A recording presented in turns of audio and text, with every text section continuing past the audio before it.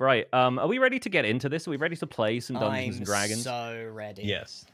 First of all, I want to thank everybody for the ridiculous level of hype on session 0. You guys absolutely blew it out of the water. I'm so impressed with this community and the speed with which everybody got on the fan art. Yeah. Some of which we are very delighted to be showcasing on this very stream.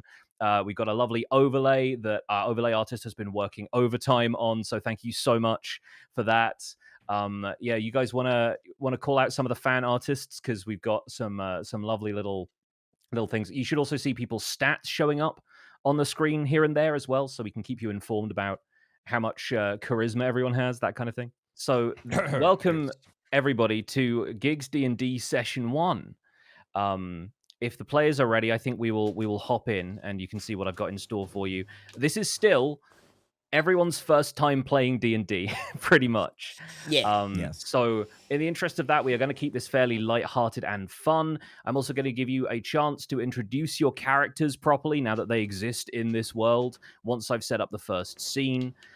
Everyone still has access to the player's handbook, right? You've all got your books nearby just in case you need those for any reason. Yep. Lovely, wonderful, good to know. I don't want to stress anyone out, but Jimmy's just texted me saying that he's having a bubble bath and watching the show, so we better do He's always having a bubble bath. He's always having He's having a bubble bath. He's always Fun having fact a bubble about bath, Jim, that man. always in the bath. Pretty much. Jim loves a bath. Pretty much. I'm going to adjust a couple of things here about the overlays because I want them to show up a little bit more. I want to show off some of the fantastic work that everyone's been doing to get these characters showing up.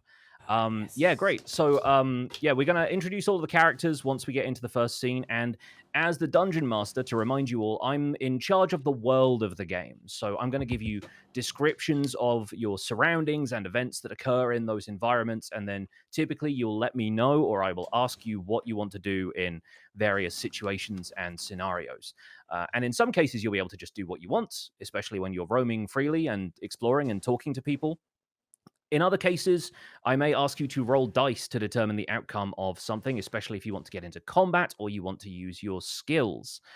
Feel free to interrupt me at any point if you need me to repeat or clarify anything, or if your character wants to take action. I have some written description that I'll be reading. Some stuff will just be kind of improvised and off the cuff, but feel free to interject anytime if you hear something you want to know more about, or if your character wants to react to something or do something to help the party. I think everyone's got a decent idea of what their characters are right now, but don't feel pressured to do like super in-character roleplay if you're still kind of feeling it out. If you just want to like describe what your character does kind of in the third person, that's fine. But if you want to be like, I stride across the room and talk to the person sitting in the corner, then you can do that too. As a DM, I'm going to be adopting a couple of character voices, but that's just so you can maybe tell some of the NPCs apart. This is going to be run through Foundry for everybody watching at home. Foundry Virtual Tabletop is our tabletop environment here, and you'll be able to explore freely when you aren't in combat. But I will be able to pause the game if anything momentous is about to happen, and I want you guys all to stand still for a couple of seconds.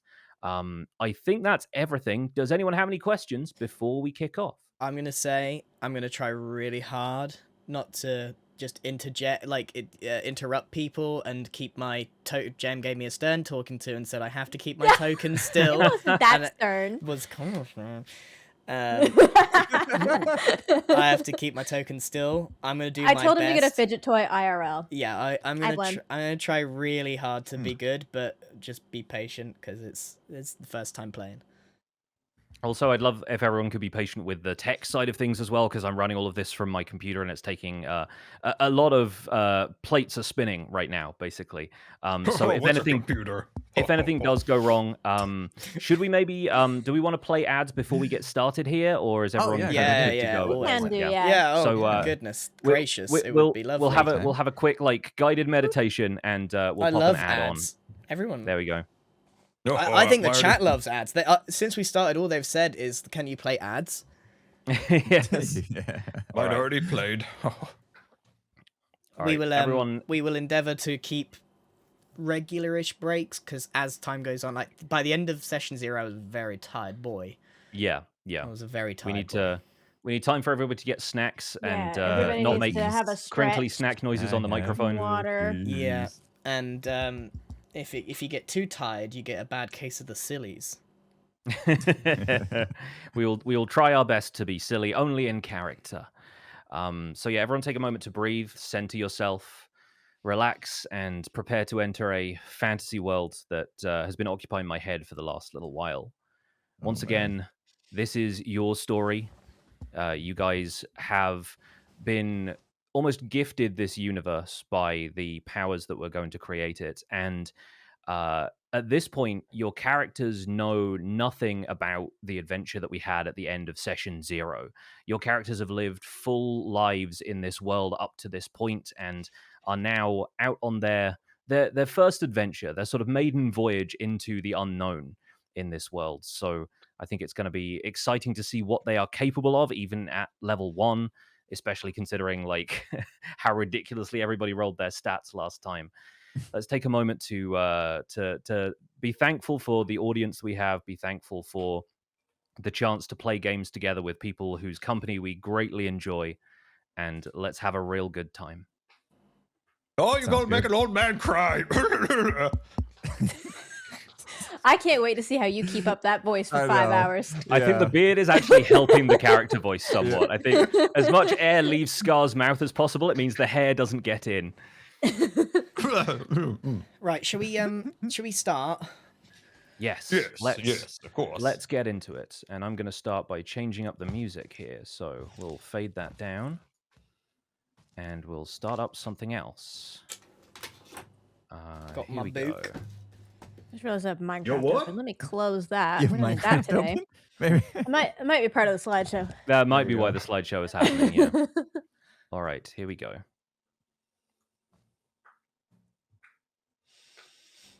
Hopefully we're on our way to the tavern. You are. Oh, I could use a drink. I've already had 3. Are we switching to the map view or are we on main view? We should switch to the map view, yes. If everyone can switch over so that people can see Foundry. And I will update things. We've also enlarged the Foundry interface, so hopefully it should be easier for our audience to read. I've increased the A size little bit easier. of- It'll still yeah, be tiny. I've put the Yeah. text size as big as it goes, I think. Yeah, I bumped it up when you did that. Fantastic. This should okay. be a little easier to see. But I remember this is more of a podcast than a visual thing, so... Yeah. Hopefully you should be able to listen podcast? to What us world and are we in? understand. Scott, we Another haven't universe. started yet! All right, let's start then. Our story begins, as many stories of this kind do, in a tavern. This is a world of swords and sorcery, where giants roam the mountaintops, dragons guard their hoards of treasure deep within ancient ruins, and kingdoms go to war at the drop of a precariously balanced crown. In worlds such as these, taverns are often the hub of a small town like the one in which today's adventure begins. For adventurers, they are as much a place to get a job as they are a place to get a drink, much less food, lodgings, and a hot bath. And it is with at least one of these objectives in mind that you now find yourselves here. This particular establishment is also a hub in a more literal sense. It sits at the meeting point of 5 long roads which extend from the outer wall of the town of Strawborn, where you now are, to the center, making it a natural destination for all types of adventurers walking these roads and also earning its name, the 5 Ways Tavern. Let's go around the group and everyone reintroduce your character. Remind us of your name, what species and class you are, maybe give a little physical description. And we're going to start in the top left with Jem. Hi, I am Ruby Nix. She's a tiefling. I don't know how to pronounce the type of tiefling she is. Chthonic. Chthonic? Yeah. She's a really cool tiefling. She's like 4 foot something tall. She's got red hair and she's got this light purple skin. She's almost cadaver like. She's very sickly looking, but pretty, very pretty. She's a rogue, a very charismatic rogue. She enjoys stealing things very much because she is also, or was before this adventure perhaps, a criminal. That is it. That is Ruby. And now finds the life of crime, maybe leaving her behind for a life of adventure Yeah. instead. Exciting times. All right, let's cross over the map. And Grian, why don't you introduce us to your character? I am Max Blunder. I am one of a kind, half Goliath, half halfling, and I am a cleric. However, I rather fancy myself more as an entertainer. I came from the circus, where my parents met, and I am a regular-sized person as for a human, but for a Goliath I'm small, for a halfling I'm huge. So somewhere in the middle, and I'm I'm regular-sized, long-haired, marked up, very cheruby-faced dude who loves to do backflips. And I'm sure we'll see a handful of backflips coming up very, very soon. But before that, we're going to go diagonally to introduce the dwarven member of our character. Impulse, what an incredible beard, first of all, both Thank you. in-game and in real life. Thank you. Why don't you introduce us to your character? My name is Brohini Dudestone, and I am a fighter dwarf who basically just, likes to headbutt walls and fight things because I have way too much aggression and dudeness to me. I have a soldier background, so hopefully I'll be able to help my group here. Shall we encounter anybody that needs a good fist? Or in my case, battle axe, because that is what I will be yielding today. I have left my clan behind in search of technology. I want to see what's out in the world. You know, I grew up fighting and everything, but my clan, they were pretty stale. And I just have an excitement for adventure. I needed to get out and about and explore the world. And I've ended up with these lads on this adventure. Fantastic. We're going to get into whether or not everybody knows each other yet, although you are destined to become a party. But it's going to be interesting to see whether you've been traveling alone and made your way here looking for a group like this, or whether you already know each other. Because a lot of people know our last, but certainly not least character. Scar, why don't you introduce us to your character? Oh, sure. Is this on? Is this on? Yeah, okay. Got a lot of hair in the mouth. Okay. I am Mr. Wizard. I've come from far and wide, casting my spells upon the world. These are not blank. These are all written very, very precisely. But I have traveled the world, selling my wares and spells, and I found this lot that needed my help. I'm just a wizard. Fantastic. And Just a wizard. I think the art here is so phenomenal for all of these. I want to take a second to enjoy this while we decide. Do you guys know each other? I think maybe we've decided that a couple of you don't know each other, don't know anybody else from the group, and you're sort of arriving here independently. Does anyone want to sort of pre-establish whether your characters have been traveling together? Let's have a quick conversation about that. So I know none of you. Max is new in town. Yeah, I'm one of a kind. I travel alone at the moment. I've just left the circus. I'm just here for a beer. I do enjoy his backflips. I've seen him by afar do them. Have you maybe seen the circus act? Maybe Mr. Wizard has been a sideshow at the circus where Max performed, but your paths haven't like properly crossed until now. Oh, I haven't spoken to him. Yeah, I do wonder where I learned my acrobatics from. So there might be a chance I recognize him, but he may not remember me. I have no idea who he is. Yeah, Never been to the circus. Everybody seems like they are arriving at the tavern maybe independently of each other then, and fate is the thing that's going to bring you together. The next thing I would like to establish is anybody in the tavern already, or do you want to start your adventure just walking through the door one at a time kind of thing? I will start in the tavern. All right. Yeah, I feel like maybe I'm already there having a drink. I'm going to move Max on into the tavern. Once again, the door is going to get in the way of me doing this. I have set up some walls so that you guys can't just walk through a wall apropos of nothing. But yeah, we will get you all in here. Is Mr. Wizard going to be walking in from the outside? Is he going to be like the last one in? He's going to be walking in wacky inflatable man style. Oh yeah, fantastic. I could be in a corner somewhere in the tavern. You want me to pop you in a booth somewhere? Yeah, put me in a corner. We're going for every Okay, cliche in the fantastic. book. I love it. Great stuff. All right, well, I'll have Ruby over here. Let's say your back can be like up against a wall inside of there, and you can be like just kind of, feet up on the chair, maybe, just maybe even feet up on the table. And I will introduce a little bit about our surroundings. We'll move Max in somewhere there. We'll move Brohini up here, perhaps at the bar. All right. As Mr. Wizard arrives, spring is becoming summer, and it is just past noon. So the hearth in the Five Ways Tavern is not lit, but the surroundings are pretty cozy. There are no two chairs made alike in this room, but that seems intentional. Hospitality for all of the races of this world means providing for a broad range of shapes and sizes, and if there was ever a pair of matched stools in here, one or the other of them has inevitably been smashed over somebody's head in a bar fight. The space is beamed and propped with rough-hewn but solid spars of wood, and is tall enough to accommodate the more lofty folk, like elves, dragonborn, and the wizard who has just walked in through the open doors.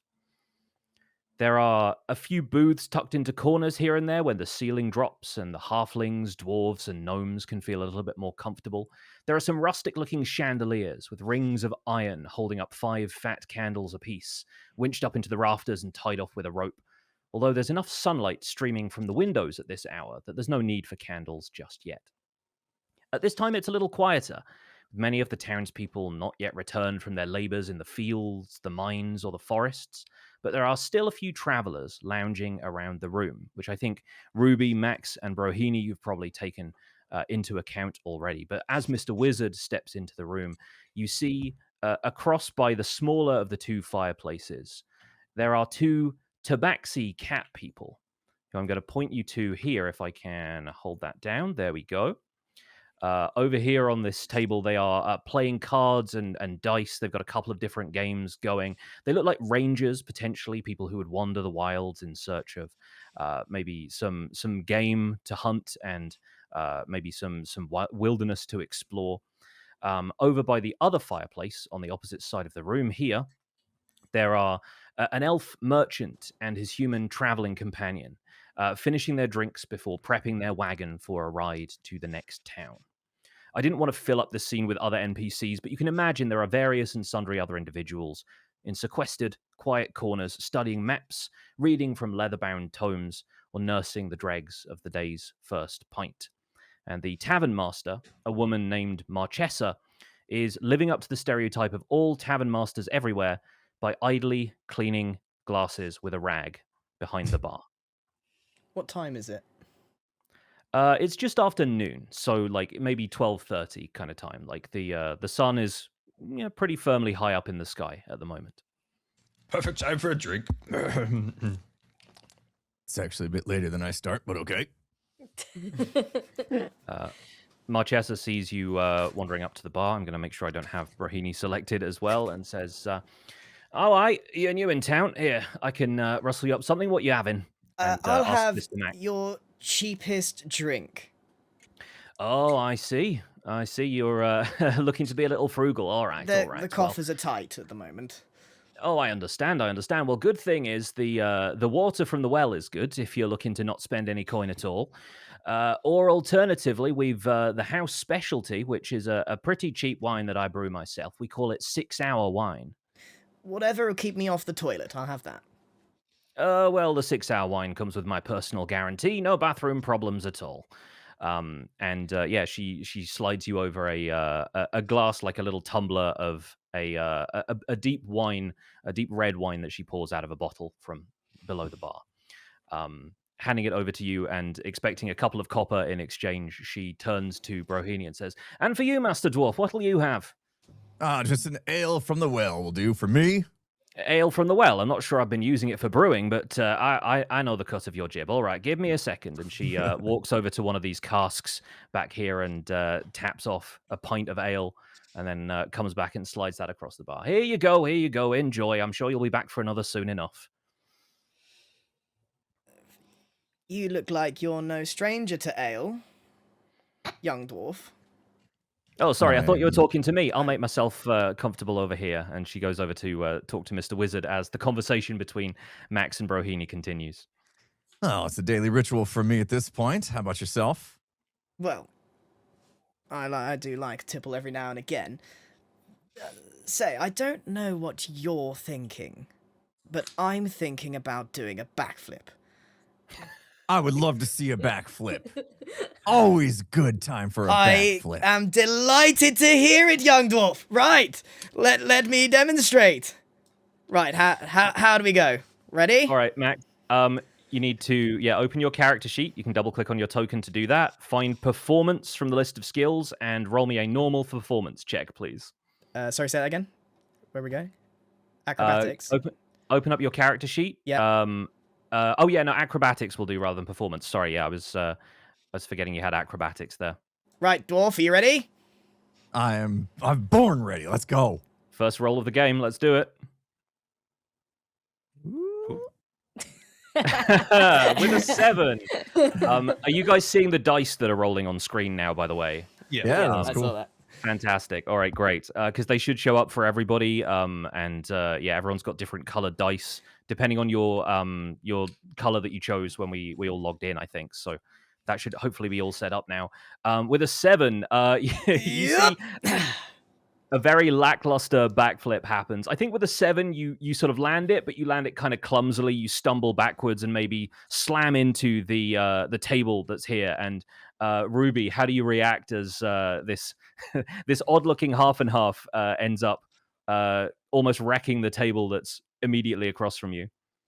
I would like to just make a show of polishing my dagger and scowl at him. Looks like I must say, imp, Max. the imp's not very keen on my backflips. The floor's uneven here. It'd be easier outside. No, I don't know about that, Max. I have myself some acrobatic skills I would like to display after seeing that. I really do think I could pull off a better backflip than you at this moment. Not a chance. No, I beg to differ. Shall we Marchesa, see? the tavern keeper, wanders over and says, normally I'd expect people to buy a few more drinks before they start wrecking the furniture, but I'm actually quite interested in this. So go on, Mr. Dwarf, show us your best backflip and all. I do think it's better we try this after my first pint Your little and legs. not my 12th. All right, I let's wanna see see you the wait dwarf and see. backflip. let's Here we see go. Let's see you down it. All right. Yeah. Ta-da! Oh! The dwarf can backflip. Impulse, describe how perfectly Brohini Dude Stone performs a backflip. I actually managed to do a backflip from the ground and land on top of the bar. Not everyone can pull that off, especially at 4'8".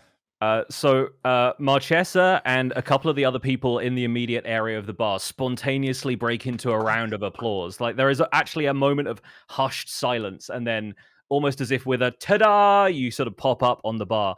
And Marchesa says, "Wow, I've always thought of dwarves as a folk with a lower center of gravity. That was genuinely impressive." Oh, thank you. Thank you. I'll be here all night. Right, I will. it's easy when pint you've lined seen up. how it's done. Do you know what I mean? I tell you what, if you've this sort of physical ability, even after a pint's in you, well, perhaps we'll have some good work for you around here. But about that more later. I think I need to attend to another customer. Excuse me, are you? Yes, I believe you're looking for a drink, are you not? I am, but I was wondering, this man over here, Mr. Bladder. Mr. Bladder, your backflip was very unimpressive. I wonder, would you be in the market for potentially an upgrade, a crystal to help you with your acrobatics, potentially, Sir Bladder? Sorry, who's Bladder? You, sir. Me? Mr. Bladder, of course. Sorry. Let me introduce myself, because you appear to have a false impression of who I am. I'm one of a kind, Max Blunder. Oh, Max Blunder, from afar, my little weary ears heard it as Bladder. Right. And you are? Mr. Wizard. Sorry, that's not a name. That's an occupation, sir. I'm a bit of an occupation person myself, and that's why I'm with you here to sell you potentially a crystal of Sorry, Mr. Wizard. Is that all? That's all I'm getting? No last name, no first name? Oh, it's my last name, of course. Mr. Wizard. Right. Well, I'm not going to stand for this kind of nonsense. So I'm just gonna throw names at the wall and see what sticks. Right? What do you want, Alan? I want to sell you a crystal. I have no need for crystals. I can barely afford the wine here. Bartender, I would like mead on the double, one for Bladder and one for me. Blunder. Blunder, of course. Blunder, is this on? There I we are. don't care what your name is. If your coin's good, you'll have some mead. And she goes to another barrel and starts tapping off a little bit of honey wine. Oh, honey wine. Yeah, it's on the wizard. It's on me, of course. I have plenty of coin. Yep, this Rich lad looks wizard. like he does a fair trade in coins. So here you are, and yeah, she passes a couple of glasses of mead across the bar for you. And one for Broadsworth, the man at the end there, the dwarf. Broadsworth. Oh, you can call me bro. Bro, not Broadsworth. Sorry, okay. your name is Bro, is it? Yeah. Well, Brohini, but now that we've met properly, you can call me bro. Right. Okay, Bro. And this is my friend Steve. He's a wizard. Oh, hi, Steve. Nice to meet you. Oh, nice to meet you, bro, Stiff. Sorry, what? Now that you lot have spent some time standing around talking, why don't you find yourself a seat? There's plenty of spaces. I think that lady over there looks a bit lonely. I'm going absolutely nowhere near that imp. The lady with the knife. Yes. Oh, she don't scare I me. actually quite like the dwarf. I love He a can good sit knife. here. Let's go. Anybody who holds a knife has got a story to tell. You mind if I sit here? I would like to buy you a drink for that impressive backflip. Oh, much appreciated. Yeah, Brohini is missing a pint of ale after having just downed it. So I think Yeah, Marchesa moves out from behind the bar and hearing this brings one over. Let's get him one more pint. I'm gonna Aw. listen. I'm gonna listen in here. I'm gonna eat my food, but kind. with my ear pricked to listen. And can I get anything else for you, miss? No, nothing for me. I would like to just scan the area for something to steal. Interesting. Okay. So I think out of everyone, obviously, like your new companions seem to be, people with some goods on them. If you felt like trying to steal from any of them, but I Yeah, think what's we'll maybe Mr. Wizard got? he's got a bandolier of crystals. He's got a pouch that seems to contain a lot of it's bulging in odd ways, and it sort of jingles a little bit lightly when he walks. He's got this big sort of satchel on one side that is always making a noise like a coin pouch. I think that would perk my interest. All right, fantastic. We're going to make a sleight of hand check, and this is going to be contested by Mr. Wizard's passive perception score, which is 14. So you will need to beat a 14 in order to successfully steal something from his trinket bag. Easily. That'll do it. So how do you do this? Because you're across the table from him. So yeah, I describe to me how reach that under works. with a toe into his pouch and sneak one.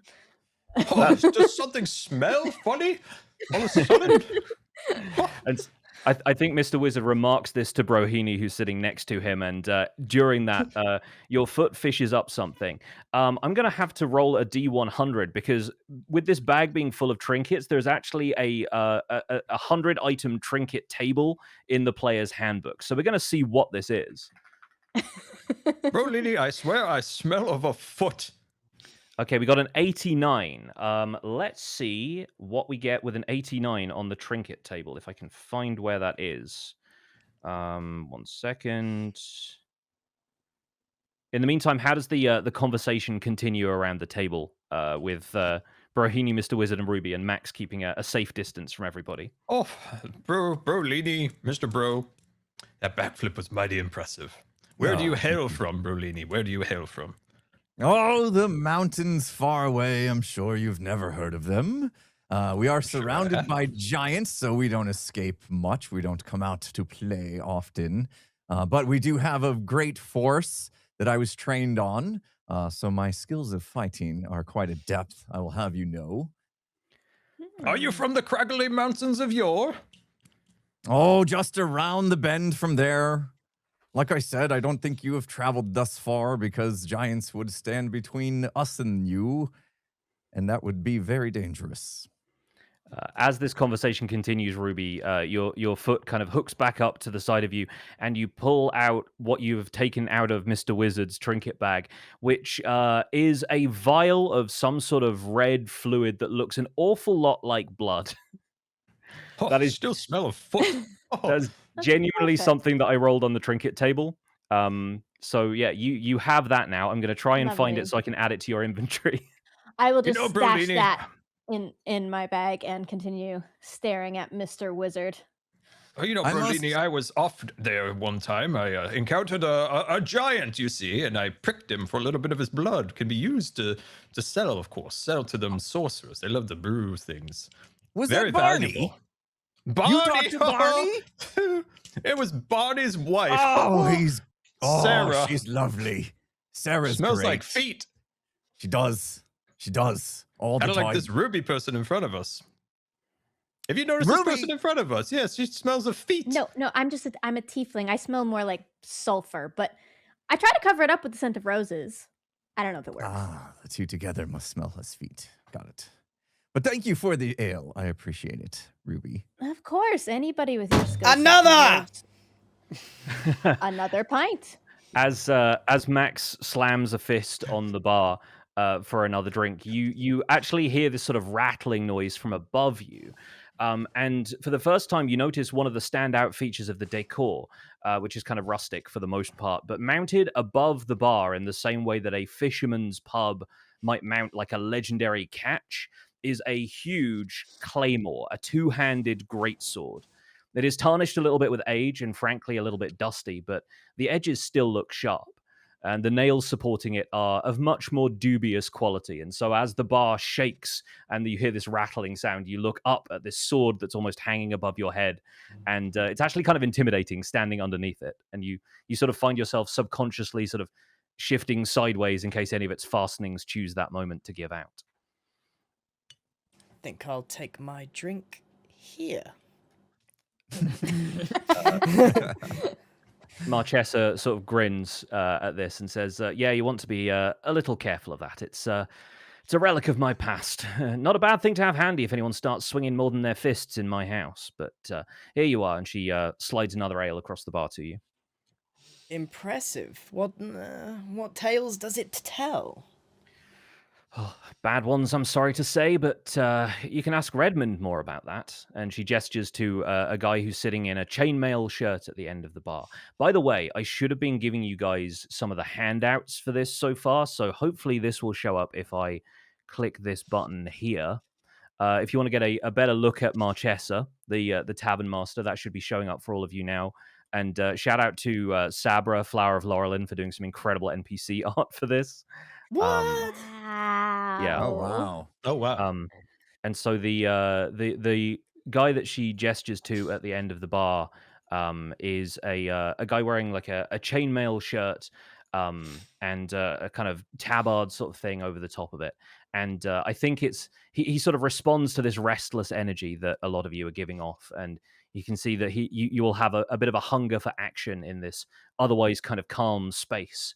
And he sort of wanders his way over and introduces himself. Says, "Hello, I'm Redmond. I'm the warden here at the tavern. In fact, and it seems like you lot maybe are interested in coming here for a little bit more than just a quiet drink, judging by the acrobatics that we've already seen. So, if you've need of work, in fact, maybe a little light work in exchange for."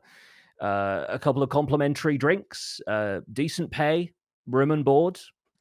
Listen, Redmond, I might need a little more than that. Times are tough, depends on the job, you see, and I'm just going to say this right now, I don't need help.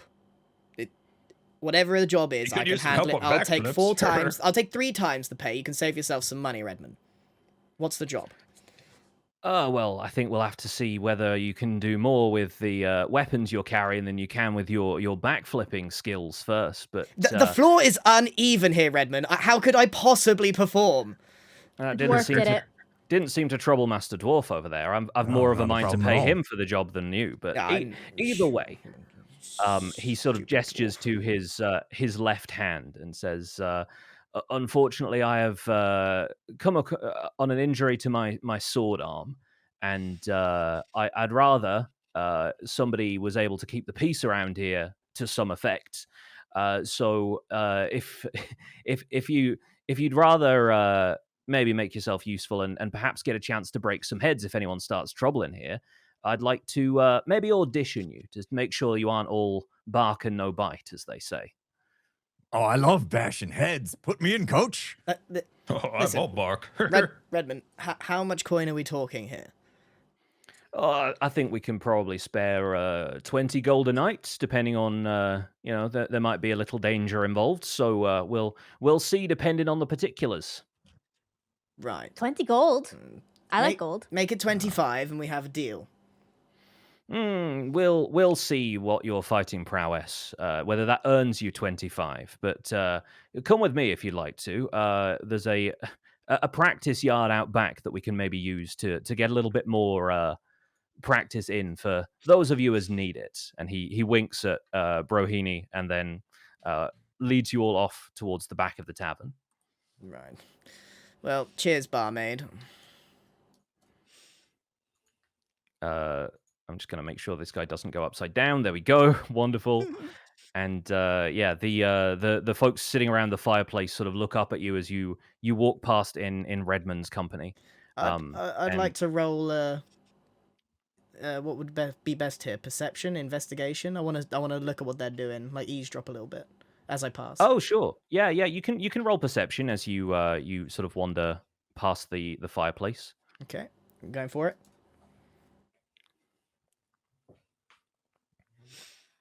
Get in. Ooh. All right, a 23. I think you clock that these are, one of them is a merchant who's just sort of taking inventory, sort of finishing off some of the records and ledgers and stuff, and talking to their assistant or guard or somebody who's sort of traveling with them to make sure that the caravan doesn't have any kind of issues. They're just sort of like, you manage to catch a glimpse of like a ledger that seems like they made a reasonable amount of money just kind of selling odds and ends, trinkets, potions, that kind of thing.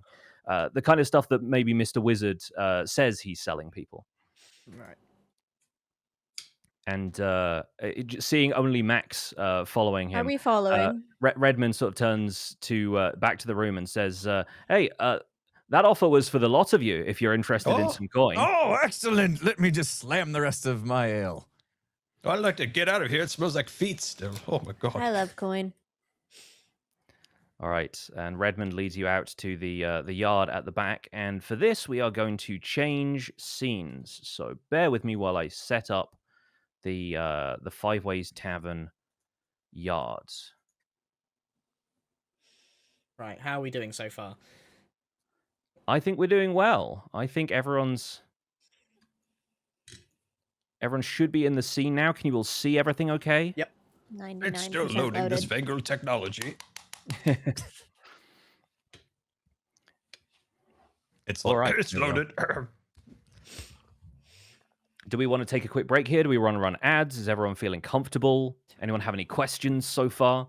We can keep going, I think. Whew, yeah, I'm good to go. Fantastic. All right. Well, out here, the yard behind the Five Ways Tavern is a multi-purpose space. I might change the music, actually. This seems a little bit too sinister for some reason. Yeah, that's playing some of the spooky music. All right, 1 second. Give us call to adventure music. Yeah, here we go. This sounds more like it. There we go. I'll turn that up ever so slightly. Great. This seems like, yeah, practice yard kind of music. So the yard behind the Five Ways Tavern is a multi-purpose space. This is where wagons might deliver or receive casks of beer and wine, food from the local grocers, and so forth. There is a high wall around the outside, and the main gate is built of solid timbers with sturdy iron fastenings. It's showing the signs of age, but is definitely enough to keep unwanted visitors out. The ground is mostly worn down flagstones. There's a few weeds growing up between them, sparsely covered with straw and sawdust. There's a well to supply the drinking water, both for the horses, which you see stabled out here, and for the tavern. You also clock that there's a couple of like trapdoors leading down to the cellar, which are currently padlocked. Tucked around the perimeter of the yard, there are various wooden carts and wheelbarrows, a couple of broken chairs, tools, and brooms, the kind of stuff you'd expect to find in a practical establishment like this. Redmond walks over to a practice dummy that's sort of rigged up over here on the north wall. It's sort of what you would expect. It's a rough humanoid torso with stiff leather stretched over a wooden frame and stuffed with straw. It looks like it has taken a beating in the past, but has held together pretty well. And notably, it's attached to a wooden spar, almost like a seesaw, with a small cage on the other side.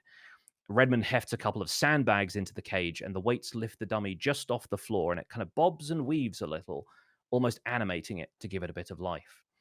And Redmond sort of walks over to the group of you all lined up and says, "Right, who's first?" And now Oh, me. Pick me. we're going to roll initiative. Oh. So everyone, please open their character sheets, double-click on your character, and you'll find initiative on the left-hand side.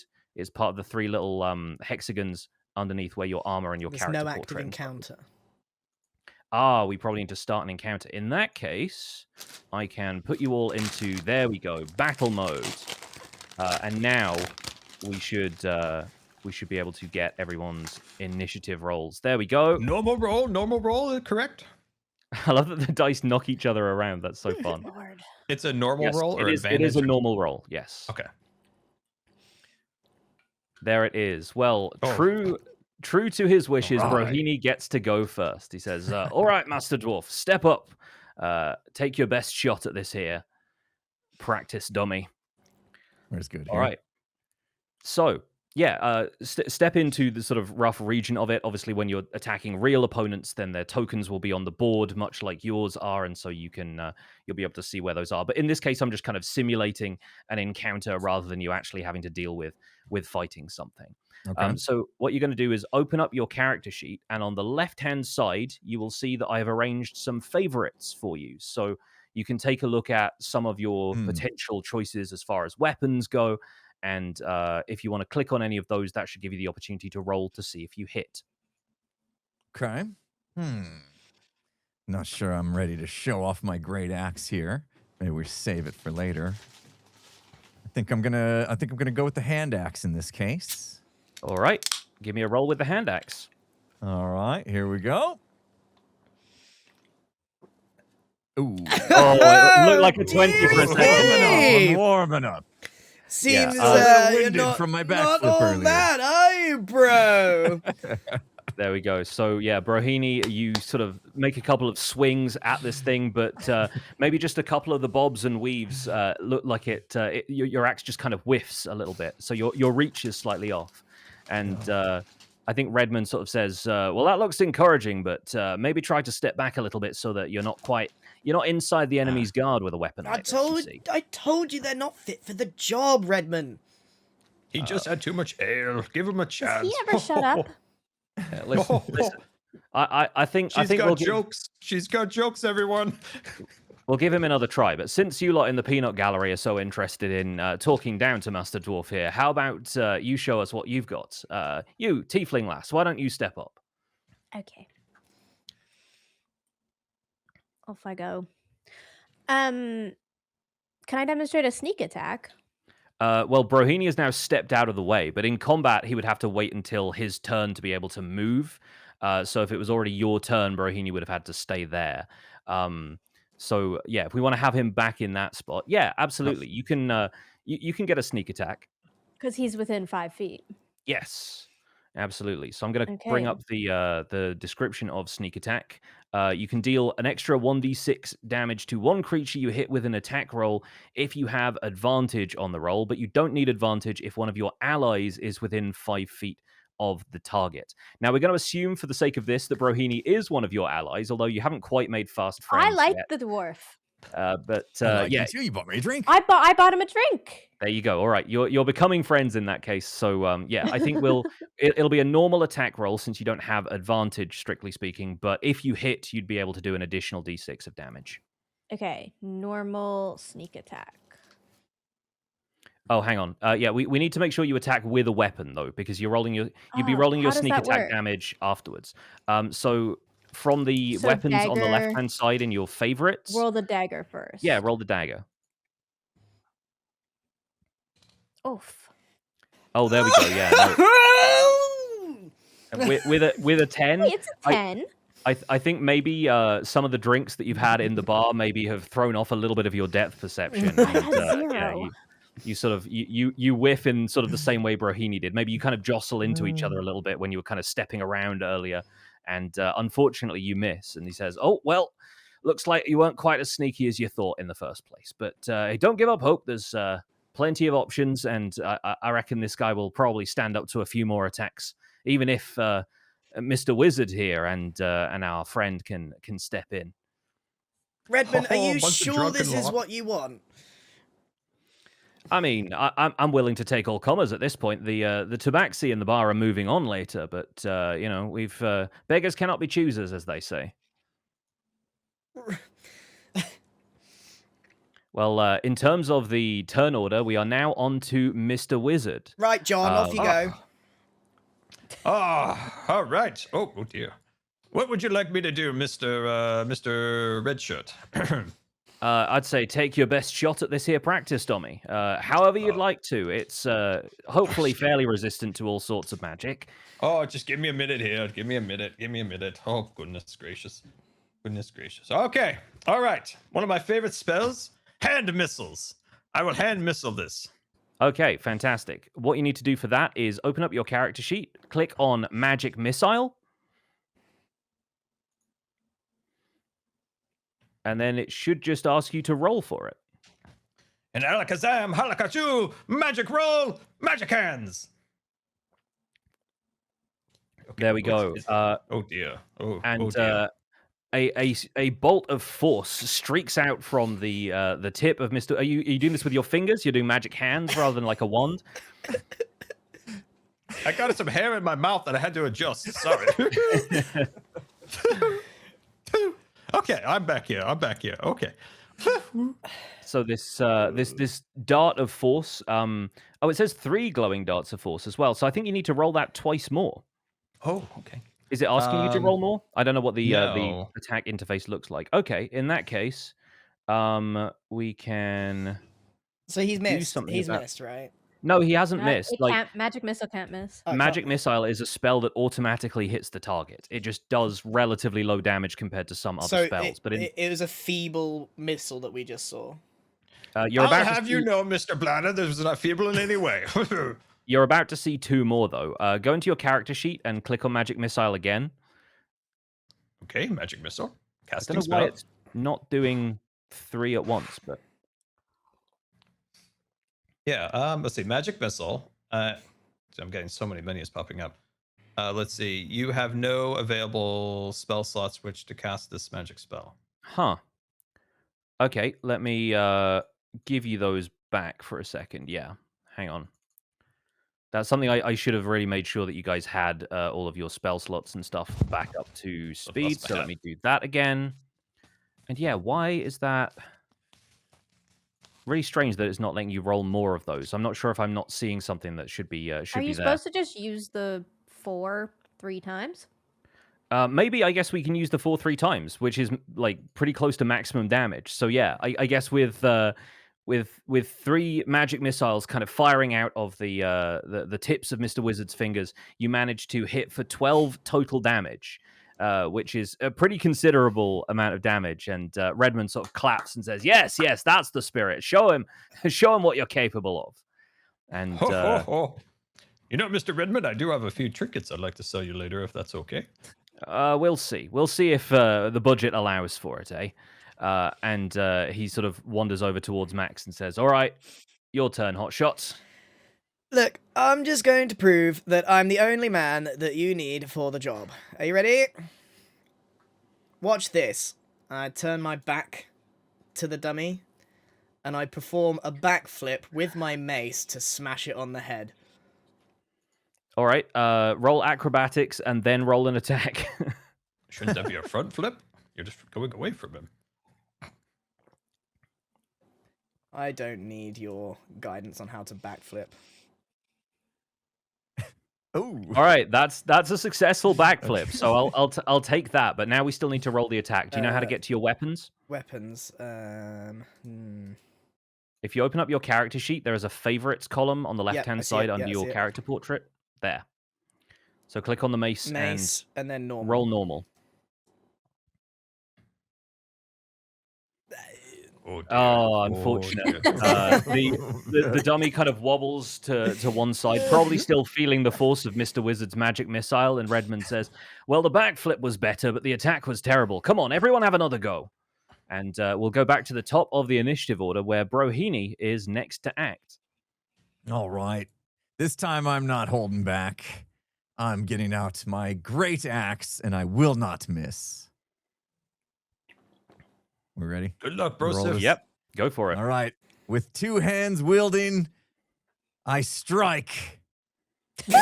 Oh my god. Oh, dearie me. Bro, have you ever held an axe before in your life? Oh, man. I shouldn't have given him that ale. The I've thrown him off. unfortunate consequences Oh, of no. Ruby, what have you put in that ale? the unfortunate Not consequences blood. of saying I will not miss before rolling an attack is the gods of chaos reward you with a natural 1. I think Brohini, like, just switching from the axe to the great axe, something feels off. You're like off balance slightly. This thing is bobbing and weaving in front of you, and I think after having had a couple of drinks, like, you're starting to see 2 practice dummies instead of just 1, and you actually fall prone as a result of you end up like, we'll say not prone, you land on your back, you kind of topple over slightly, and the great axe kind of on your chest, almost in like dwarven burial pose. And Redmond sort of laughs and says, well, I do think the circus has come to town after all. One step I from the think I'll trough, just that stay man on the almost ground fell for a in. little bit. It seems Nap our off that dwarf ale. friend had 1 too many ales, and it's barely noon. I call that Ruby. a Tuesday. Ruby, you're up next. What do you do? Okay. Well, that was embarrassing. I think I'll pull out my short sword and give it another go. All right. Show me a short sword roll. Oh my god. Oh, he says, maybe I've misjudged you lot, but you seem to be having a hard time hitting a wooden dummy, eh? Perhaps I'll make it a little easier for you here. And he takes one of the sandbags out so that the counterweight lets the dummy simply rest on the ground again, and says, "Oh, maybe this'll even the score a little bit here." Mr. Wizard, I've no complaints about you. I think you seem to be doing quite well for yourself, but maybe try a spell that isn't going to consume so much of that magic ability. Yes, let me get out my book. So, something that you should know, Mr. Wizard, is that having used a spell that consumed a spell slot, you need to rest before you can recover those spell slots. So, if you're using some of the first level spells, potentially that puts you in a risky situation if you need them later. So, what I would recommend doing for your next attack, if you'll allow me, is casting Ray of Frost instead, which is a similar kind of magical attack, but won't consume any spell slots. It does feel a little warm today. I think everybody could use a little cool down, especially Bro Stiff over there. He's very flush with ale. Oh my god. Not I got only so much do air in my we... mouth. No, he doesn't tell us his name. He can get none of our names right either. All right, Bro Stiff. I'm going to cool you down. Here we go. Ray of Frost. Oh, I knocked my hat off again. Oh.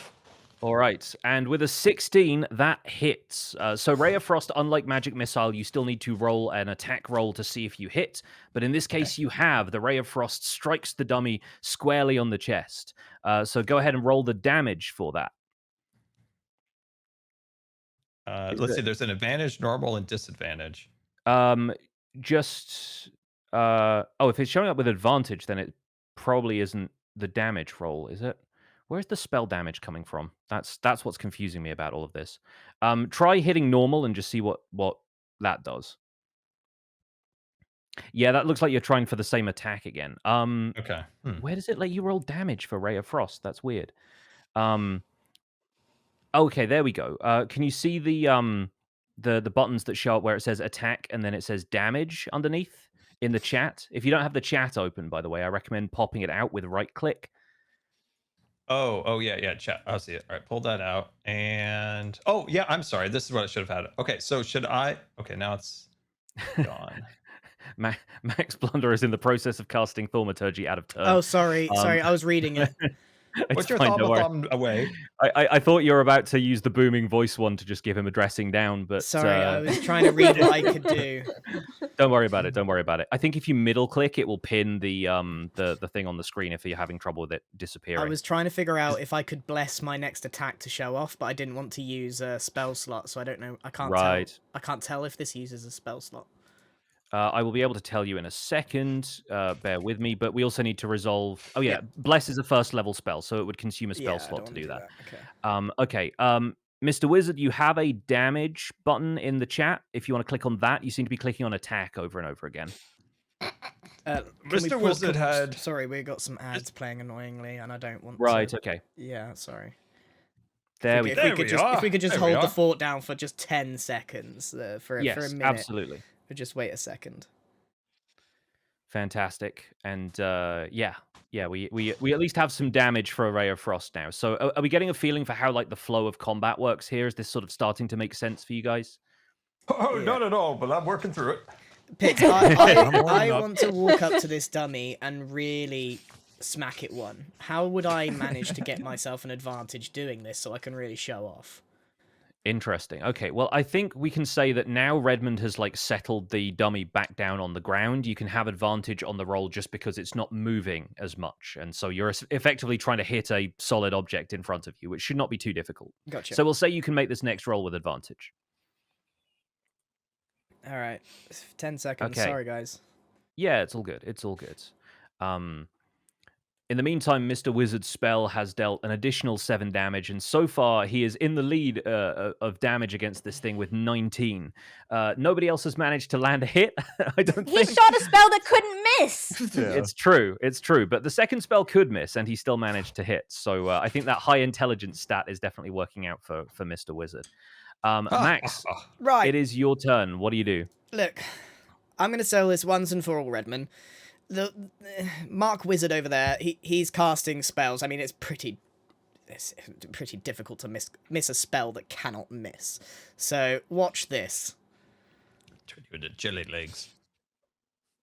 We're rolling this one with advantage. All right, one of those is a 17. So you hit with a 23 to hit. Go ahead and roll damage for your mace. How do I do damage? Sorry. On the mace, Yeah. on the mace thing that pops up in chat, Yeah. attack is the to hit roll, Okay. and then damage underneath that is the damage die. Normal? Yeah, do normal. There we go. 7 damage with a 3 with a +4 because you have a pretty strong strength stat. You carve a pretty solid chunk out of the leather and wood on the front of this thing, right where Mr. Wizard's frost spell has like weakened it slightly. And Redmond says, "Oh, you're welcome, Max." Yep, you've proven at least that you can hit a standing target, so that much I'm at least impressed. We'll do one more round and see if Master Dwarf here can pick himself up off the ground to lend you some assistance. I'm awake. Right, go on, bro. I'm ready. I'm Show us what refreshed you now. got. All right, I So will far, find my great axe you haven't again. shown us much. try He the could great axe. backflip. I'd hire him off that. The floor was uneven. I didn't need the floor. I backflipped onto the bar. All right, I will give another go with my great axe this time. I will prevail.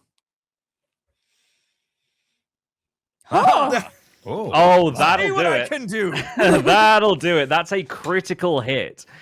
So when you roll the damage for this, you should be able to find the damage in the chat alongside the great axe. There should be an option there to roll a critical hit. Damage in the champion. Why can't I find that? 1 second. Oh, Brosifness needed a nap. Yeah, Fresh I enjoyed that he just on his needed a lie toes. down. I did. I just needed to lie down for a little bit. Everyone needs a good lie down. Oh, good. Yeah, why is it hard to find the damage part? Damage. There it is. I see it now. Here we go. And hit it with great force of a Yes. Oh my. Wow. 10. Fantastic. So for 13 slashing damage, you absolutely carve this thing up. I don't know why. Did you have the option to roll critical hit there? Yes. No. Okay, No, cool. no. Wait. Well, yeah. When you pop out the damage Yes. I did roller, normal. it should give you the opportunity for critical hit. Yeah. So roll one more d12.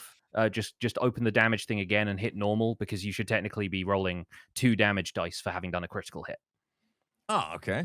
Here we go. If you roll a normal. natural 20 in combat, that is a critical hit, and it means you deal extra damage. So you get another 13. So you've now dealt 26 damage to this thing, taking you firmly into the lead. I just needed a good nap. There you go. Fantastic. And this has created an opening for Ruby to come in with another sneak attack. So, Ruby, do you want to give it a try? Yeah, sure. With Much like a- Max, we will give you an advantage to hit. So go ahead and roll. Sure. All right. And with a 25, I think you hit. So go ahead and roll damage with your dagger. Cool. How? Open up the chat. Alongside Yeah. all of the dagger entries in the chat, you should see damage as a button that you can click there. Yeah, same problem I had. It didn't show up straight away until I said I can't find it, and then all of a sudden it was there. So I don't know if you clicked something, Pix, or Do I need to like pop it out? I will show you guys what I'm seeing on this side, which should be what you guys are seeing. And if not, I do not know why. I don't see. Damn. Oh wait, damage up on this roll, not on that one. Yeah. So not on the roll where the number came Why up is there to say two you boxes? hit. I don't Okay, know. I This see is just the way damage now. Foundry does things, unfortunately. I see it. I see it. There you go. So with an additional 4 because of your dexterous attacks, you deal 8 damage. Plus, you can now Oh, open do I up your need to do my character sneak sheet and attack? use sneak attack. Yes, absolutely. Go ahead and roll that too. With an extra 6, fantastic. So you managed to carve this thing up for 14 damage. And Redmond says, yeah, well, I think that's a little bit enough. The dummy is looking the worse for wear at this point. At this point, I would like anybody who wants to make a perception check, please. Might as well Sure. all take advantage of that. All right.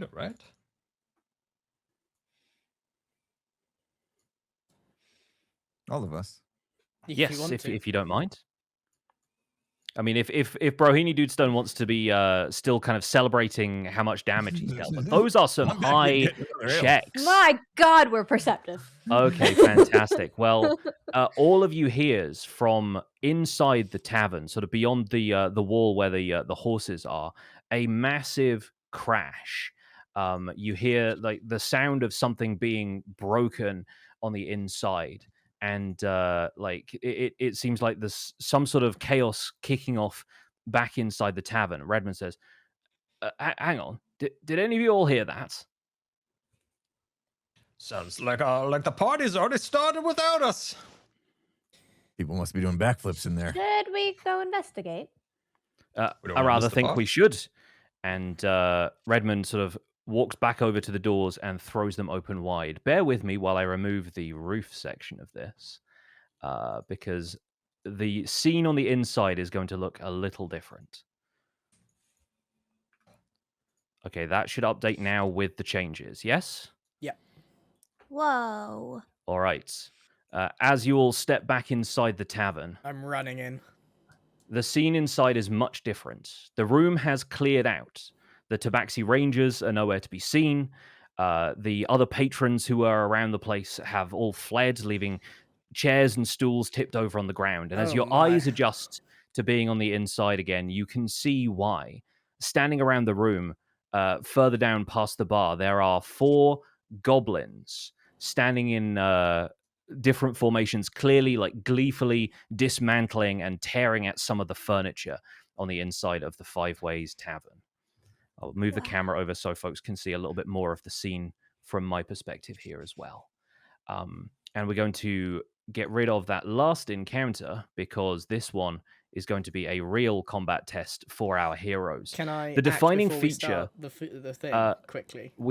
we are, yeah, you can absolutely do something right now as long as it's not an attack, It's because not we're an going to get attack. into combat in just a second. Yeah. I immediately assess the situation going on, glance at the bar, Looks like a free bar. And I grab the most expensive wine that there is and grab a bottle.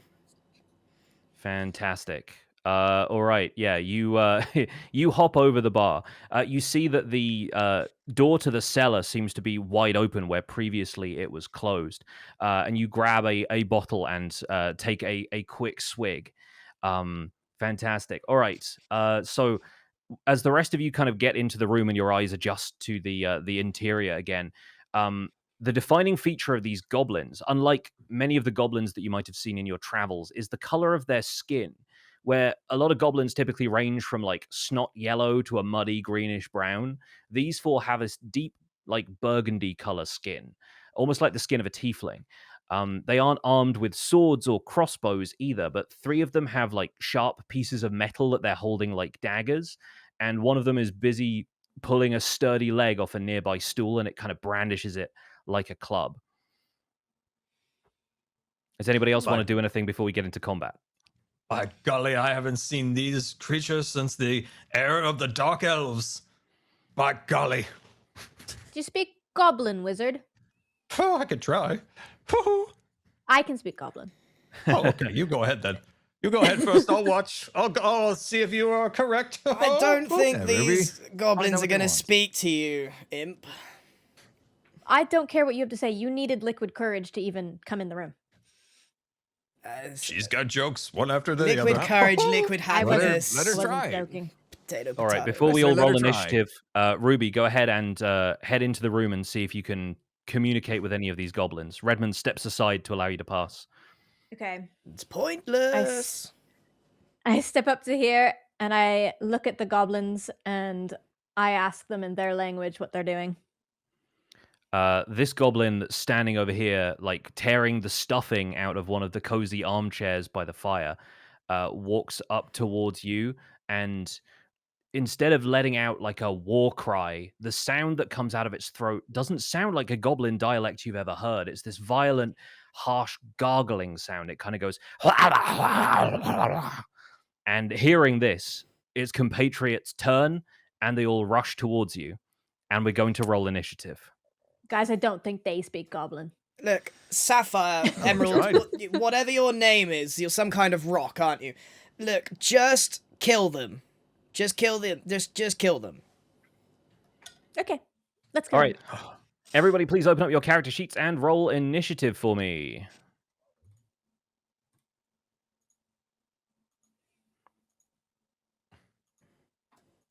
I'm also going to be rolling for all of the goblins, so there's going to be a lot going on here. All right, fantastic. Let's see who gets to act first. That's going to be this goblin here. So the one that Ruby was trying to talk to, it's going to move up to you like so, and is going to take a swipe at you Good. with a dagger. So we'll go ahead and roll that. And with an 8, it misses. So this thing swipes at you, and you deftly step back out of the way, dexterous as ever. Worse than bro. All right. I don't know what you're on about. Did you not speaking see of my which- last feat? Bro has the opportunity to rise to that challenge because it is now your turn. What do you do? Bro, help me out. I've got this. I'm halfway through this bottle of wine now. I should add Well, that now we're in an Stay over there and actual finish. now we're in an actual combat situation. We need to start observing your character's movement speed. So on a turn of combat, you should each be able to move, I think, 30 feet. I don't think anybody's movement speed is any different. So Brohini, you can move up to 30 feet as indicated on the grid. And at that point, you'd need to do another action. This could be an attack, Okay. or this could be, I mean, if you wanted to try a ranged attack on any of the other goblins, that's also a possibility. But there is one standing right here threatening your friend Ruby. Yeah, this one just swung at my new friend, so I'd like to step up and take it out. All right, So, fantastic. Can I just go right here next to it? Yep, that's 25 feet of All right. movement. It's also worth noting that all of the squares around this goblin are what's called threatened squares. So if you decided to step out of the way again, if you move out of the squares surrounding it, you might potentially provoke an attack of opportunity. Basically, it would get a chance to claw at you before you left. You'd Ooh. have to take like a specific action to disengage from combat instead of attacking if you wanted to like get away without being swiped at. But since you're standing right up next to this guy, it is time to roll an attack and see if you hit. Oh, I'm warmed up on my great axe now. I'd like to get that out and melee this guy. All right, fantastic. Give me that roll.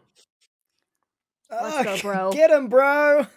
My guy's Absolutely. having the best 18 time, by hit. the Get him, way. bro, Sif. You cleave this guy with your great axe. Roll damage for me, please. Here we go. Oh. And with a Little 5, you carve a sizable chunk out of this goblin. It takes 5 points of damage, leaving it pretty heavily bloodied. In fact, you notice that as you carve into this thing, they don't seem to like even bleed normally. Like they have this sort of acrid smelling, almost vinegary smelling blood that's still like a massive spray of it kind of launches out as you carve into this guy. But he's looking pretty badly hurt now. Is that everything you want to do on Alright. your turn? That seems like Well, if I have incapacitated him, I don't feel the need to shield myself or flee, so I will stand over this body and wait for its demise. fantastic. All right, moving on. Mr. Wizard, it's your turn next. Gerald, go get him. It's also worth noting Ooh. that Mr. Wizard has a few different ranged attack options, so you aren't limited to just attacking the goblin that's in front of us. You could maybe cast a spell and see if you can hit one that's further into the room. But once again, you can move up to 30 feet on your turn and take an attack action. And there are occasionally there are other things that are like bonus actions. Ruby's sneak attack is one of those, for example. I'm going to hide behind this couch, but I'm going to be a normal height. But I'm hiding. All right. Fantastic. And who would you like to attack? Do you have any of these goblins that you'd like to take a shot at? My heightened perception detects another goblin hiding behind the bar, waiting for a sneak attack. The one down at the end there. I will target it. Okay, fantastic. You're looking at this one, the one that I just pinged? Yes, of course. Great. Of course. The Okay. hiding one. All right, what are you going to do to attack it? I'm calling upon the voice in my head to give me a suggestion on an attack. All right. Well, your ray of frost has a range of 60 feet, and I can use the distance measuring tool to draw that for you. That goblin is within 35 feet. So while it is currently kind of dancing around next to the bar, you have a pretty clear shot at it. Will he hit I would our teammates? take the frost attack. He's not going to hit your teammates. The spells can, pretty easily get over there, and it's not going to, We're you don't have to worry short. about, line of sight or friendly fire or anything. Oh, yeah. We're but in 2 this feet case- shorter than him. Maybe Oh, the dear. goblin. Maybe it's the goblin being behind the bar. Maybe it's just the fact that you've already cast a ray of frost and you're feeling overconfident. But unfortunately, that attack misses. You could still move a couple of feet into the room if you felt like it, because you've only moved 15 feet so far. But if you want to hang out there by the fireplace, that's totally fine. I'll hide behind this chair at normal height. I think you could probably only make it to about there, unfortunately. If you Okay, I'll hide here. Yeah, with Oh, 30 let me back up. Yeah, with 30 feet of movement, you can only make it to about there. Okay, great. Fantastic. That's Mr. Wizard's turn. Max, from behind the bar, you get a chance to act now. What do you do? I throw the empty wine bottle on the floor. Mm-hmm. Right, let's get this over with. I hop over the bar. I'm gonna bonk this guy with Go for it. with my mighty mace. Give me that attack roll. Hold on. Hit mace, hit normal. Do I have disadvantage for drinking so much, or am I good? No, the alcohol has not taken effect quite yet, and you're Alright, still I'm just super you're brave. still Or do I get feeling pretty advantage confident. for the buzz? You just roll me a normal mace hit, Alright, please. here we go. Fantastic. Oh! All right, that's looking like a hit to Good. me. A 24 definitely connects. Go ahead and roll damage, please. I'm having that same problem of not seeing the damage. Right thing. above Okay. where you think you should. Oh yeah, Yeah. I now see. If the you're looking at damage. if you're looking at the full chat, it's it pairs the really attack and the damage confusing. together. Yeah. All right. With 8 damage, you manage to cave this thing's head in with a hefty thwack of the mace, and it goes down. Let me quickly get back into. Well done, Bladder, Max. That's -8. You left that thing with -6 health. So, Right. yeah, the goblin Donked it out of lands on. existence. Yeah, lands on the floor in a massive heap and is out of combat. So that one's taken care of. It's not going to attack anybody again. We are now moving on to the rest of the goblins. So I think this one, having seen Mr. Wizard take a shot at it, is going to run up between Max and Mr. Wizard and is going to try attacking Mr. Wizard with its claws. Although this is going to be a dagger roll because that's the way that works. Go ahead and roll that. All right, that's a 9. A 9 does not hit Mr. Wizard's armor class, so it looks like Mr. Wizard gets to live to see another day. We're going to move on to the next goblin, who is all the way across the room over here. Wacky inflatable dodge and weave. This one is going to move. Its maximum movement is, it's got 30 feet of movement. It's going to take the dash action, so instead of being able to attack, it's just going to do a double move to get all the way across the bar to over here. And this last one that's jumping on the furniture over on this side is going to act after Ruby gets a turn. Ruby, the one in front of you is currently dissolving on the floor. What do you do? Disgusting. I wipe the vinegary blood off of me. And is Max within 5 feet of that one right there? He is. I should also add that Mr. Wizard should be, and unfortunately, Scar, you can't move if it's not your turn, so I'm going to have to put you back where you were. Oh dear. But Mr. Wizard should be right there. One lower? Yeah, he is meant to be there. One lower. There's 2 people within 5 feet of that guy. Okay, so I would like to get my dagger out and sneak attack this guy. Fantastic. So head on over there and go ahead and roll for that dagger attack.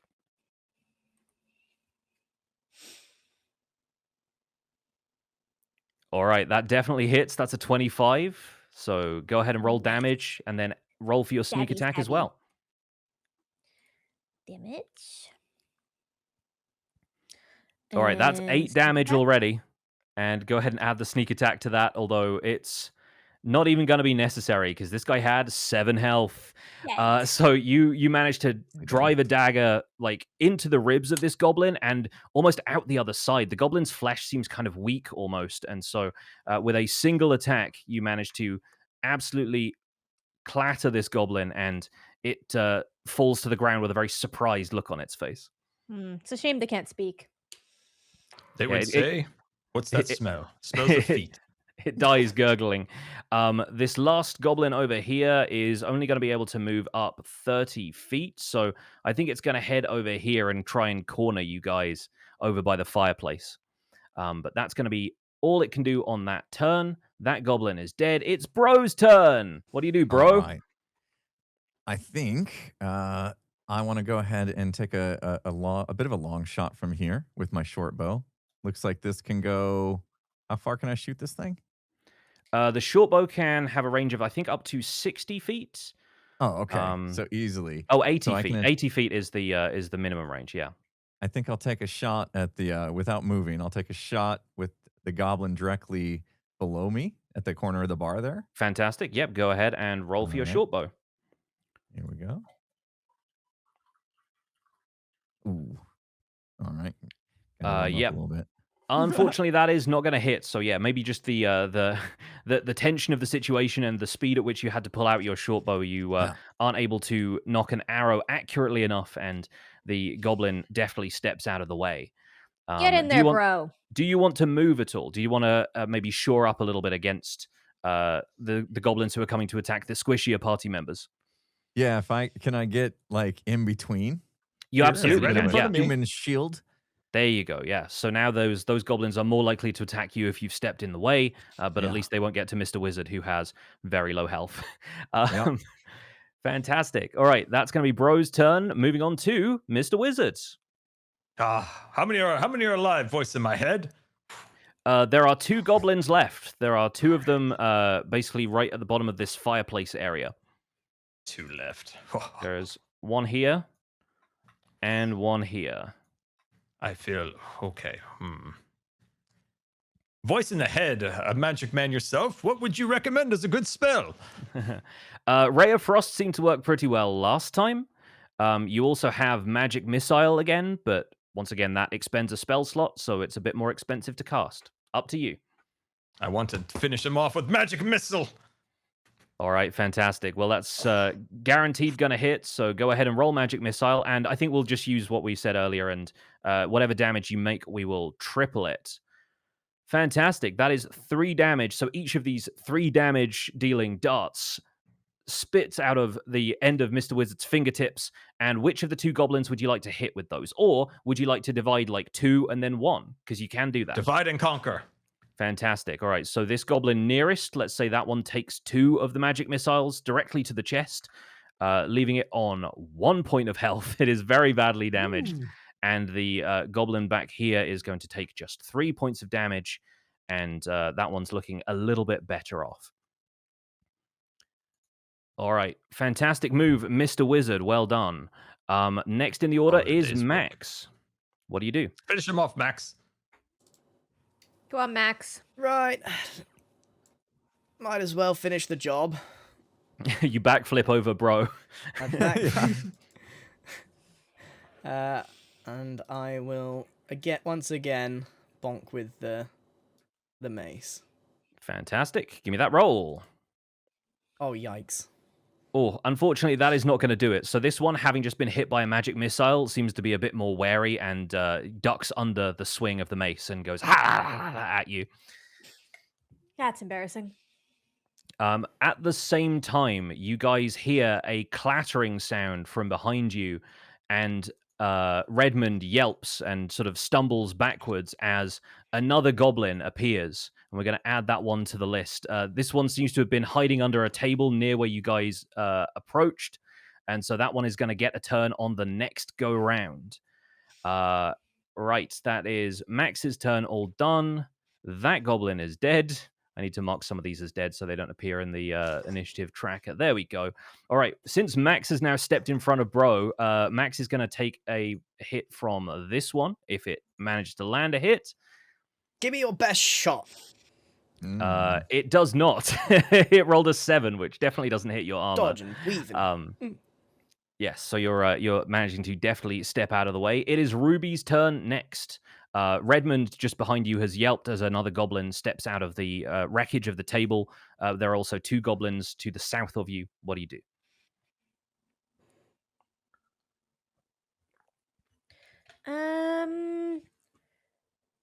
Could I attack the new goblin?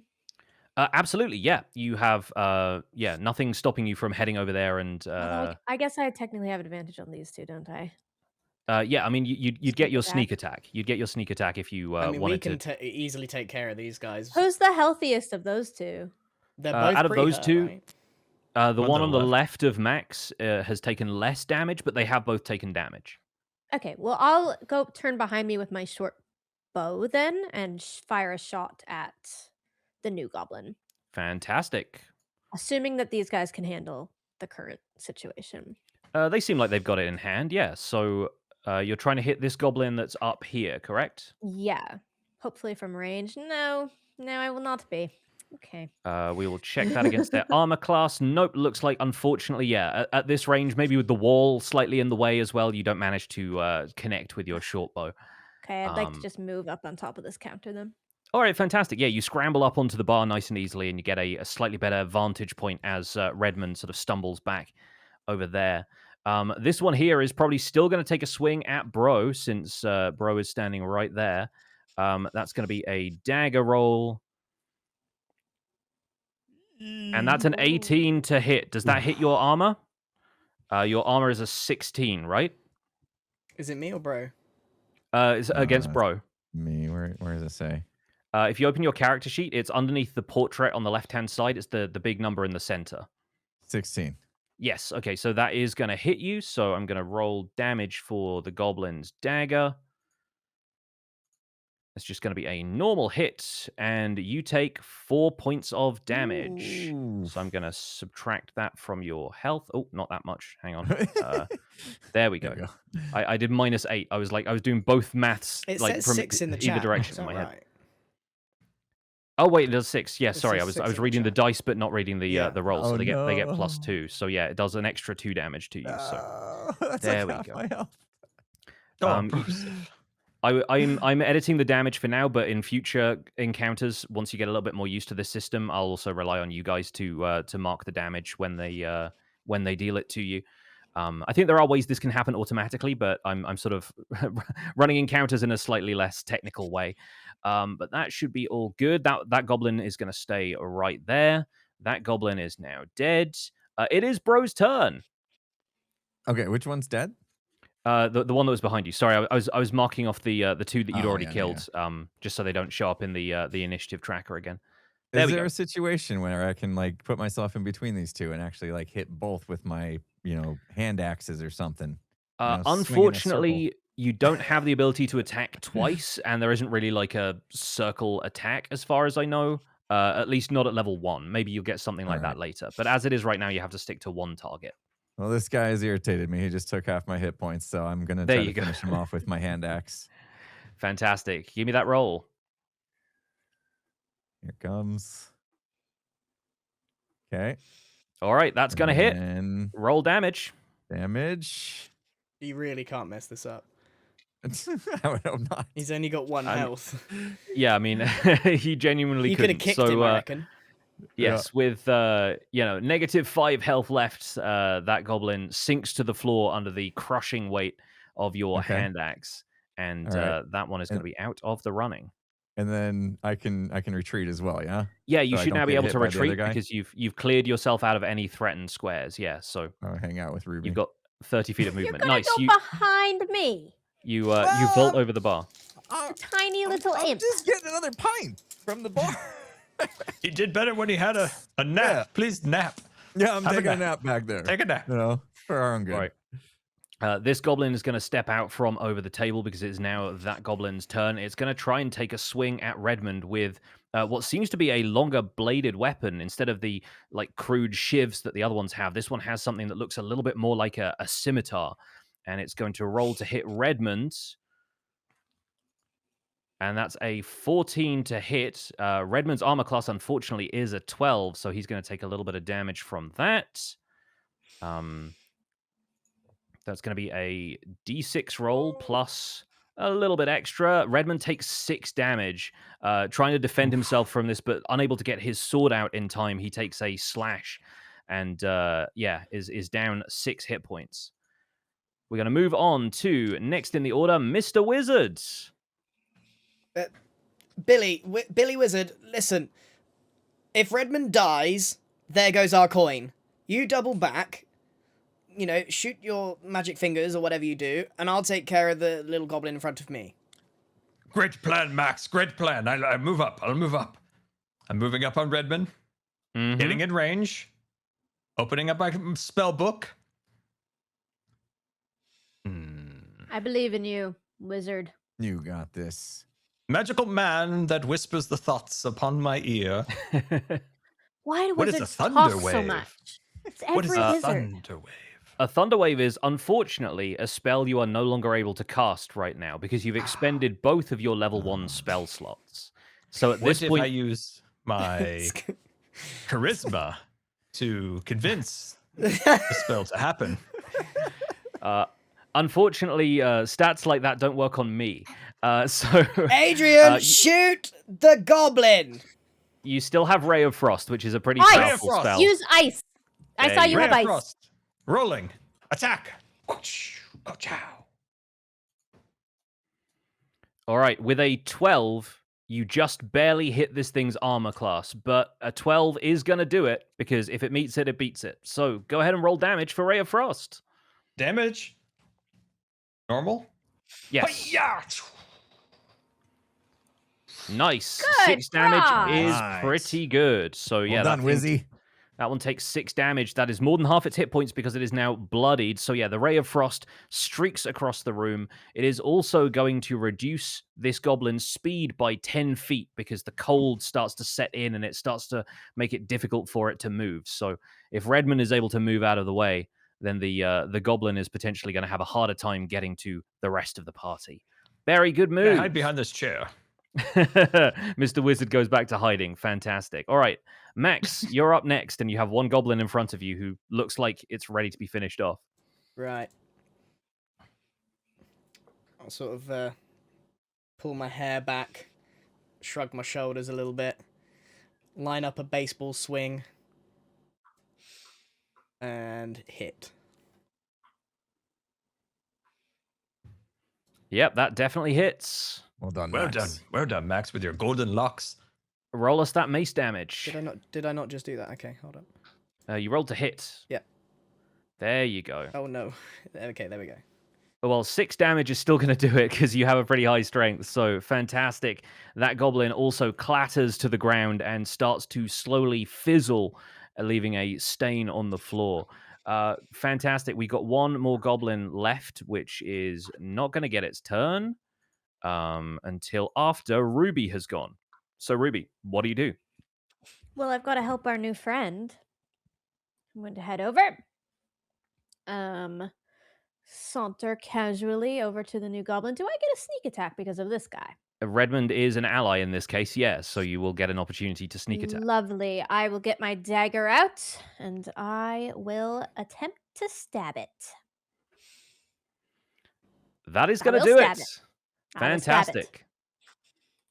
And So, I will yeah. damage and I will sneak. All right, so 6 plus 3 for a total of 9 damage to this thing. And the good news is it had 4 hit points left. So that goblin Dead. is taken out. And with that, the encounter is over. You guys have triumphed, and the Well goblins... done, gang. The goblins all seem to have kind of, at this point, dissolved. They've sort of, like, in a way that you haven't seen creatures do previously. They all sort of like melt a little bit and start to turn into mush almost. And there's this awful kind of vinegary smell as they do so. So I'm going to clear off some of these from the board here. And Joseph, throw me a bottle. I want to bottle the remaining blood on the ground and put it in my sack. Ah, here you go, Wizzy. okay, Brahini throws a bottle to Mr. Wizard from across the bar. And now that we're out of combat, do we want to run some quick ads just so we can take a little break and digest a little bit? Yeah. Sounds good. All right, Very good I'm idea. going to use the little Good boy's job, room. everybody. Well, as the dust settles and everyone has a snack, you can sort of figure out what you want to do at this point. Redmond, sort of breathing heavily from having taken a wound, sort of goes, oh, well, I've no idea where they came from. We've not seen goblins in these parts for a while. It's brazen of them to come into town. And in broad daylight, too. And Marchesa actually makes her way back up from the cellar. I'm going to lock her. Marchesa! You're Hey, here! you're alive! Where were you in the fight? Oh, they broke some of the barrels down there in the cellar. So much for that claymore. Yeah, and she I think comes like hustles around from the bar and just sort of checks on the wall to see that it is still there, and says, "Yeah, I had to hide down there in the cellar from them. And they broke a couple of the barrels, but I'm not sure what they wanted. They didn't seem to. Did you deal with them all by yourself, Redmond? Did this lot take care of them?" And Redmond says, "Aye, they more than acquitted themselves well after a dubious round in the practice yard. They seem to have done much better against a real opponent." What was the They name of the weren't barmaid? goblins. They didn't speak goblin, guys. I couldn't speak to them. Who And what was that hideous cares? smell? Who cares? Why would you even want to But talk it's to not them? Look worse what they've than done me. to the place. Poor Marchesa here. It's true. She's got to clean Poor all this up. I've got to dash soon. 1 second. Sorry, the for whatever reason the scene keeps going black for me on my monitor, and it's not good. Uh-oh. No, it's fine. I can reload it from here. It just takes a second, and it's Maybe disorienting. Max needs to do a backflip while we wait. Yeah. So, are Surely we, Max is tired. Are we getting some, little compensation for our time here? I mean, we did do this I like the way pro Max thinks. bono. Mhm. Oh, Marchesa. Marchesa says, "Oh yeah. Oh, I can absolutely pay you for your time. Listen, while we're talking about compensation, there's one other thing you can do for me, and I'll make sure that your pay is doubled if you'll take a job. they've broken into my cellar and they've smashed a few of the casks, but they've also ruined my supplies of the boar moss. And I'll need to have a. She sort of moves over to Bro and closer to Ruby and says, I'll need to have your assurance that you'll take this as a secret, as a trade secret of mine. I need you to say that you'll not share this around anywhere else. Aye, you have my word. She says, the boar moss is like a brewing agent for the wine we make here. The 6 hour wine, we make it in house. And when you grind it into a powder, it's like a fast acting yeast, but it accelerates the fermentation process so that you can make wine in a matter of hours and not weeks or even years. But this is a secret that's known only to people who live around here, really, because the moss grows in the Heartwoods, not too far from here. It's just outside of town. You might even have come that way, but most people don't go in the Heartwood. It's a wild place, sort of the born of rangers and druids and the like. But if you could maybe trek out to the Heartwood and find me some of the boar moss, that would help restore the supplies, and I'd make sure again that you were as fairly compensated for your time as I could manage. Well, hang on, you charged me full whack for that cup of wine. You're telling me you made it in a couple of hours? You must be raking it in. Aye, and that's why I'm worried. You see, because if the boar moss is gone, then there's every chance that I won't be able to serve it anymore, and I'll have to buy the expensive wine that comes in from the merchants who travel through here. And we're in the middle of nowhere here. We don't get them very often, so my business would be in real trouble, I tell you. And Right. Morticia, once again, how much the moss do you put in per barrel, and how long does that ferment for? I'm not sure I can give you all the details. I mean, I do still need to make some coin here, and maybe I can give you a demonstration if you're able to bring some back. The exact amounts, a bit more of a. I do it by feel more than anything, I see. Ignore I the see. wizard. I like the way that you do business. I think we can get some moss. I'll get the moss. I'll do it. Max, I do know a man, a moss salesman. you can if you will. follow. Max, I think you might need our help. I do not need help. I'm gonna go to the forest. I'll get this moss. Just tell me where it is, and I'll be the first to get it. I'll fetch it, bring it back here, no problem. I'll be honest with you. You seem like a plucky lad, and I think that's mighty fine and all. But if you go into the Heartwood on your own, there's very little chance you'll be coming back. So I recommend you take these fine folk with them. But Mostly I mean, to if get they the want dwarf to here tag out from along, behind the they're bar. more than But, welcome. yes, and I think you'd all be welcome to stay here and all, free of charge, for as long as you needed. Just you helping me save my business, Well, We could do with a little rest after taking a whack from one of those goblins. Oh, aye, yes, please have a rest here. But obviously, once we get some customers in, Redmond and I will help. We'll tidy the things up in here. But they'll be wanting the wine, and we've little of it left. So if you could get it done this afternoon, I'm sure you'd be able to trek to the Heartwood and back before nightfall. I suppose I could suck it up for an adventure. Here, Let's we'll go, dwarf. Redmond. Let's right some of the armchairs and let's give this group a little rest before they set off. And Redmond Come, moves fellas, over over here to the circle. There's chairs for everyone, pillows. Redmond moves over to help sort of right some of the chairs. And so in game terms, we're going to be taking a short rest. I line What I want up everyone to to the do, chaise long and backflip onto it. open up your character sheets for me. And in each of your character sheets, you should see a button at the top above where your stats are that there's like a short rest and there's a long rest. Yep. Are we doing short rest? Got it. We are doing short rest. So click on that. And that should give you the option to recover any health that you've lost by rolling hit dice. So I think each of the characters that you guys have made have hit dice depending on your character class. Like fighters get a D10, wizards, I think, get a d6, and that's also the dice that you roll when you're recovering health in a situation like this. If you were to take a long rest, that recovers like all of your health and all of your like used spell slots and that kind of thing. I Shall we don't roll? think I took any hits, right? Do I have to roll it, or I- can I just short rest? I think in this Oh. case, Max hasn't taken any Oh, yeah, damage. I haven't done anything. I haven't got anything to regenerate, so it doesn't really matter. Yes. Bro Dude is the only one who has taken a rest, or has taken any damage. So you get to rest and The rest of us will It chat didn't while roll Bro a die when I did snoozes. that. okay. Oh, do I need to click roll? Okay, I need to There click you roll go. instead of There you just go. rest. Okay, That'll be it. here I we go. rolled, but I don't think Give I'm me something supposed to. good.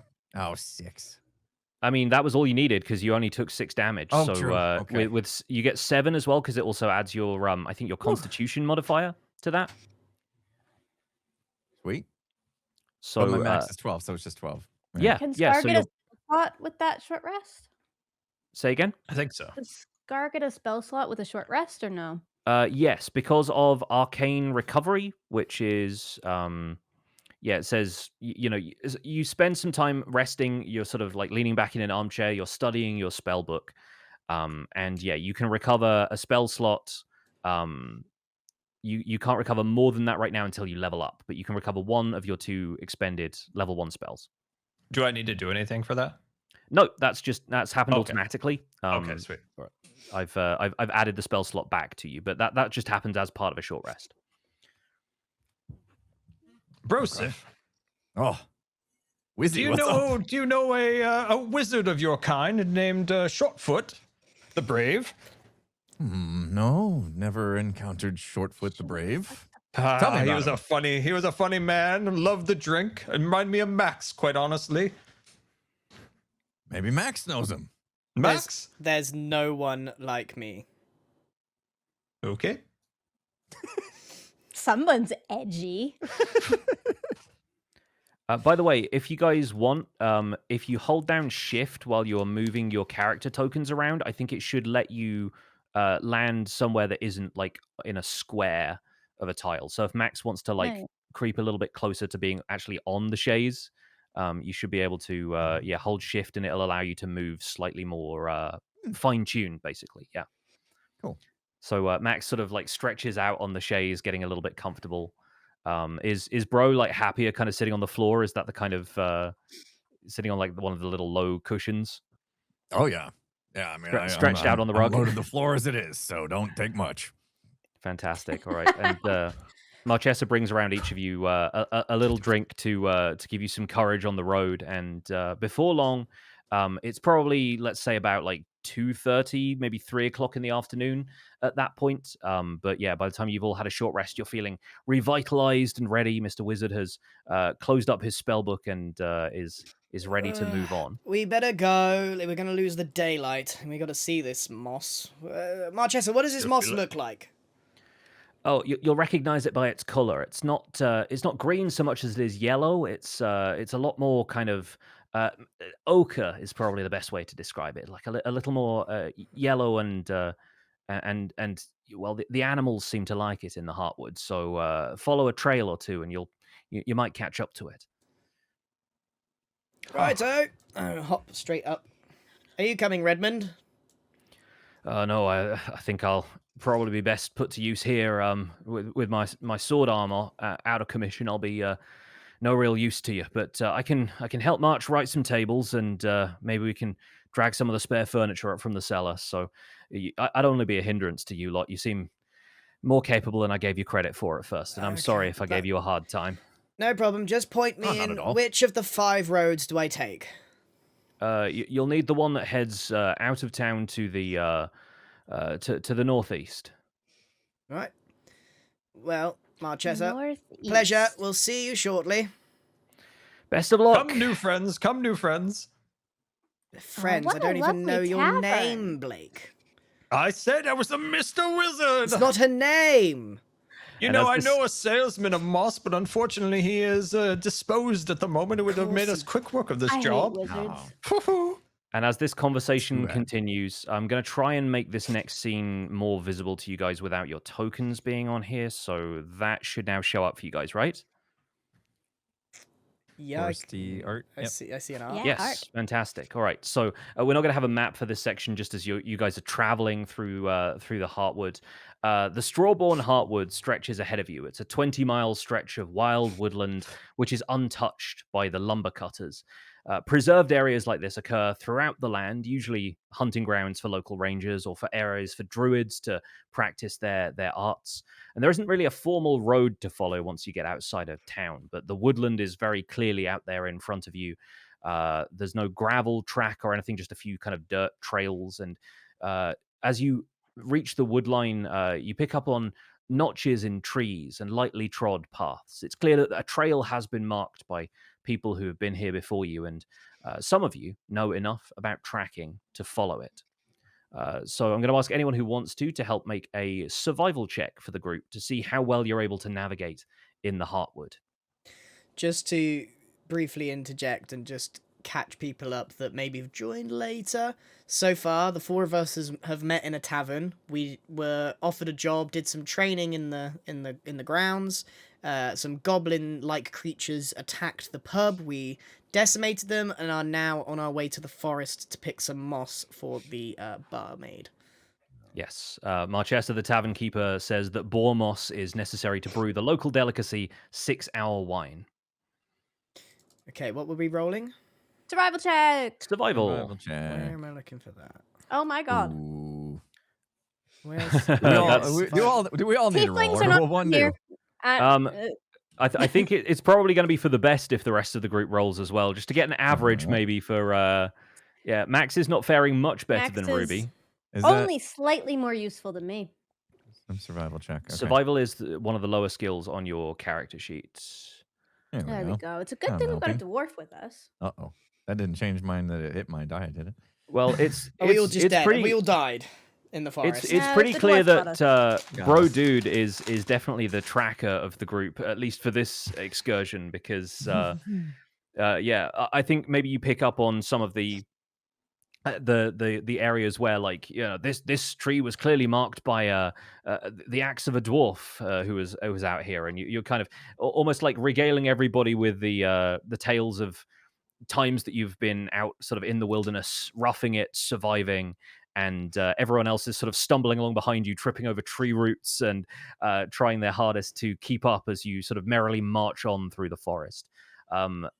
Give us a snatch of that conversation as the group gets to know each other on this strange errand they've been sent on. I didn't bring the right shoes. That's all it is. Don't worry about that. The path will be paved because I will lead the way. You see, I'm feeling rumblings in the ground, as I typically can because of all my time in the mountains. And I believe I know the way we shall go, if you all would follow me. That's good, because you can barely see over the bushes. I don't need to see. I can feel my way through this forest. Dwarves are the best, truly. I just keep hitting my head on all these low-hanging branches. Yeah, Mr. Wizard is having a hard time. I think the trees are almost like bending inwards as if to like clock him on the head as he travels past, punishing him for being the tallest member of the group currently. Daniel, Mr. Wizard, whatever your silly name. Yes. Why on earth do you walk like that? Just walk like a normal person. Why are you waving your arms around? You like cannot start judging. Why do you speak so much? It's always You'd hit less speaking. branches if you weren't flailing round. Anybody Yeah, but in you chat? don't realize they're the ones that I'm dodging as I flail. Anybody in chat who's got a wiggle emote? Drop your best wiggle emotes in honor of Mr. Wizard. He's a wiggly guy. Hey, Mr. Wizard. Yes. So let's say I had a vial of blood. Oh, What do you think it would be from? Have you ever collected blood? Oh, I collected a little bit of blood recently from a giant up in the Frost Hills. Giant. Below where What do you do with that? Oh, yeah, speak again. Oh, What do you do with blood? Giant blood. my ears aren't so good anymore. I suspect he does nothing with giant blood. Oh, giant blood, you say, lass. Oh. Useless wizards, honestly. I feel like my character is just like jumping around very dexterously. And she just occasionally gets distracted by flowers and bugs and things as we go. Because the survival check was so low. Mm-hmm. Just Yeah. barely keeping on the track. This is Ruby, I smashed a bug here. I'm so sorry. I think, despite how rough the roll was, Jem, I think that's a really great excuse for why Ruby's survival check was so good and or so bad rather. And so I'm going to give you a point of inspiration for that because I think that was a really inspired choice. So open up your character sheet, and the rest of the group can probably open up their character sheets so you guys can learn about this as well. Okay. Inspiration is a mechanic that's triggered in a variety of different ways. I like to award it for like good role-playing decisions and like fun details that you can add to the story. I think I'm going to give Scar one of these as well, just because of the amount of details you've been coming up with. I find it really exciting, but I'm also going to have to watch the VOD and take so many notes. But the way this works is if you open up your character sheet, which right now you'll probably have to do from like the character menu up on the side here. I can, I should be able to. Is there a hotkey that we can use to? Because I'm finding myself opening this up over and over again. There might be, but I don't know it off the top of my I head. couldn't figure out how to drag it into that bar down I just there. have mine left open, and then you like double click the top, and it minimizes. Yeah, and you then can you can minimize the character sheet That's as what well. I've been doing. I don't know if it like persists through me switching scenes and whatnot. So I wasn't. It does. It Okay. has that been way. for me. Oh, Great. cool. Okay, cool. But yeah, if you open up your character sheet, near the top where you've got the short rest and long rest buttons, you've got your number 1 there, which is your character's level. There's a little fastening on the left-hand side, almost like the gem of a ring. If you click on that, basically tracks that you have inspiration. And so yeah, Mr. Wizards is now turned on. I can see in the in the character sheet there. And yeah, Ruby can have one of those as well. Basically, what that means. No, you did it exactly right. And what that means is you have a point that you can spend anytime you like to basically give yourself advantage on any D20 roll, whether it's a skill check, a saving throw, or an attack roll. You can spend a point of inspiration. And in that moment, something incredible happens, like a turn of luck happens, and you get advantage on that roll. But yeah, that's just a resource that I can give you if I really like what you're doing with the storytelling side of things. And I will try my best to find like ways to highlight the extra stuff you add to the story in the process. So I really like that scene. So hopefully you guys enjoy having a little extra advantage in what's going to happen next. Any questions before we continue? Nope. I'm happy continuing. Fantastic. Right. We're going to move on through the Heartwood as the trail broadens in front of you into a clearing. And I'm going to bring everyone's tokens over here, so bear with me for a second. Let's drop you all down here. And I'll make sure that... Can everyone see where they are right now? Still loading. We are for so me. small. There we go. Coming up. Yep. Great stuff. I'm going to make sure that everyone's names pop up as well. That's something I should probably have to go on by default, but it does really help for like the camera view of this as well. So I'll make sure that that's on there. Okay, can everyone see the map? Can everyone see where they are and see the environment around them? Fantastic. We ready to continue? Yep. Ready. Before we do, check this out. I'm gonna do a backflip. Give us that backflip.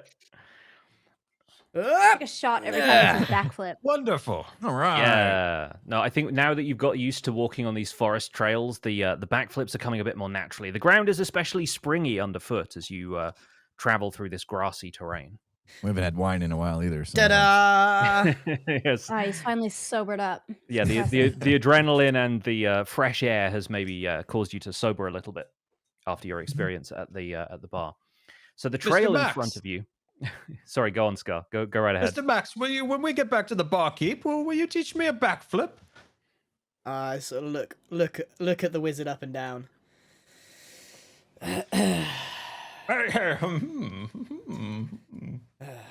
Sure thing, Cadence. I'll teach you a backflip. Why, thank you. Where's he getting these names from? The trail in front of you broadens out into a clearing where you see that the grass has been stamped flat by a passing company of someone. You're not sure who, but whoever it was, they had heavy boots and a need to make themselves comfortable for the night because they have left traces of a campfire.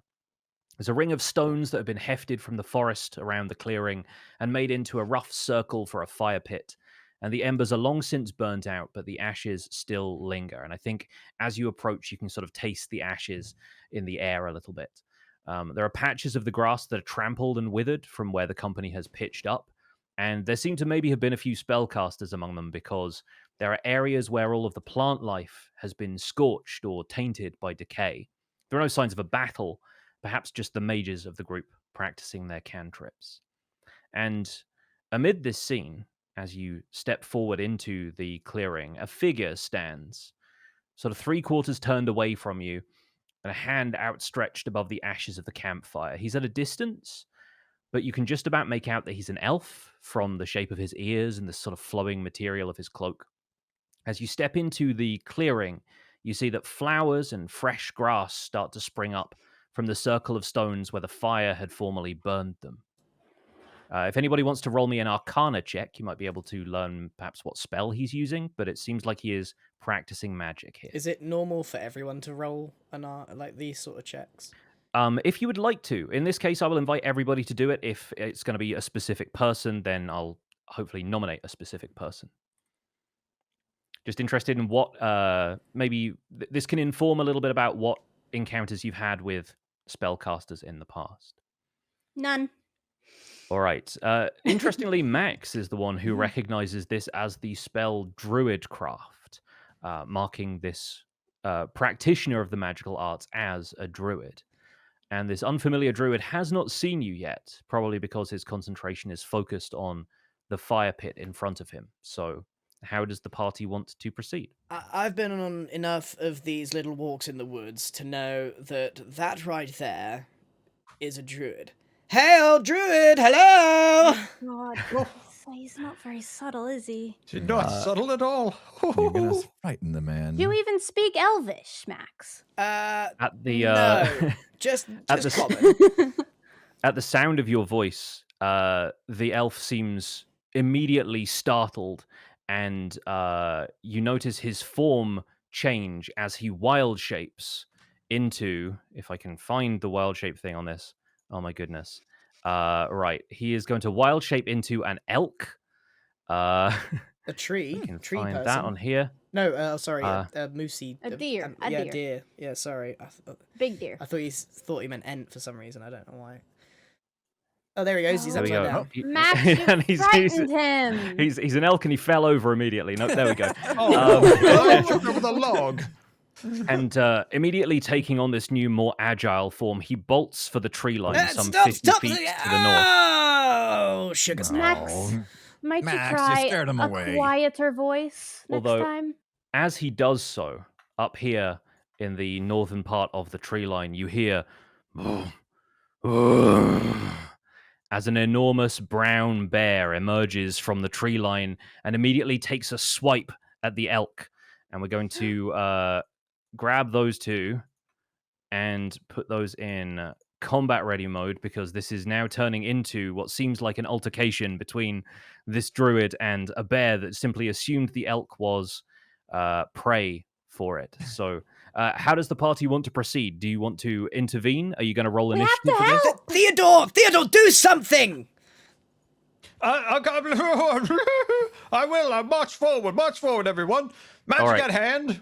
We're going to pause the game here before everyone has a chance to move too much, so that I can put you all into initiative order, and we can start this as an official combat. Theodore.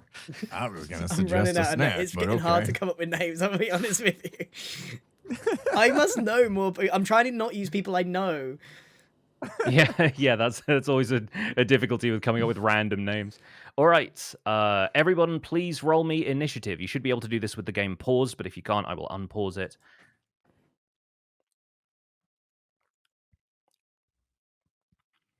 Fantastic. Looks like everyone's getting the hang of rolling initiative, at least, which means I'm doing my job. Well, okay, I'm rolling for the bear, and the bear is going to act before the elk does. But the bear is going to get a surprise round on the elk, so he's going to at least take one attack, and that's going to be a claw attack, just the one in this case. Ooh. Which he lands with a No. 20 to hit.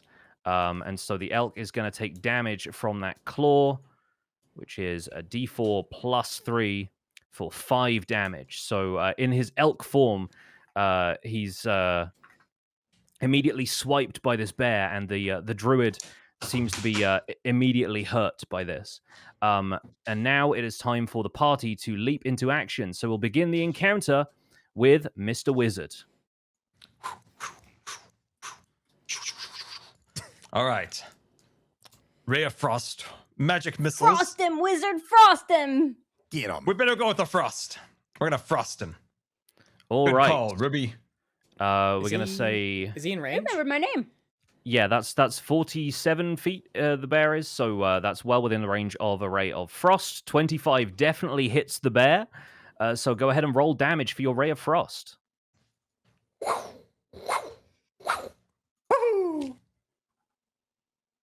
There. Thank you.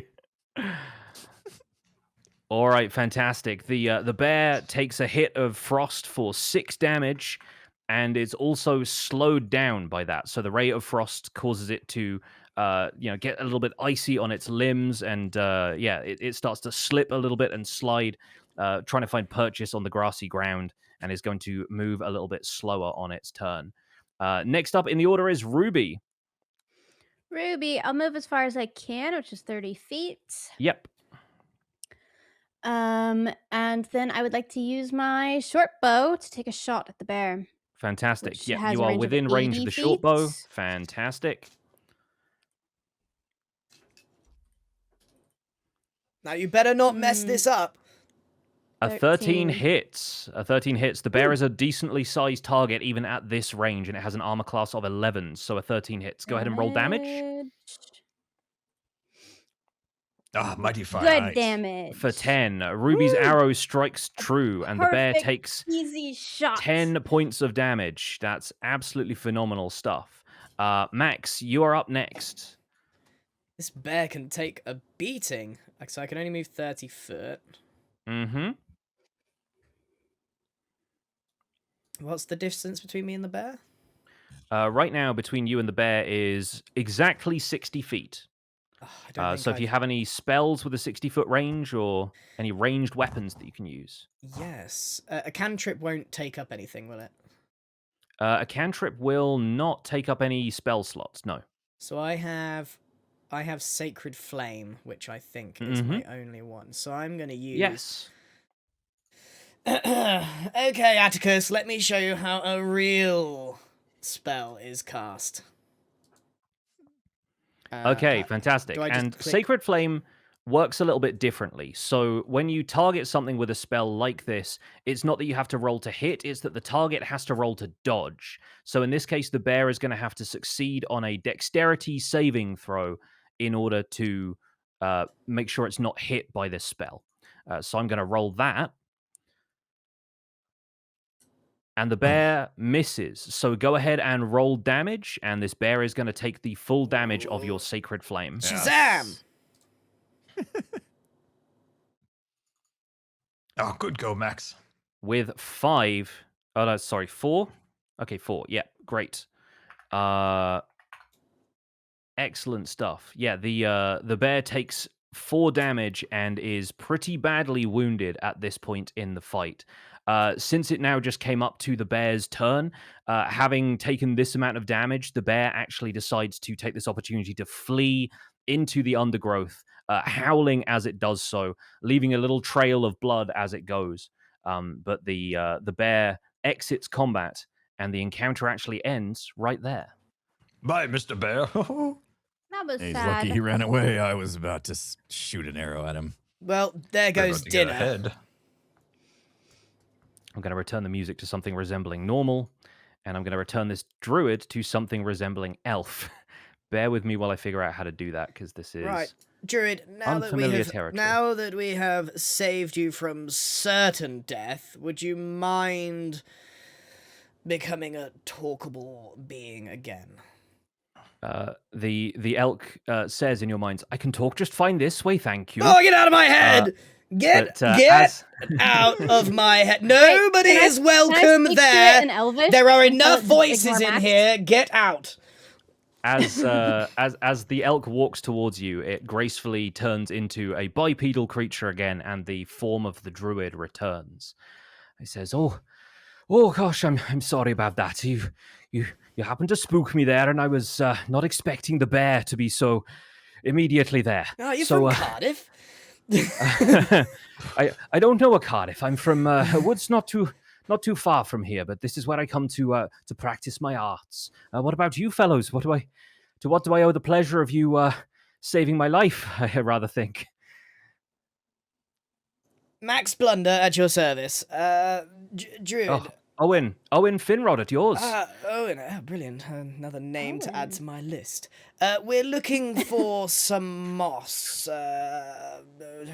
Sapphire, what was your name again? What was the moss called? Oh, it was Ruby I was Nose. talking to the That's not his tiefling. name. The tiefling. I was talking to the tiefling. It was a moss. Surely all the mosses are the same. We can consult with my moss salesman. One moment. Did no one write down what Wizzy, did you blimmin' not moss write we this were down? after? Did no one write it on their hand? Max, you Wizzy's could the have only wrote one it with a down. book. Owen sort of stands back and like grins slightly at this group of clearly not super experts in the natural world the way he is, trying to figure out what kind of moss they are in a forest to find. Avery, what? Didn't you? You've got the book and quill. Why didn't you? Did you write it down? I did. It takes me a moment to find it. I'm looking. My And moss what- salesman's not answering his carrier It pigeon. was Wait, some wait, kind of wait, pig wait, moss. So, I want to just turn to Pork Owen moss, and pork ask moss. in Elvish if he knows about a moss that makes wine quickly. A winemaking moss? No, I've not heard of the type. I've not known even the master brewers to use moss in their brewing. Must create quite an odd flavor. it's ochre. It's yellow. I remember. Oh. It was pig moss. No, Oh, not pig. Boar moss. Oh, of course. That's what I said the first time. I did. you're looking for boar moss? Yes. Oh, Yeah. well, I'm quite surprised to hear that somebody is planning to use it for brewing. That seems quite dangerous. Dangerous. Aye, the boar moss is sort of volatile stuff. The beasts of the forest become a little more aggressive if they eat it or really anything that grows from it. It was certainly aggressive on my stomach. That wine was. Whew. And you say a wine is made from it. Well, that's what the barmaid said. We Well, just that's- need some. We just need some. Very well, but it seems mighty suspicious. Let me step over here a second and consult with the spirits of the forest. The And spirits of the Much forest. appreciated. he sort of concentrates, and then his concentration is broken for a second, and says, "Excuse me, you there with the pointy hat? Are you Pandolfo the Great? I think I've seen your show, the traveling with the crystals." I know somebody by that name, of course. But you're not him. I mean, Pandalf? I know him. I could give him word that you were inquiring if you need me to. Just tell me what you want. of Well, him. I was just fascinated, and he seemed a tall fellow, sort of like you. Are all wizards handsome too. your height? Pandalf. Your name is Pandalf. You would have never gotten there, Max. no. You would have never gotten there. Pandolfo. He was quite clear about Pandolfo. this at the time. Pandolfo, that's It's a- your name, wizard. Yeah, no, well, I mean, it was my. I can understand why you didn't One of want to my- tell us. Oh, perhaps I'm misremembering. A case of mistaken identity, I'm sure. Oh Sorry. no! Let me continue no. with the task at hand. And he goes back to sort of staring into the forest and closes his eyes. And after a second, this sort of fresh, earthy smell starts to emanate from the clearing around you. This sort of whispering of wind in the leaves, and a few kind of leaves drift by. And Owen sort of, after a moment, takes a deep breath and turns around and says, if you follow the trail to the north, I think you've managed to spook the bear. I don't think the bear will be a problem, but I think there is a spot where the boars do like to graze, and there might be some of the aforementioned moss around those parts. So take the trail north from here, and you should hopefully find some. Owen, before we go, can you... why else would somebody want this moss? Well, I don't know. It's normally it feels a bit dangerous to be around. To be quite honest. Is it valuable? I mean, if you want to agitate some wild beasts, perchance, but not I really. agitate just fine on my own. Oh, we know. He sort of chuckles nervously at this and says, "Well, I'd best return to restoring this glade to its natural beauty. But if you've any other questions about things of a natural nature, then feel free to drop by if I'm still here." Owen. Sounds good. Owen. And this Pandolf, he was a handsome man, right? I'm going to sit right next to him. I'm going to whisper in his ear. Owen. Aye. Do you want to see a backflip? Oh, it has been a long time since I saw a good tumbler. Good lord. Right. Watch I'm going this. to start walking I'm away. going to stand and on not the log. Ruby immediately leaves. All right. Ready for this? Watch this, Owen. Here we go. Give us a show, Max. Hup! With a 16, you pull off a pretty decent, I think, a series of backflips followed by a round off. And Owen pops down his staff to kind of give you a polite round of applause and says, "That was very, very good. You must have had a lot of practice." Well, he did learn from the best. I've done a couple of The dwarf backflips is in my better. time. Right you are, Owen. Toodle pipski. Bye-bye. Thank you very much again for saving me from the bear. Farewell, Pandolfo. And the group of you disappear into the tree line, leaving Owen Finrod behind, taking care of the campfire. Guys, that was He was a sick. delightful man. You see that one? That was a good one.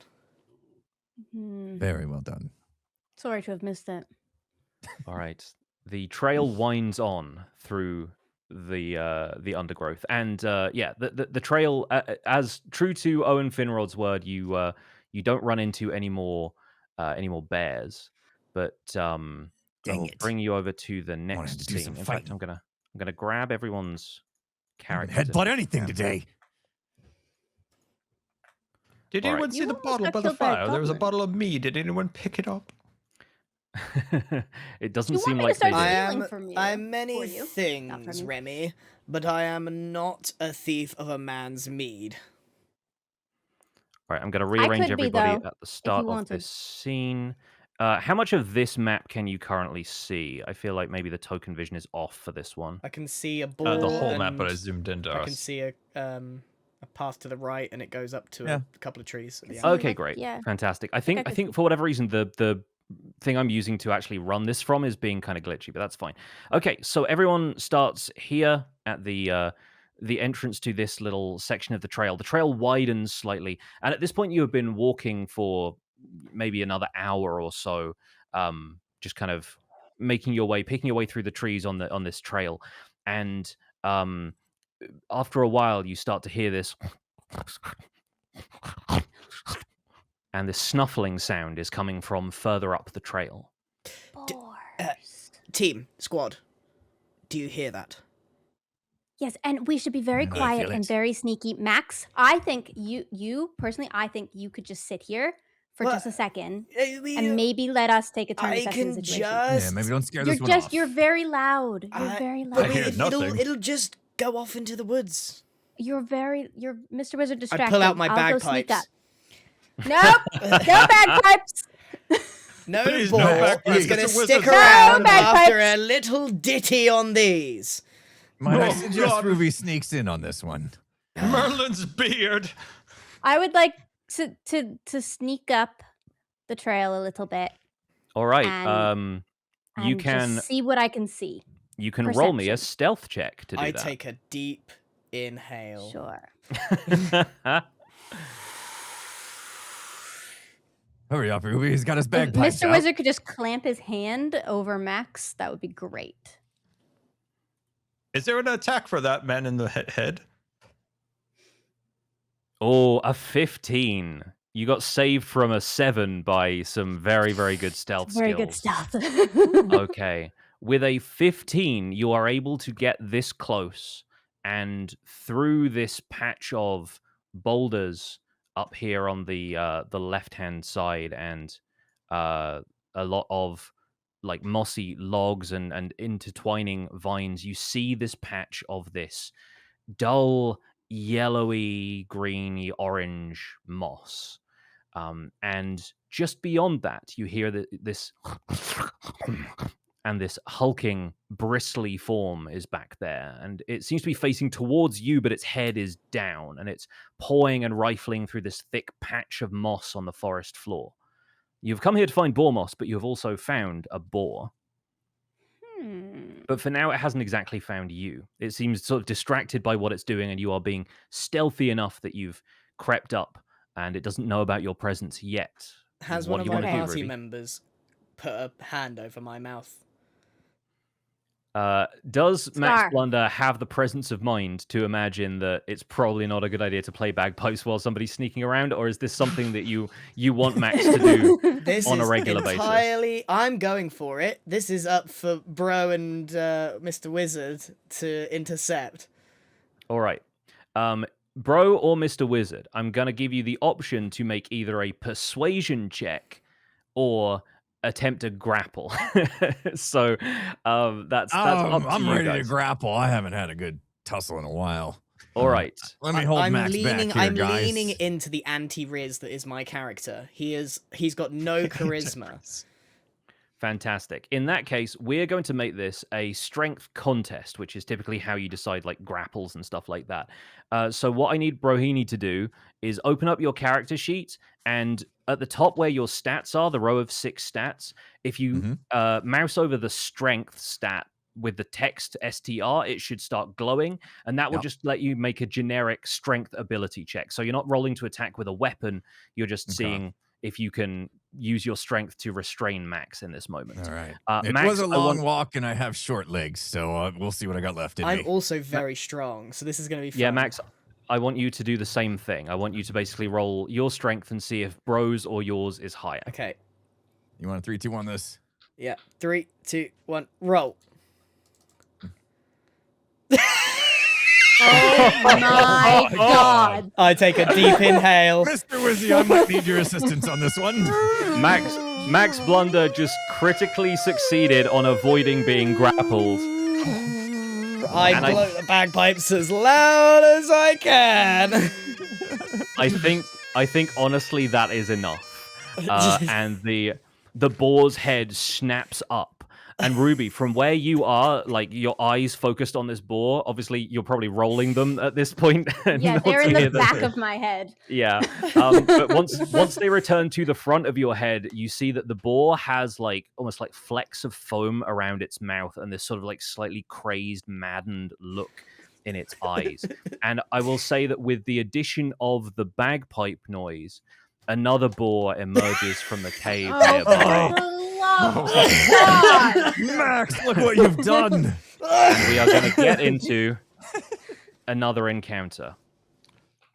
Oh, Max, I hope you had a couple daggers in that bagpipe. Grow Max, up, everybody. I am going to use a dagger on you. It's just a couple of boars. I see dinner. Everybody, please roll initiative.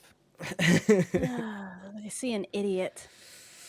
Unfortunately, it didn't play for you guys, but I have a soundboard of bagpipes that played for my audience through that.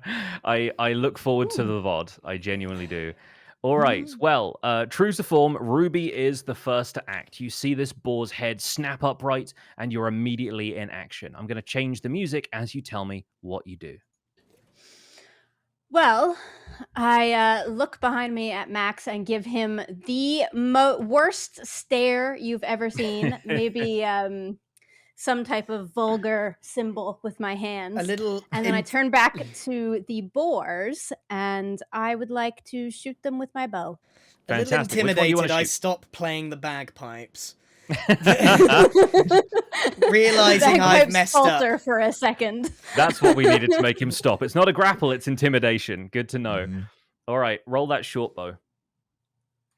You should have tried persuasion. I'm pretty strong. I think persuasion would have been better because I have like bad charisma, right? Or is that how that works? An 18 hit. We'll see how that works. An 18 definitely hits. Which of the two boars are you targeting, north or south? I'm going to target the one coming out of the cave. Okay, fantastic. So that one is emerging from the cave. You hit it with an 18. So go ahead and roll damage. 10 for the short bow. Incredible. No, this boar Then takes I'm going to also move back with my 30 That's feet of a hit. movement into the trees. Fantastic. That was a massive hit. The boar takes an arrow directly to the eye and squeals. And suddenly the fight looks a little bit more even on your side. The other boar has snapped its head up and is also interested in joining the fight. I'm just in the trees over here now. Fantastic. You've moved backwards to the tree line to get cover. Brilliant stuff. All right. It is Bro's turn. What does Bro do? Ooh. I don't think I can get close enough to hit it with my axe, can I? You do have the short bow option as well. I will also engage the short bow, and I think I can hit it from this distance. Yep, that looks about right. Let me check that with the measurement tool. That is 40 feet. Yeah, so that's easily within range of your short bow. Yep, so I will just stay put, draw the bow back, and take a shot.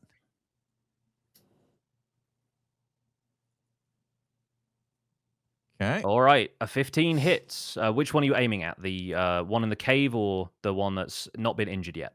Do we know how many hit points are left on the one in the cave after Ruby's attack? It looks bloodied. It looks like, I mean, it's taken a hit to the eye. It's it's definitely looking very wounded at this point. But I won't tell you exact numbers on some of this to kind of keep the the immersion in the scene. I'm gonna try to finish him off. The one coming out of the cave. So roll that damage because you definitely hit. Bro, I will let you eat the leg if you get this. I mean, 8 mode. damage. The arrow lands in this boar's side as it attempts to charge out of the cave, and the boar is downed. Yes. That one is out of action as the second boar steps up to charge. Does Bro move at all, or are you staying where you are? I'm happy. I'm far enough. You don't want to move forward and take any hits? Our tank is in the. Oh. Yeah, I might as well move forward in case my turn comes again. I mean, I don't want to tell you what to do here, buddy. But if you don't get in front of the wizard, if you don't get in front of the wizard will be die. probably going to die. If I don't get close. You guys better not miss though. Well, congratulations. You fell into my trap because this boar has 40 feet of movement, so it can actually attack you now. Ha ha! This thing like charges at you, kind of spittle flying from its mouth, and squealing horribly, and is going to attempt to gore you with its tusks. So it's going to make Bro, you got this. It's going to make a moving attack. Everyone's going to be incredibly moved by this as it lands with a 21 to hit. God. So that's going to take some trusted my soldier instincts. Damage roll, and with a gore here, with 2d6, it lands for 5 damage. This thing is charging at you full tilt and deals 5 damage to you as it like skewers you in the leg with one of its sharp tusks. We'll avenge you, Broseph. You better. Y'all talked me into moving close to that thing. Impulse. Do you want me to minus my own hit points? Yeah, now? Subtract your own hit points now. So what was it? So I'm down to 5 damage. That took 5 damage, so I'm down to 7. Yep. Is that how I do it? Just double click that and okay. Yeah, and you can either choose minus or you can do the maths yourself and just add in whatever your new hit point total is. But yep, that boar has stepped out and engaged with Bro, and now the other boar is dead. It is Mr. Wizard's turn. Right, Enzo, off you go. Oh, I'll show you all how it's done. I'm moving up a block here. Oh, we'll find something. Magic missile time, I feel like. Yeah, I feel like it's time for magic missiles. Finish off this creature for taking my Broseph friend and leg pain. I can't do that voice. You're going to give yourself an asthma attack, dude. Be careful. I am 100%. All right, casting spell. All Rolling. right, roll the damage. Oh, and that's a massive hit from Magic Missile. Is that That 3 is of them? 15 damage total. Yeah. Wow. And so that takes the board down in its entirety. And it is flung backwards by these bolts of force as the magic missile connects, and it lands in the patch of moss, bleeding, and like a section of it maybe gets caught on like the outstretched branch of a tree. So you see a drop of blood start to fall, and it lands on the moss. It sizzles and hisses, and from out of the moss rises this twiggy, unnatural looking form. Like somehow this sort of spiny creature made out of like twigs assembles itself from the blood that drips into that spot of moss, and a twig blight has joined the fight. We're going to add that to great. initiative order, and we'll see what happens next. All right. It is not going to get to act until the next turn, but you've all seen this sort of monstrosity emerge from the ground as the two boars lay dead nearby. Max is up next. What do you do? Go get him, Max. Does anybody know what Earth that is? Shoot is at a- it. Twig man. Thanks, Marco. Right. Bro, I'm going to need you front and center, so I don't want to see you get hurt. I mean, I'm going to just give you a little neck rub here and make you feel nice, right as rain. You ready? I appreciate that, Max. Oh, it takes up both my slots. It's 2 slots to heal.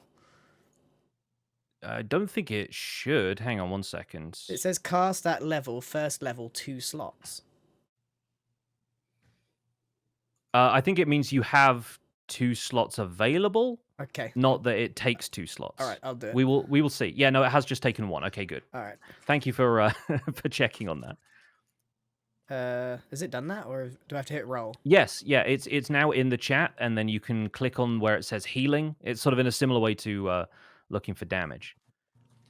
There you go, fantastic. So cure wounds for 11. So yeah, bro gets to Magic add hands. 11 points of health back, which is Look, he is Go useful for back to something. 12. yes, all the way back up All to right. full. Oh, I appreciate that, Max. Feel much better. Fantastic stuff. All right, so moving back to the top of the turn order, Ruby, hiding in the trees, you see this twiggy form emerge from the patch of moss where the boar died. What do you do? How far away from it am I? Let me measure that real fast. You guys can measure stuff as well. I believe you have like the token vision has like some extra controls, and you have measure distance, like a little ruler icon there. So you should be able to measure that out. I just missed the golden opportunity to give you neck kisses. Okay. Maybe next so time. There will be 40 more feet. opportunities for cure wounds. It's 40 Can't feet, wait. so I'm gonna clamber up a tree here and shoot my short bow again. Okay, fantastic. You get up to an advantageous point in the tree, and Dude, I think That twig got in the way. yeah, in the process of climbing up the tree, you like your aim is a little unsteady, and the shot goes wild. I think it probably lands in the boar, and another wound opens on the boar's side, from which blood starts to slowly drip down the length of the arrow's shaft. Next up in the order, it's Bro. Go get him, bro. Get the twiggly wiggly man. All Take him right, down. well, I mean, you're feeling I'm nice feeling- and refreshed, bro. Go and feeling take nice care and of this. refreshed. It's I'd just like a to get up stick. in the, and it's yeah, I can get up in there and hit You this got an thing. axe. It's made of wood. It's time. It is time for me to show my strength with my great axe. And I will attack with the great axe with the roll of. There we go. That'll Heck do. yeah, that definitely Okay. hits the twig blight. Go ahead and roll damage. Oop, Trickly done me. wiggly man, actually. Damage roll. Here it comes. Take this thing down. Let's go. Yep, that'll do it. You cleave this thing directly in half, and this living kind of bundle of sticks and this sort of strange animalistic shape immediately crushed by your axe. You cleave the thing in half, and its body lays still. And with that, we are out of combat. Woo! We're gonna Well end done, that Brewster. there. And As the Well uh, done, I- dwarf. Max, as- did Couldn't you have done learn it without anything? Max's necklaces. I learned that we can get at least a few bits of copper for these balls. Like, I'm gonna sling one of these. Bro, you grab the other one? Can we grab these balls? I got it. No problem, Max. There's no way Marchesa doesn't buy these from us. So by heaving the boars out of the moss, I think the little drip of blood that was kind of coursing down the shaft of that arrow drops harmlessly onto the grass next to some of the moss. But this seems to clearly be the boar moss that Marchesa was after. All right. This boar is heavy. Caspian, do you have any way that we could transport these boars? Oh, I once was a minister of transport for King Great the Legend. I have many different magical spells that can help us get things all around the kingdom. Yeah, right. Sorry, But have you got a method to do this? I'm taking notes. King Great the Legend, was that, Scar? Thank you. Yes, King Great the Legend. I'm actively He was a taking great notes. legend, and he was I'm not making Man. it up. Real good to be that guy, I tell you. Gosh, like nominative determinism. He was destined to be great, and they named him that way. All right, sorry to interrupt the scene. I just wanted to acknowledge how funny that was. So you guys are bringing like the boars back with you, almost like as rations, more or less. Yeah. But I want to sell them to the bar. Gotta make some coin. Yeah, make some money. see. Like that's good meat that we've just hunted on our While quest. they're doing that, I'll use my dagger to start getting a bit of moss. Yeah, sure. You now have like we'll say a good few handfuls of. You start sort of stuffing it into a part of your traveling pack. Zachariah, I mean, I don't want to keep harping on about this, but I am not carrying this boar on my damn shoulder all the way back. What have you got for me? I was taught under the great Caspian Tesla.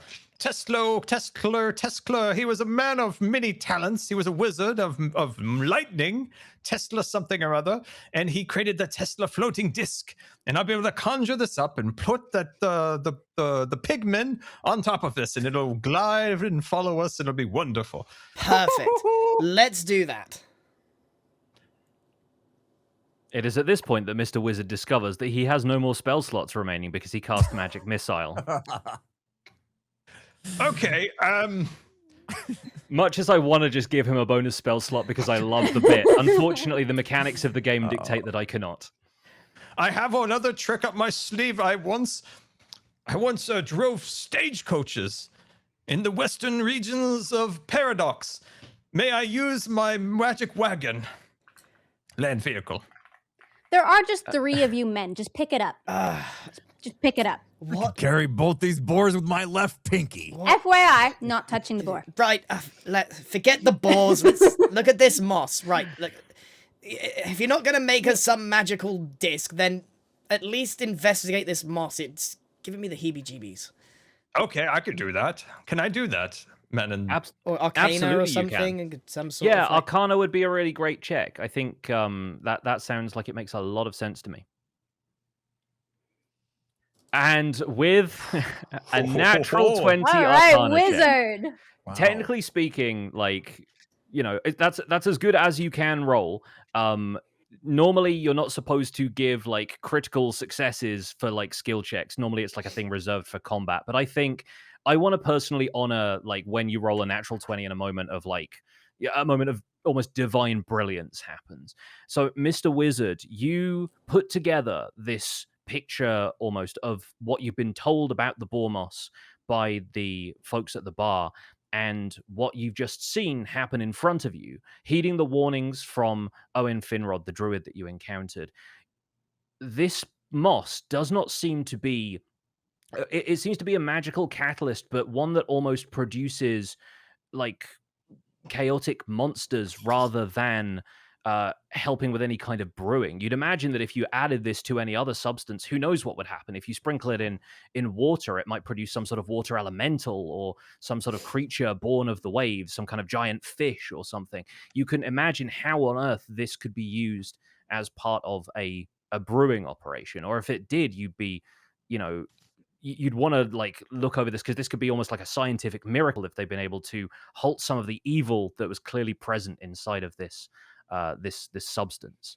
So all of this occurs to Mr. Wizard in this sort of flash of inspiration, these sort of images rattling through your mind as you recall your training and realize that this is a very potent magical catalyst, and you wouldn't use this for brewing wine if you knew how to. Ho, ho, ho.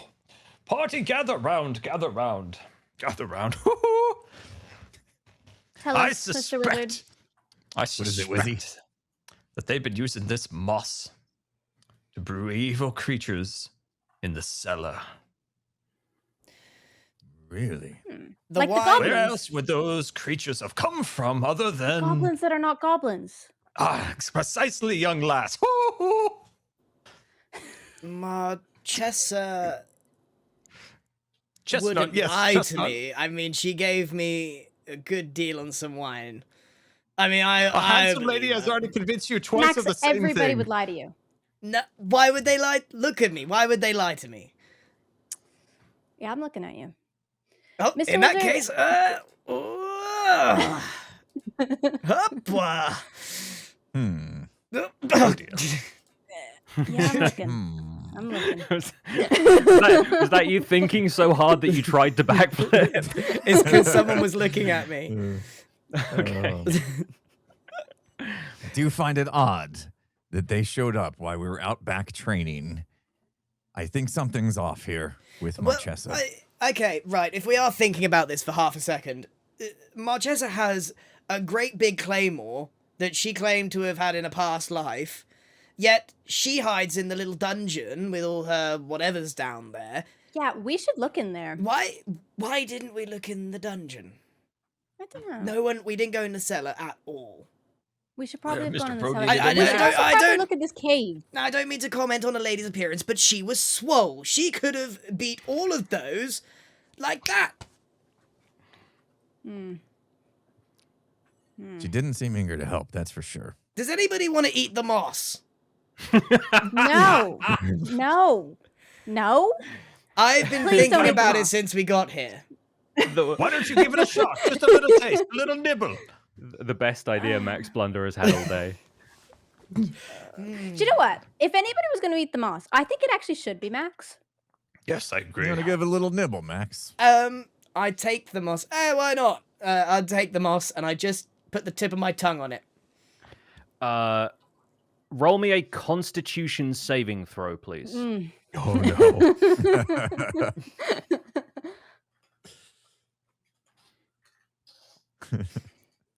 Okay, I think that is enough. You spit this out immediately because it starts to fizz on your tongue as though your tongue is attacking the inside of your mouth. And you have the presence of mind with that saving throw to not spit directly onto the patch of moss in front of you. Instead, you spit sort of off to one side next to like the tree stump that's just to the north of you on the map. And you watch as like it sort of almost decays the grass around it. Like your spit turned into some sort of malevolent force that just didn't have enough energy to survive. Huh. Well, I've had that's worse. absolutely vile. I've had worse. Right, what do we want to That's do, definitely team? not Because the one. there's no way we are giving this to Marchesa. She is up to no good. Could we, and here's an idea, grab a moss nearby and sell her that? Meanwhile, one of you sneaks into the cellar and sees what's going on down there. I'm sneaky. I Let like the it. sneaky one do it. Because if there's anything I hate, it is a barmaid getting one over Max Blunder. I like it. It's a good plan. I think we should do that. And we should take lots of moss with us because this stuff's probably worth The a good lot. moss or the fizzy bad moss? Both. Yeah, I say a bit of both. Put it in my sack.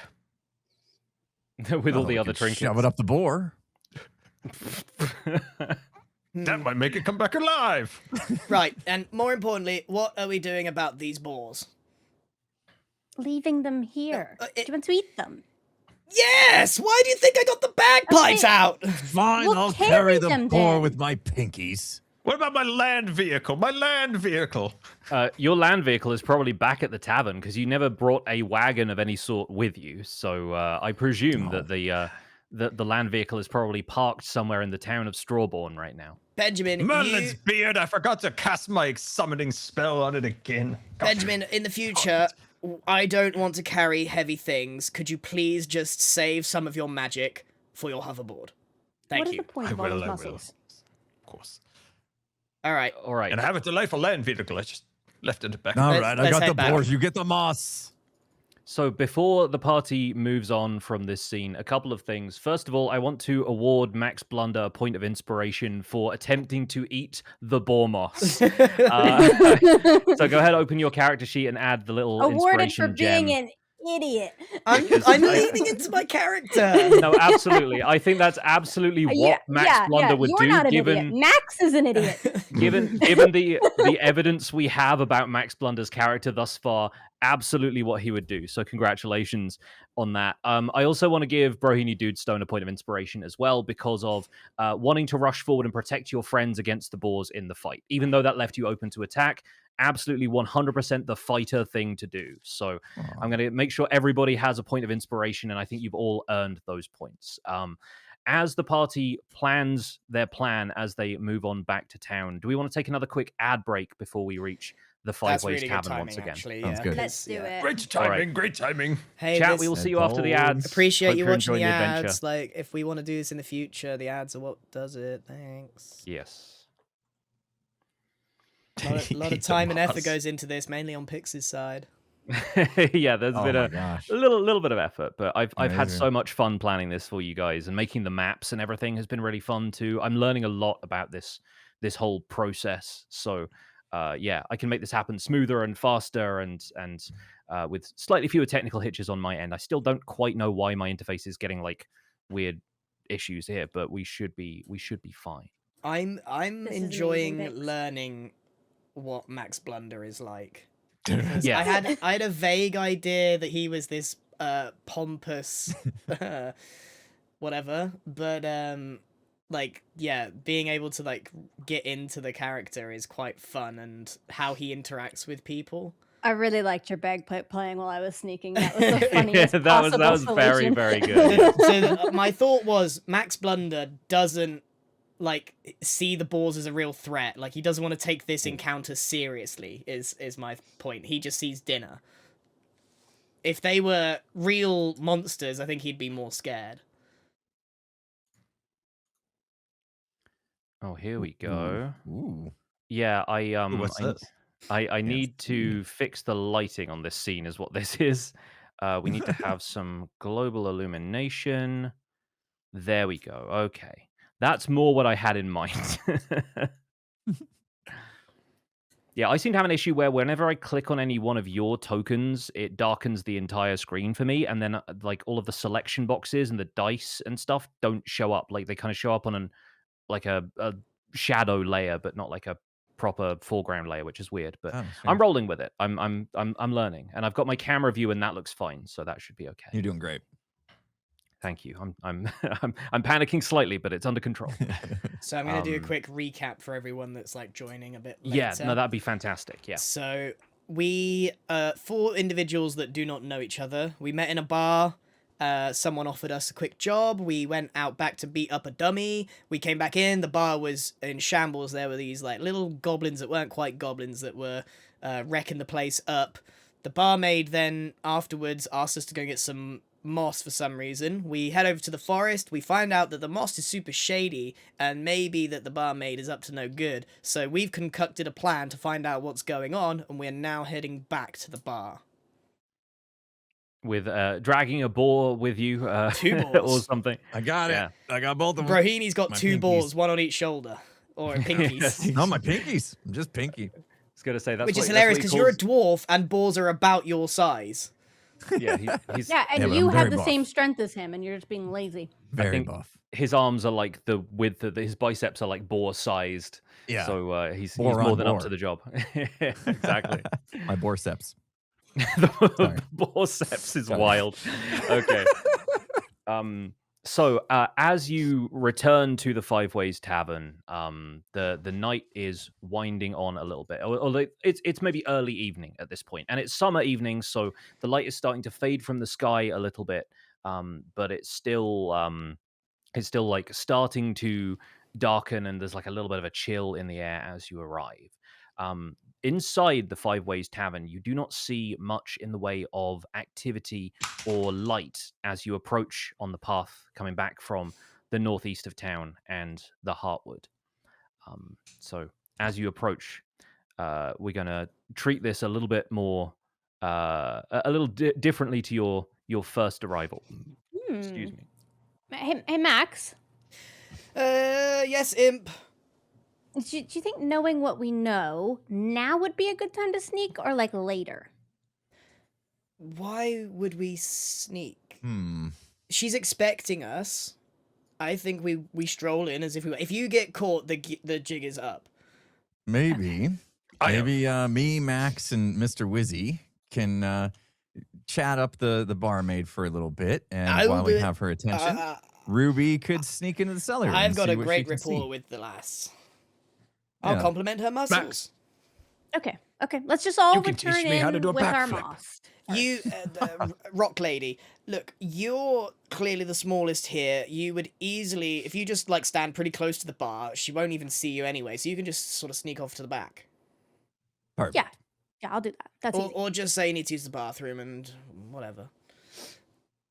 Yeah, well, that's the excuse if you get caught, not preemptively. Right, you are. Okay. Sounds like we got a plan. Am I good to open the door?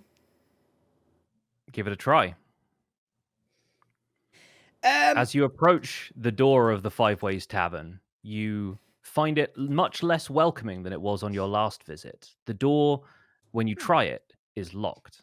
has anybody got a lockpick? Yes, but look in the windows. Yeah, Look. should we? Okay, all right. Look. You're able to Oh. peek in through the windows, and you see It that looks fine. while a lot of the furniture has been righted in the room, and the signs of the scuffle have more or less been tidied up at this point, there is nobody behind the bar. In fact, as you peek in through the windows, you can only see some dull embers glowing in the fire. You cannot actually see anyone moving on the inside. I'm starting to sense that we've been had and I'm not getting my coin. Well, we do have Maybe some they just powerful had to moss close show up. for it. They're out of wine. Right. They have no moss. Let's go and see what's in that cellar. Can Ruby, I can try you to break us in here? lockpick the door? By You can all absolutely means, try to pick the door. please do. What do I need to roll to do that? That would be a sleight of hand check, I believe. Although you are also using thieves' tools, which I have, I think. that's a DC 15 to pick the lock. But yeah, you will have proficiency with thieves' tools. So go ahead and make a sleight of hand. If all else fails, we just use Bro as a battering ram. Oh, I get a headbutt something. Yes, finally. 11. With an 11, unfortunately, your tools are not quite up to Right. picking this lock. Bro! Something Headbutting about time. the size of the lock. Maybe it was fitted to be a bit more robust. Obviously, Wait, a tavern is hold a on. place they have to keep good security. Is it? I want to make sure there's absolutely no one in there. So I'm going to put my ear to the lock to try and listen. Fantastic. Make a perception check for me, please. Where? Oh, I keep forgetting where that is. There it is. Oh, yikes. All right. With a 9, you cannot hear anyone moving inside. No one in All there. right, I'm going to ram this door down. Wait, should we go around the back? There was a back door. Can I do an insight or of any kind? Get a little insight into how to get through the doors or anything? I use my mind, my intellects. So insight in this case is more about reading someone's intentions and figuring out whether they're lying to you, which at this Oh, of point you course, of realize course. would have been a great thing to know earlier. But in this case, no.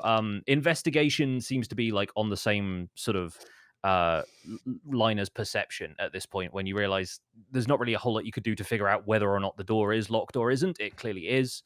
You don't really know how else you could help. Does the anyone else want to situation. do a perception guys. check? See if you get better than me. When we were around back, there was a little hatch in the where the dummy was. You want to go around? Did you guys see that? I'm not gonna lie, I quite like the idea of ramming this door down. I'm ready. Send Broseph. If you want I'm ramming the door. by all means, Sapphire, if you want to go, go. Sapphire. Sapphire, grab the boars off of Brosif. Okay, how do I ram this door down? That is probably going to be an athletics check from Brohini. Where's that? Top of your skills. Oh, I got it. Yeah. Is it? Ruby's We're able to sneaking split around up, the right? Yeah, side. you do you. Here we go. 14. With a 14, are you ramming it down with your head, your shoulder? My head. What? All right. You reel backwards as an enormous thump with your head makes this massive impact on the door.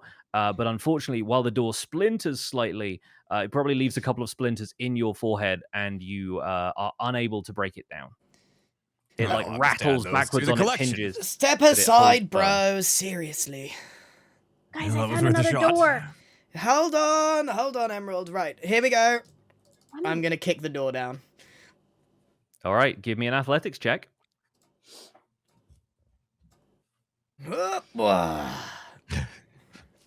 With another massive thud echoes through the interior of the Five Ways Tavern as you try and kick the door. But once again, while splinters fly off of it, it remains stuck firm. Guys, I think there was a hatch around the back. Maybe we should try that. Oh, brilliant idea, Max. Wonderful. You know, when I was looking through the window, build I them a noticed that there was cookies on the table. As they're walking away, can I do an athletics on the door? Absolutely, you As can. this tiny 4-foot tiefling, can I attempt to kick this door? Yes, make an athletics check.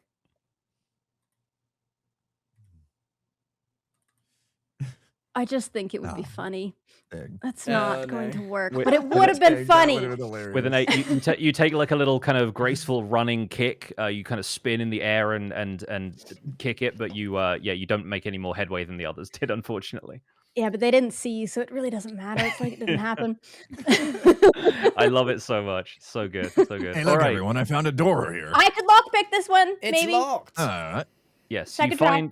you find a back gate here. There is also a high wall around the perimeter, but it's obviously open to the elements back there. Oh, I So could climb it. so climbing Hop is on an my option. shoulders. Picking the I lock could is an climb option. it. I would Alright. like to climb. Fantastic. Give me athletics or acrobatics, whichever you feel like your character would be best at. Okay. Okay, with a 12, you're able to gracefully scale the wall. The DC for that was a 12, so you're able to make it no problem. You flip over the top of the fence. I like to think I and clambered up Max or Wizard. I will move you partway. in there through the door because you managed to land on the other side in the yard. What do you see? And now, can I open it for them? From the inside, or is from it this fully side, locked? you see that the lock is one of those ones that's just like a bar across the back of the door, and so you're able to heft that and open the door up to let the others in. So that is now unlocked, and you should be able to click the door to open it. Oh, In you There go. you go. good show, Red Nice. Rock. Ruby, it's Ruby. Ruby. Okay. Uh-oh. Look, there was a hatch right here. Ah. I remember it Yes, from our I remember. training. Me too. What do you- Exactly. Me too. What do Yeah, you just think's in there? Probably. We should find out. monsters and stuff. Can I put my ear to it? Yes, you can. Make a perception check.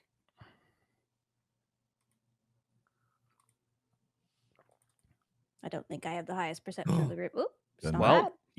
you have enough perception to get you a 20 from a 19. So you hear very faintly. You press your ear right up against the almost like creating a seal against the metal of the trapdoor, and you can hear this sort of low mumbling sound as though there are voices talking inside of there. Multiple voices, at least 2. Guys, Mm. there's Well, people that's in there. Marissa and Shh. Redmond. There's people. People. There's people. Marchesa? There's people in there. I don't know. I don't know which Yeah, do people, you but I know recognize that any there's voices? multiple people. Redmond? Perhaps they're just in. Why would they lock up? They're expecting us back. This. I don't like this. Should we check the other way in? Well, we know that. Could, but We know that they must be pretty sealed in there because they didn't hear us try and bash the door down 3 times.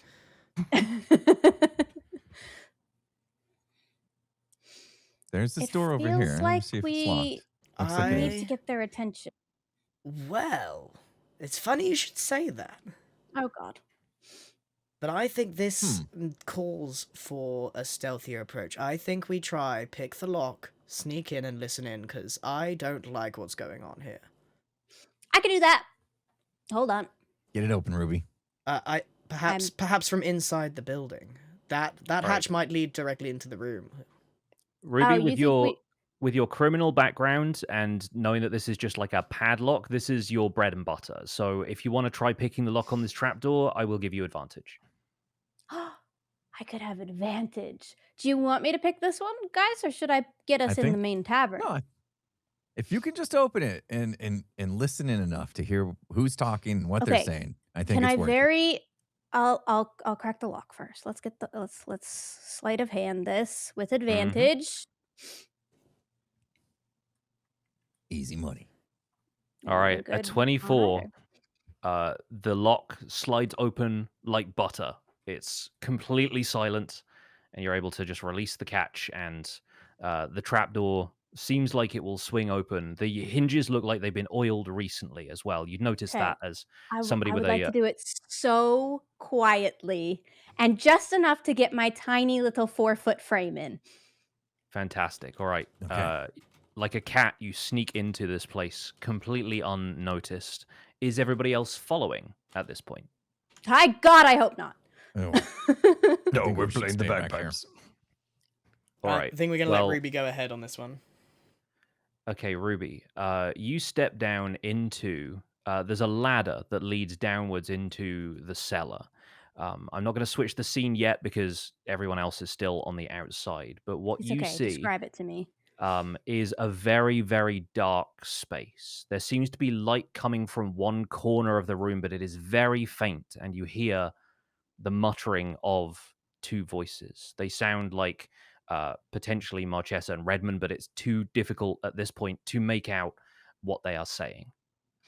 I have dark vision. Does that allow me to see anything? Yes, yeah, no, because of course you're a tiefling. Yeah, so what you see row upon row of massive oak wine barrels. Several of them are in like they're basically inside these kind of housings that hold them and like trestles to kind of lift them off the floor. There's a bunch on one side and a couple on the right hand side of you seem to have broken open. There are a few smaller barrels, bits of debris around the outside of the room. But yeah, there is like zero light down here, and the only means by which you're able to see is your spectacular night vision. In the distance, you can see some like other storage areas, and there seem to be a couple of like rooms that are walled off inside of this cellar, but the majority of it is a large open space with these massive barrels in it. Ruby. Okay. And Ruby, the what's people the people in it, they're like around a corner. They're not.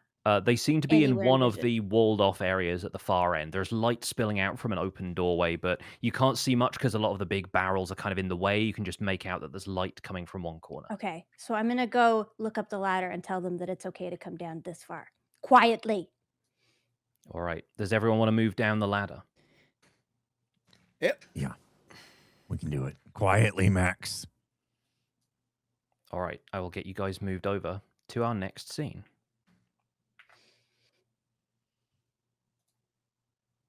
Good job, Ruby. This is how dark it is in here.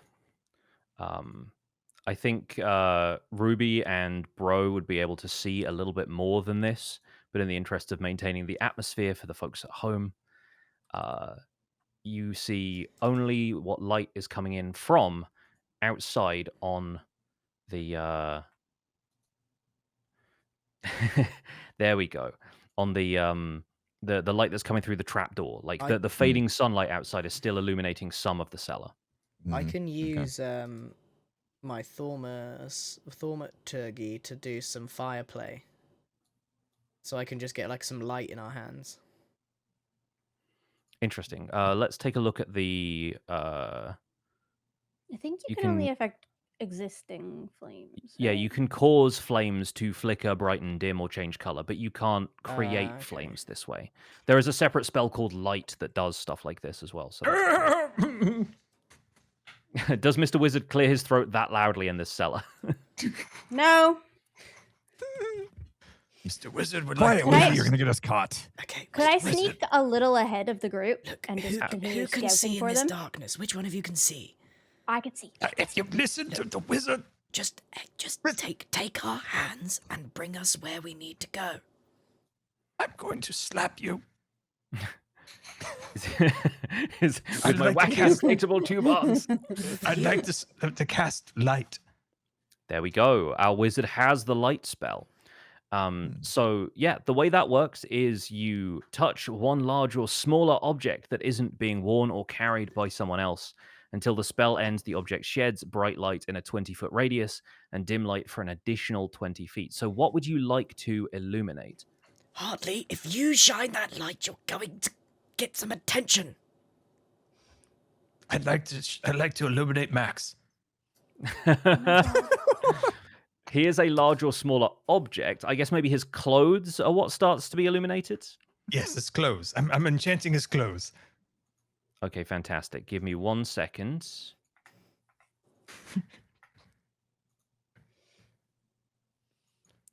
Okay, Max, try moving around a little bit.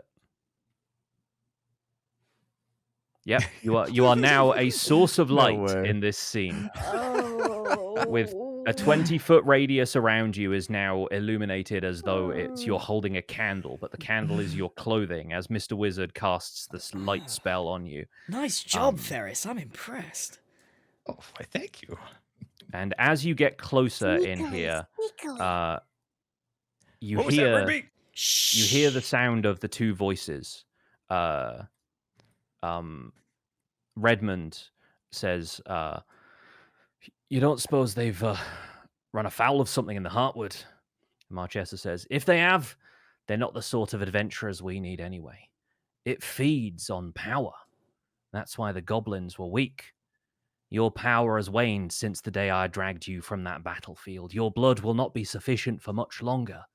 Theirs will be." Uh-oh. You hear Redmond sort of sigh in frustration, and I'm going to put a different bit of music on. Here we go.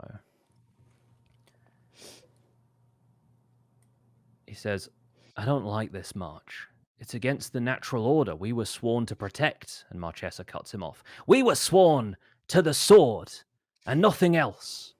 The Empire wanted us to fling ourselves against the tide and be swept away. And when we washed back ashore, bathed in the blood of our comrades by demons conjured from the foulest pits, they branded me an oathbreaker. They cared nothing for the natural order, and neither did our enemies. So why should I? There are monsters on all sides, so I say we shall have monsters on our side as well." Through the barrels on this side, and as you're sort of sneaking around, you can see her draw some sort of glowing object. It looks sharp, and I will send you guys another fantastic piece of art so you can see what Marchesa looks like right this second.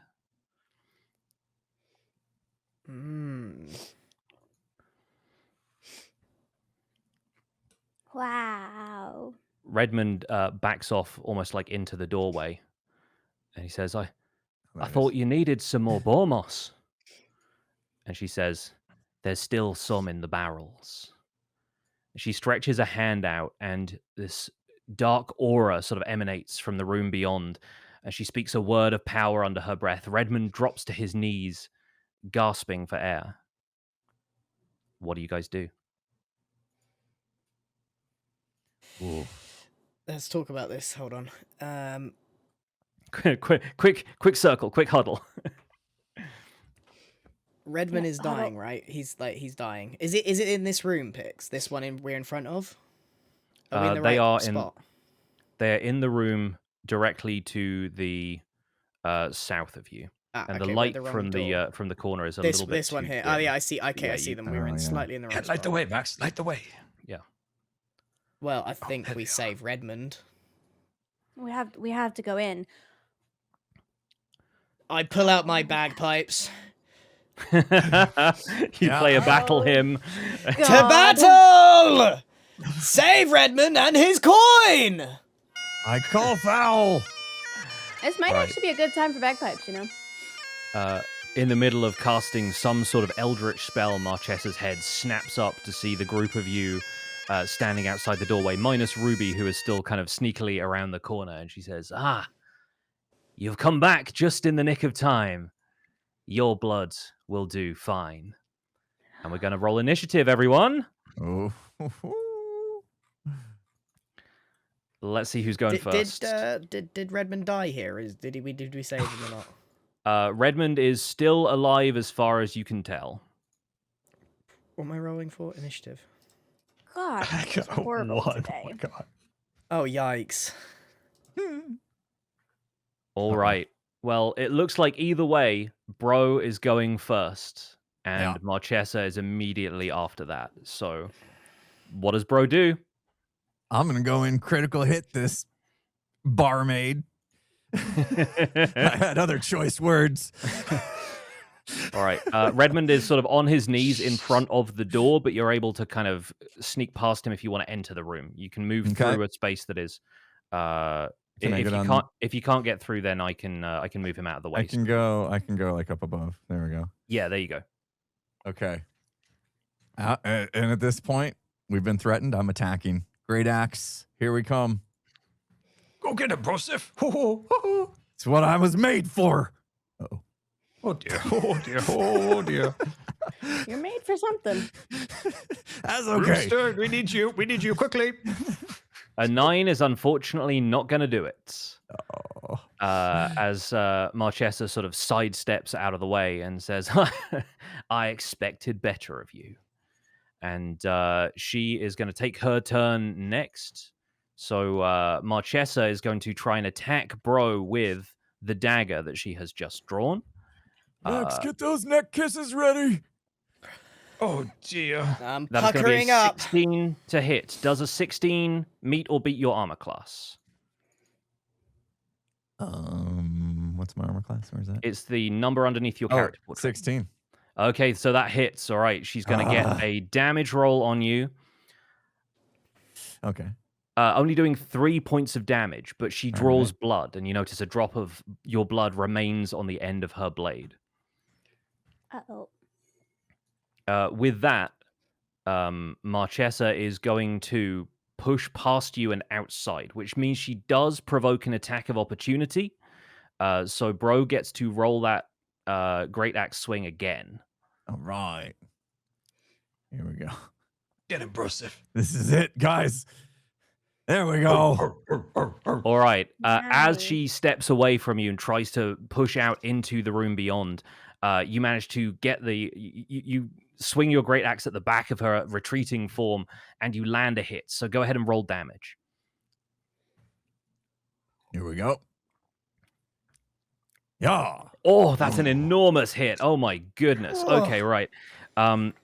She takes 14 damage. Her retreating form, like you manage to slash her across the back of the leg with the great axe. You feel the axe like impact on like the muscle and possibly even the bone of her leg as she steps out, and she yelps in pain and is going to push past Mr. Wizard. She's going to stay here because that means she doesn't take an attack of opportunity from anybody else. But she is. Oh wait, no, Ruby gets a chance, actually. If she's moving that way, then Ruby gets an opportunity to attack as well. So, Ruby, if you want to go ahead and roll. Sure. All right, a 15 is going to hit as well, so go ahead and roll that dagger damage. Oof. All right, that's another 5. Okay, so she takes a lot of damage in the process of pushing her way out into this room. All right, how much movement does she still have? She's moved a decent bit already, but that was, yeah, that much. Okay, cool. I think she's going to step this way.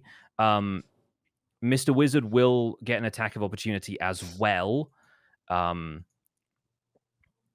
But she's aiming for the barrels over here. Uh-oh.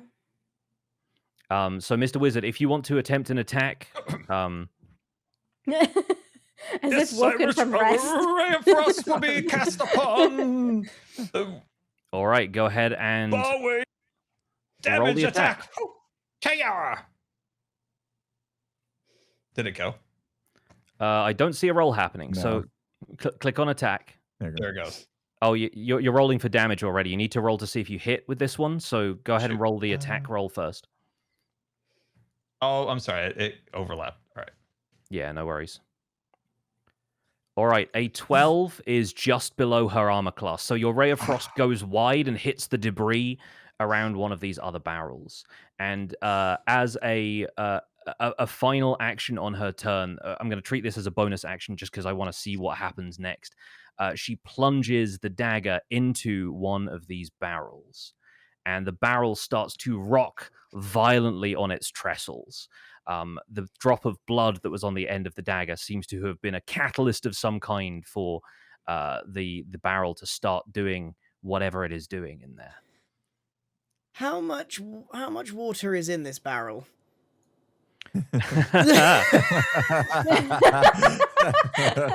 A very good question. What would you say was more or less than 10 gallons? I am going to quickly look for how many gallons are in a wine barrel. I would say more, probably. How many gallons in large wine barrel? Because these are large. These are pretty big. Okay, a standard large wine barrel commonly used for aging, such as a Bordeaux or Burgundy barrel, typically holds 55 to 60 gallons. How many can you remove with create or 10. destroy water? Okay, cool. Definitely an option if you want it, but yeah, I will leave that choice with you, because that is the end of Marchesa's turn. It is Max's turn now, and this barrel nearest here, this one right there, is the one that is currently rocking violently on its trestles as though something explosive is happening on the inside of it.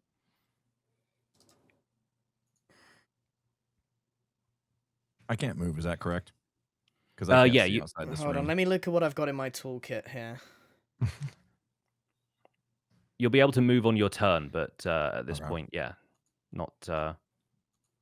I think something bad's going to happen from that barrel. I could cast Bless on 3 creatures. So everyone in this room, I could cast Bless if we Bless think us. if we think that What does the that barrel do? You bless up to 3 creatures within range. Whenever a target makes an attack roll or saving throw before the spell ends, the target adds something to the attack roll or save. So I think if we have to save ourselves from whatever's coming out this barrel, we get... Is that right, Pix? Am I interpreting this correctly? That might be what's about to happen.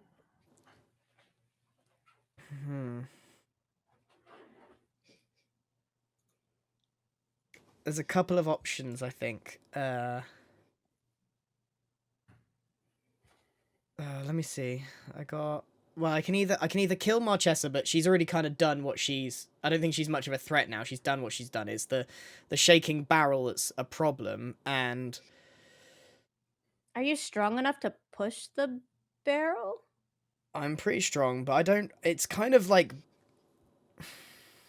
The barrels are kind of pushed into these sort of enclosures. There's like a few sort of slats of wood just to make sure that they can kind of be pushed back in there almost like on rollers and come to rest in there. So pushing it isn't really going to get you anywhere. I'll give you that for free.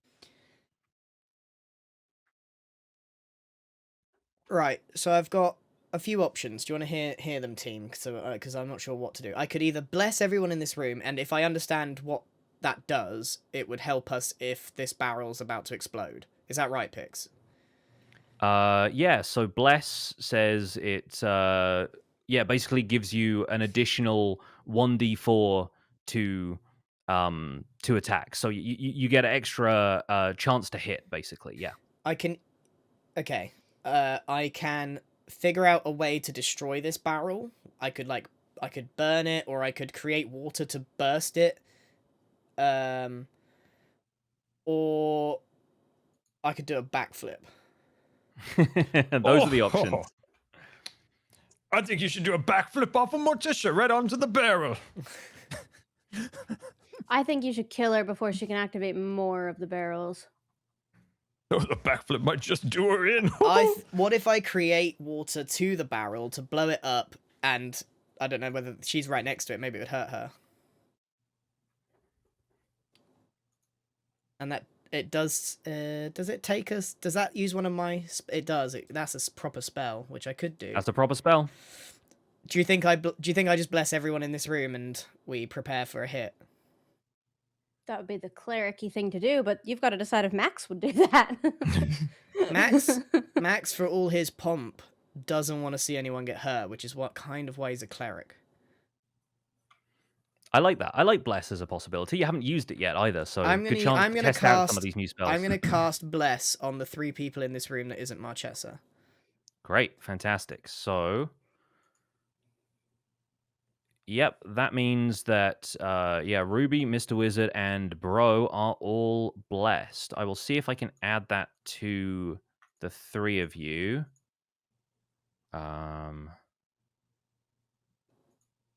Yeah, there we go. So you guys are now all blessed.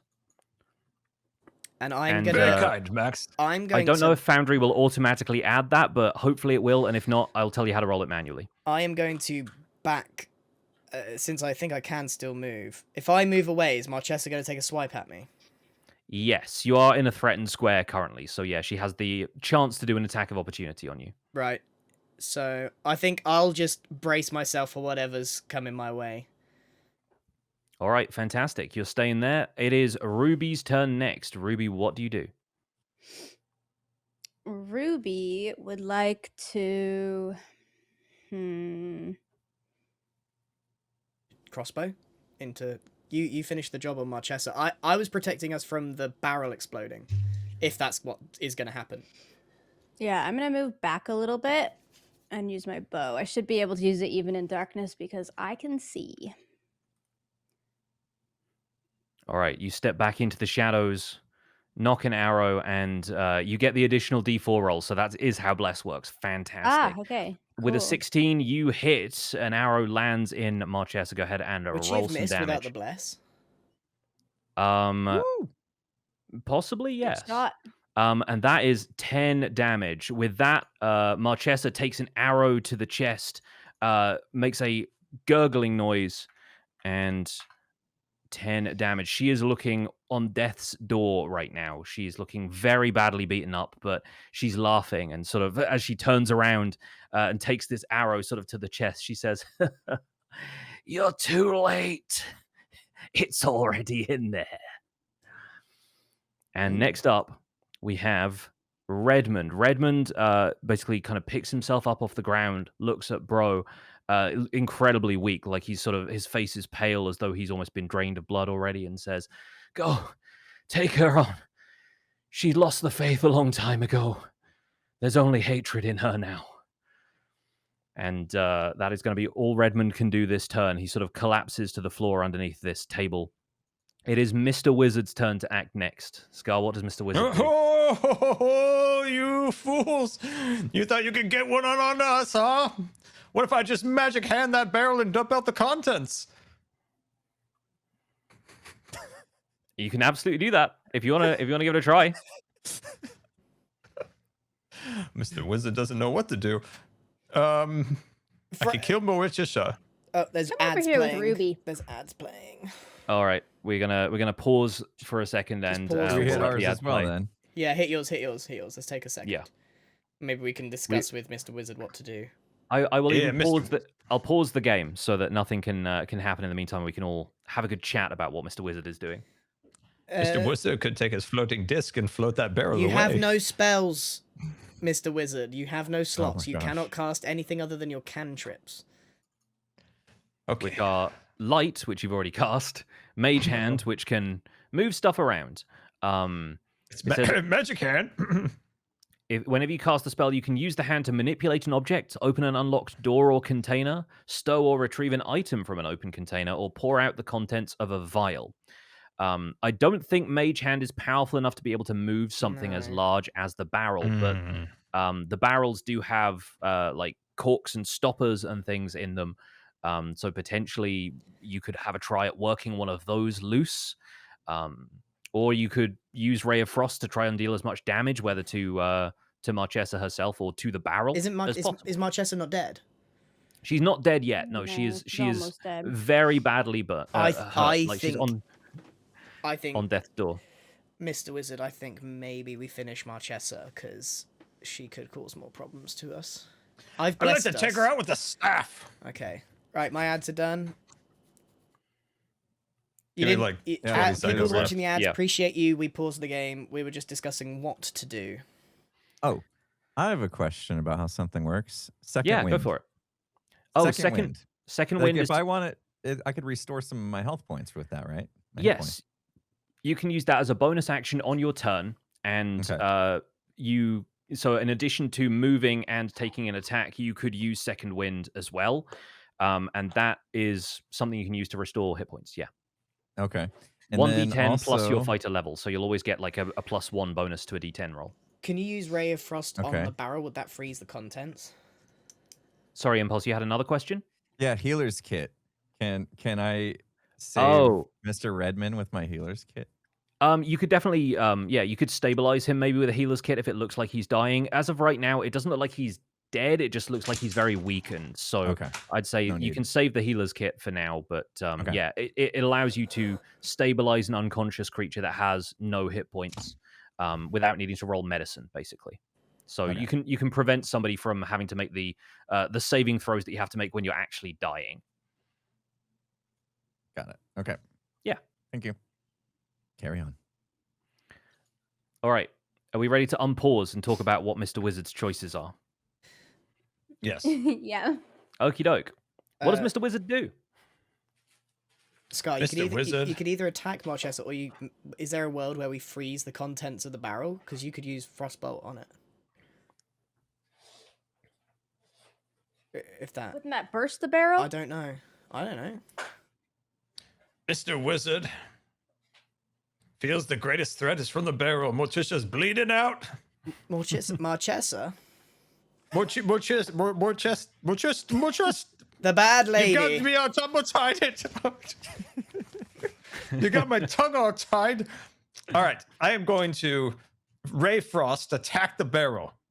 Okay, fantastic. Roll your attack for Ray of Frost. God. Okay. Oh. That is a natural 1, which means a critical failure. It did still get you a dear. roll of 11, which is wild. Bless is amazing. But I will say what happens is that Ray of Frost, it shoots wide of the barrel, but it just nicks one of the stoppers that is keeping the barrel sealed. And suddenly out from the barrel in a flood of this gray slime emerges something that starts to ooze out onto the floor. Oh God.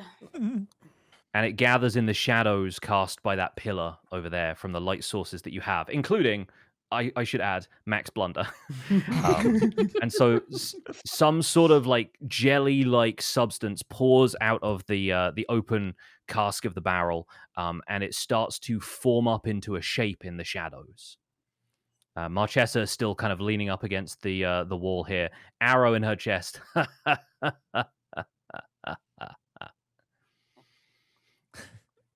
All right, that is Mr. Wizard. Do you move at all? Do you want to get a look at what this thing is, or are you staying where you are? I am a weak man, Come to me. gangly. Come to me, I'm wizard. going to hide over in the corner. Or what'd you say? What'd you say? Elf Come to person? me. I can't see you. Oh. Where are you? Up Hello? and to the right. Yeah, you can hear the sound of her voice. I need my light, man. All right. Mr. Wizard moves over and takes shelter behind Ruby somehow, despite the fact that Ruby is like 4 feet tall and Mr. Wizard is massive. I'm enjoying the image of this. Yes. That is the end of Mr. Wizard's turn. We're back to the top of the initiative order with Brohini. Brohini, what do you do? I think it's time to finish off Marchesa. All right. You have enough movement to run into the room. To where I can actually see. Okay, excellent. I have no idea You, where you, she you went. will have to navigate through the door and around the Okay. wall because There we go. it's awkward like that. There you go. All right. Go. So you bring yourself up around behind Max. I don't think you've necessarily seen what's happened to the barrel, although you hear a gushing sound as you get closer. If you're attacking Marchesa, go ahead and roll that attack. All right. don't know what I'm standing got it, in, bro, but man. I can't hear that stupid laugh of hers anymore. She sounds so devious. All right, here we go. Oh, it's a All good right. thing we got a little extra, I think. Yeah, and thanks to Bless. Honestly, at this point, I would have given you advantage if you hadn't rolled that anyway. But yeah, you managed to land an attack. Her armor class was 13. So go ahead and roll that damage for your great attack. Whew, that was I have a a feeling close I know one. how this is going to go. Uh-huh. Well, I mean, she's about dead anyway, right? Oh, I hope that's enough. With 6 damage, you slam the great axe into her, and you can describe for me what happens. At this point, she's been opened wide, deep cuts of the great axe, and she's bleeding out. Can't even speak another word. I finished her off. All right. Yep, she is down. Marchesa's body slumps onto the floor, a pool of blood kind of pooling around her, and she is out of combat. However, I have to roll initiative for something else. Because pooling on the floor and schlorping its way out from behind this pillar, you start to get the sense that there is something else in the room with you, and combat is not over. Brohini, that's your turn. Wait, can I do my second wind? You can absolutely do your second wind. Apologies. Yes, So please do. I can heal myself up before whatever comes next. Yes, probably a good Okay. plan. And I will also invite the party to remember that you all still have initiative. So at any point, you can spend that initiative gem that you have. Not just gem, but the little light thing. The inspiration, you mean? I think of it as a gem. Yeah, you can spend inspiration. Okay, It will here give we you go. advantage on any d20 roll. So that includes attacks and stuff. Okay. All right, that gets you 6 health back. That's not to be sniffed at. Yeah, I was only down 3, so that at least gets me full again. Pretty good. Pretty good. Okay. Okay. All right, it is now Max's turn. You hear a schlorping noise from behind the pillar, Max. What do you do? Do you guys hear that schlorping? I don't, sir. Does he think we're idiots? Also, what are we standing in? It's gooey. Look, I don't want to be a wet flannel, but maybe we just, like, run. I'm good at running. Let's reassess this situation, perhaps. What are you you can't talking move, about? At Scar. least What try you to hit doing? it. Put Yeah, yourself I'm gonna. Sorry, I'm going back. I'm going back. Move Mr. Wizard back. I have Try to hit it. Illegal move. Try to hit Traveling, it. Mr. Wizard. Traveling. I have no spell slots, right? You have no cantrips, like you can't secret flame. I it. have Sacred Flame. You've also got a mace. I You got can't see ways the you can hurt a stupid thing. thing. Yeah, this is true. Yeah, What about the man in the room? Raymond. Yeah, we have to fight this. We can't just let him die to this. Should we speak with him? No, Oh, we're in combat. If I move 5 foot, can you then backtrack 5 foot, or is it one move done? It's if you move 5 feet, I will tell you now, you will be in a threatened square of the creature that is forming up on the floor. If you move directly down, you stay 5 feet away, and that means you're not within its attack radius. Right. So, I'm gonna move here, and I can just see the grey ooze. yes, the grey ooze is starting to form up on the floor, And I'm and gonna I'm gonna move it into a proper square. There we go. I am gonna cast Sacred Flame, Fantastic. Okay. and I think I might in inspire danger. myself on this one. Oh, yeah, okay. In that case, if you're using your inspiration in this way, that means that it takes disadvantage on its dexterity saving throw, because this is not one that you roll. This is one that I roll to dodge. You might be surprised to learn oozes not the most dexterous things in the Alright, world. so maybe it's not worth it. But no, I think honestly, if you want to use your inspiration for this, it will be a good thing if you hit.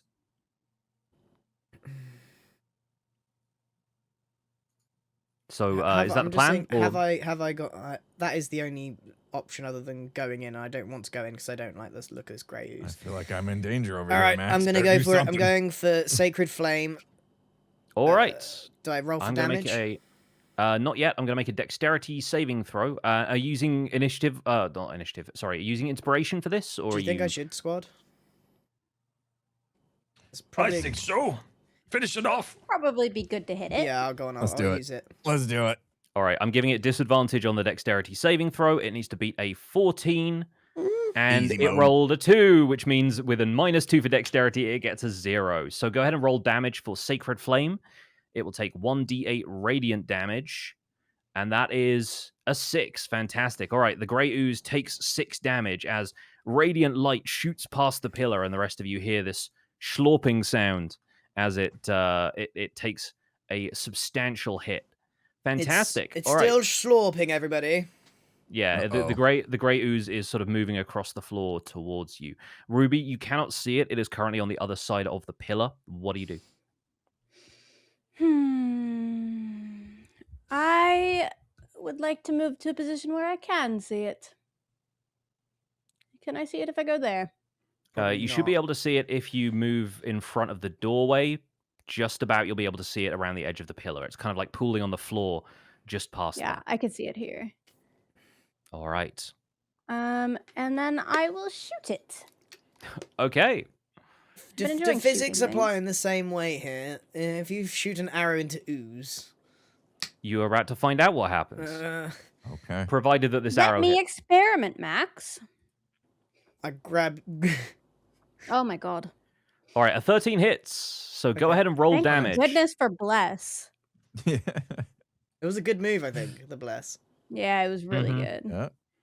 All right, the ooze takes 5 damage, and what happens to the arrow is thanks to the ooze's corrosive form. Any non-magical ammunition is destroyed immediately after hitting the grey ooze and dealing any damage. So as the arrow enters this thing, it just sort of dissolves, even though it seems to have struck at the heart of whatever this thing is and still done some damage. The arrow is now irretrievable, and normally if you were attacking it with a melee weapon, it would be a little bit different in terms of like the impact on it, but your ammunition is consumed basically. Mhm. Fantastic, great move. Now it is the ooze's turn, and the ooze is going to slurp forward, and it's going to reach around past the pillar and slurp at the edge of Bro's foot as it goes in for a pseudopod attack. This is a melee attack where part of it forms up and is going to try and slam into you around this pillar. But unfortunately, I think a 12 doesn't hit your armor, does it? No, I'm at 16. All right, fantastic. You managed to like kick the thing away and repel it before it has a Yeah. chance to really properly attack Get you. out of here. And yeah, that is going to be the grey ooze's turn. I think it might sort of ooze a little bit further that way, so it's not leaving a threatened square. It doesn't provoke the attack of opportunity, but it is still trying to make its way towards the mass of bodies in this room, which right now is over here by Ruby and Max. All right, next up in the order, it's, it would be Redmond, but he's currently unconscious. So, Mr. Wizard, it's your turn. The ooze is now more visible in the center of this part of the room. What do you do? Can Mr. Wizard use any of his intelligence or his charisma to figure out a weakness of this slop on the floor? You can absolutely give me a nature check to see if you understand what this ooze's weaknesses might be. What about a history lesson? No, just kidding. Okay, here we are. nature, normal nature roll. Here we are. Oh, blast. Okay, yeah. With a 9, you don't know of any weaknesses of this kind of thing. And for all you know, because it was created recently in a wine barrel, it could have some resistances to certain effects that you do not know about. Okay. Woo-hoo-hoo. All right, that's not the only thing you can do on your turn. You can still attack and everything. I'll give you that as like I was a deep free in action. thought. Yeah. I suppose the only thing I'd be able to do. Can I use Mage Hand just to put it back in the barrel? You want to like scoop it up like a little friend.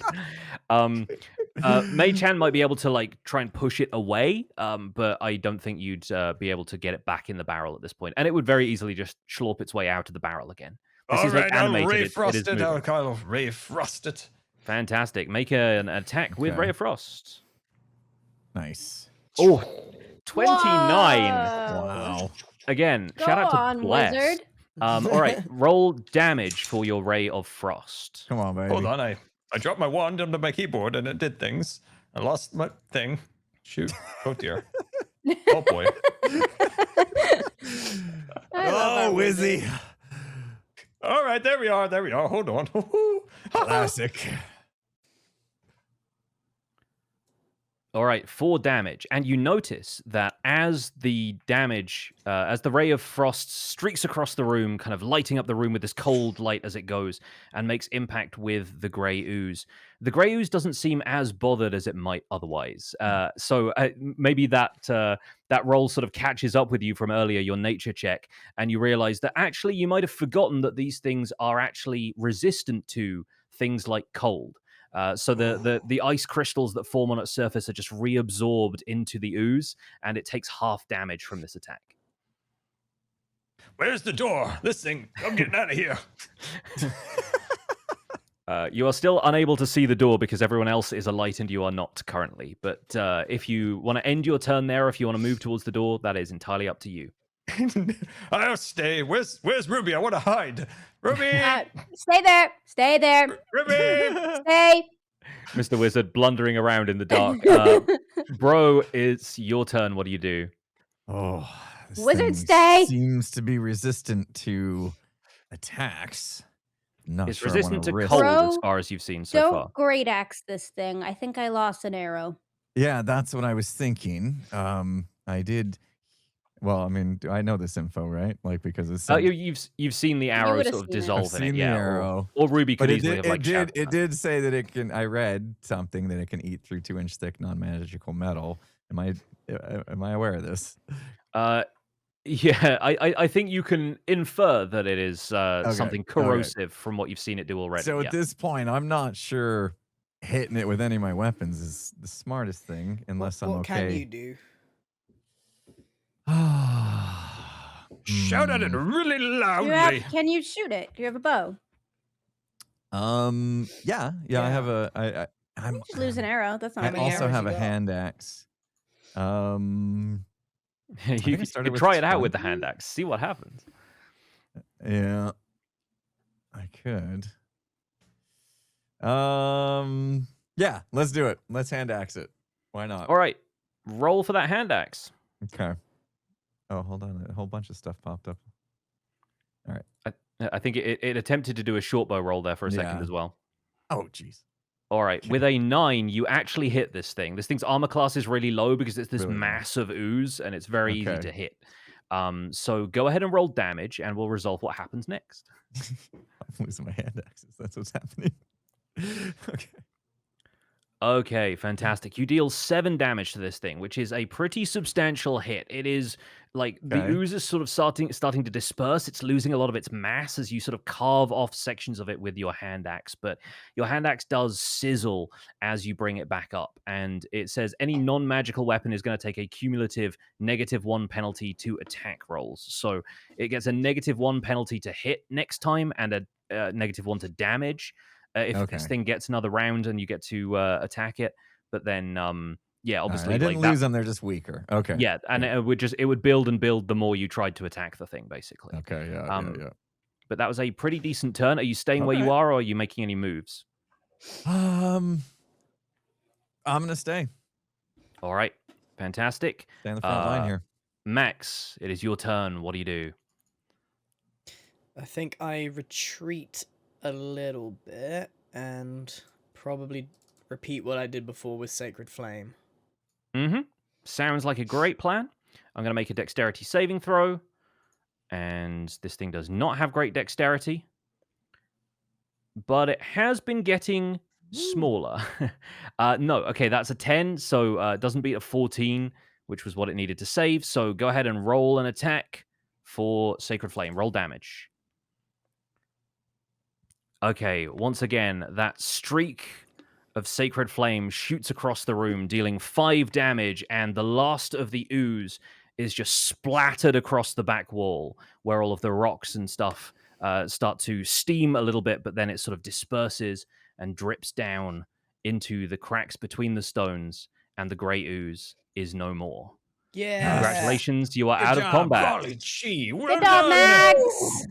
Well done. Team effort. Max, can you heal the guy? Can you help him? I've used my spell slots. Mm. I blessed us up, so How can you see We'll your give him a good spell pep slots? talk. Where's that? I think we should definitely investigate Everybody all loves this Raymond. place. Come on, Raymond. Where can you see your spell slots? So your spell slots are above the level 1 spells on the spells page of your character sheet, the middle tab with the little book icon, and the 2 spell slots are like the 2 little like they look like Monopoly houses to me, but they're sort of upside down on the right hand side above first level spells. Are I you see. seeing that, or do you want me to highlight it? Oh yeah, I see it. Yeah, that's the one. Yeah. Okay, but So those are so we both kind of have to expended. mentally keep track of that. Mm-hmm. Yeah, or it will tell you when you can't cast them anymore. But yeah, it's something you need to look at your spell character sheet for. Yeah. Okay. I'm taking my arrow let's go, out of let's this go lady's and- body. Raymond! Raymond! All right. How are you, Ruby- chap? Ruby reclaims her arrow as the rest of the group rushes in to see if Yeah. Redmond is currently unconscious, but he is still breathing. So he seems stable, but just very, very weak. I take his coin. Okay, interesting. I'm getting Sure. paid for this one way or another. All right. On Redmond's unconscious body, you find a pouch containing 60 gold pieces. I put them in my back Divvy pocket. it up, son. Divvy it up. Sorry, did you think of this? No. You can have some boar. I'll steal Will it you off at him least later, teach me wizard. to back Wait, roll? wait. All right. I will let you know, Max, if you open up your character sheet and go to the second tab for inventory. The coins are kind of across the top underneath the little backpack icon. There's a gold icon there. You currently have 18 gold. Yep. Just add 60 to that. Right, you are. Fantastic. So yeah, you now have 78 gold in your possession. Right. I'm gonna wake him up. I grab him by the scruff of his collar and slap him gently. Each cheek. Raymond! Raymond! Oh. Raymond! He starts to stir, and you can tell he's still kind of like out of it completely. But he says, "What's happened? Is it done?" Marchesa's gone. She Oh. went on holiday or something. Look, what is going on here? It was a plan that she hatched a long time ago. She found out that the boar moss could be used to create these creatures, and after the war we both fought in, we fought against an enemy who had overwhelming strength conjured from the lower planes, the pits of hell, or some such, and she was never the same after that day. She took this place. I thought she was going to be a legitimate business owner, but in the end, she just used this place as a front to create monsters, to do what I don't rightly know. But So tell me why I shouldn't take this yellow moss and shove it straight down your gob, Redmond. you can see that all I've been is an unwilling accomplice. She was using my blood to create those goblins, and I'm weaker now than ever. I'd be no use to anyone. So what do we do from here? Like what we were meant to get this moss. Were you just trying to get rid of us? Oh, it was all for her. I mean, you must have seen. She had me in her thrall. She was always stronger than me, and I think it all drove her mad. Forget the moss. The moss is nothing. Throw it away. Destroy it if you can.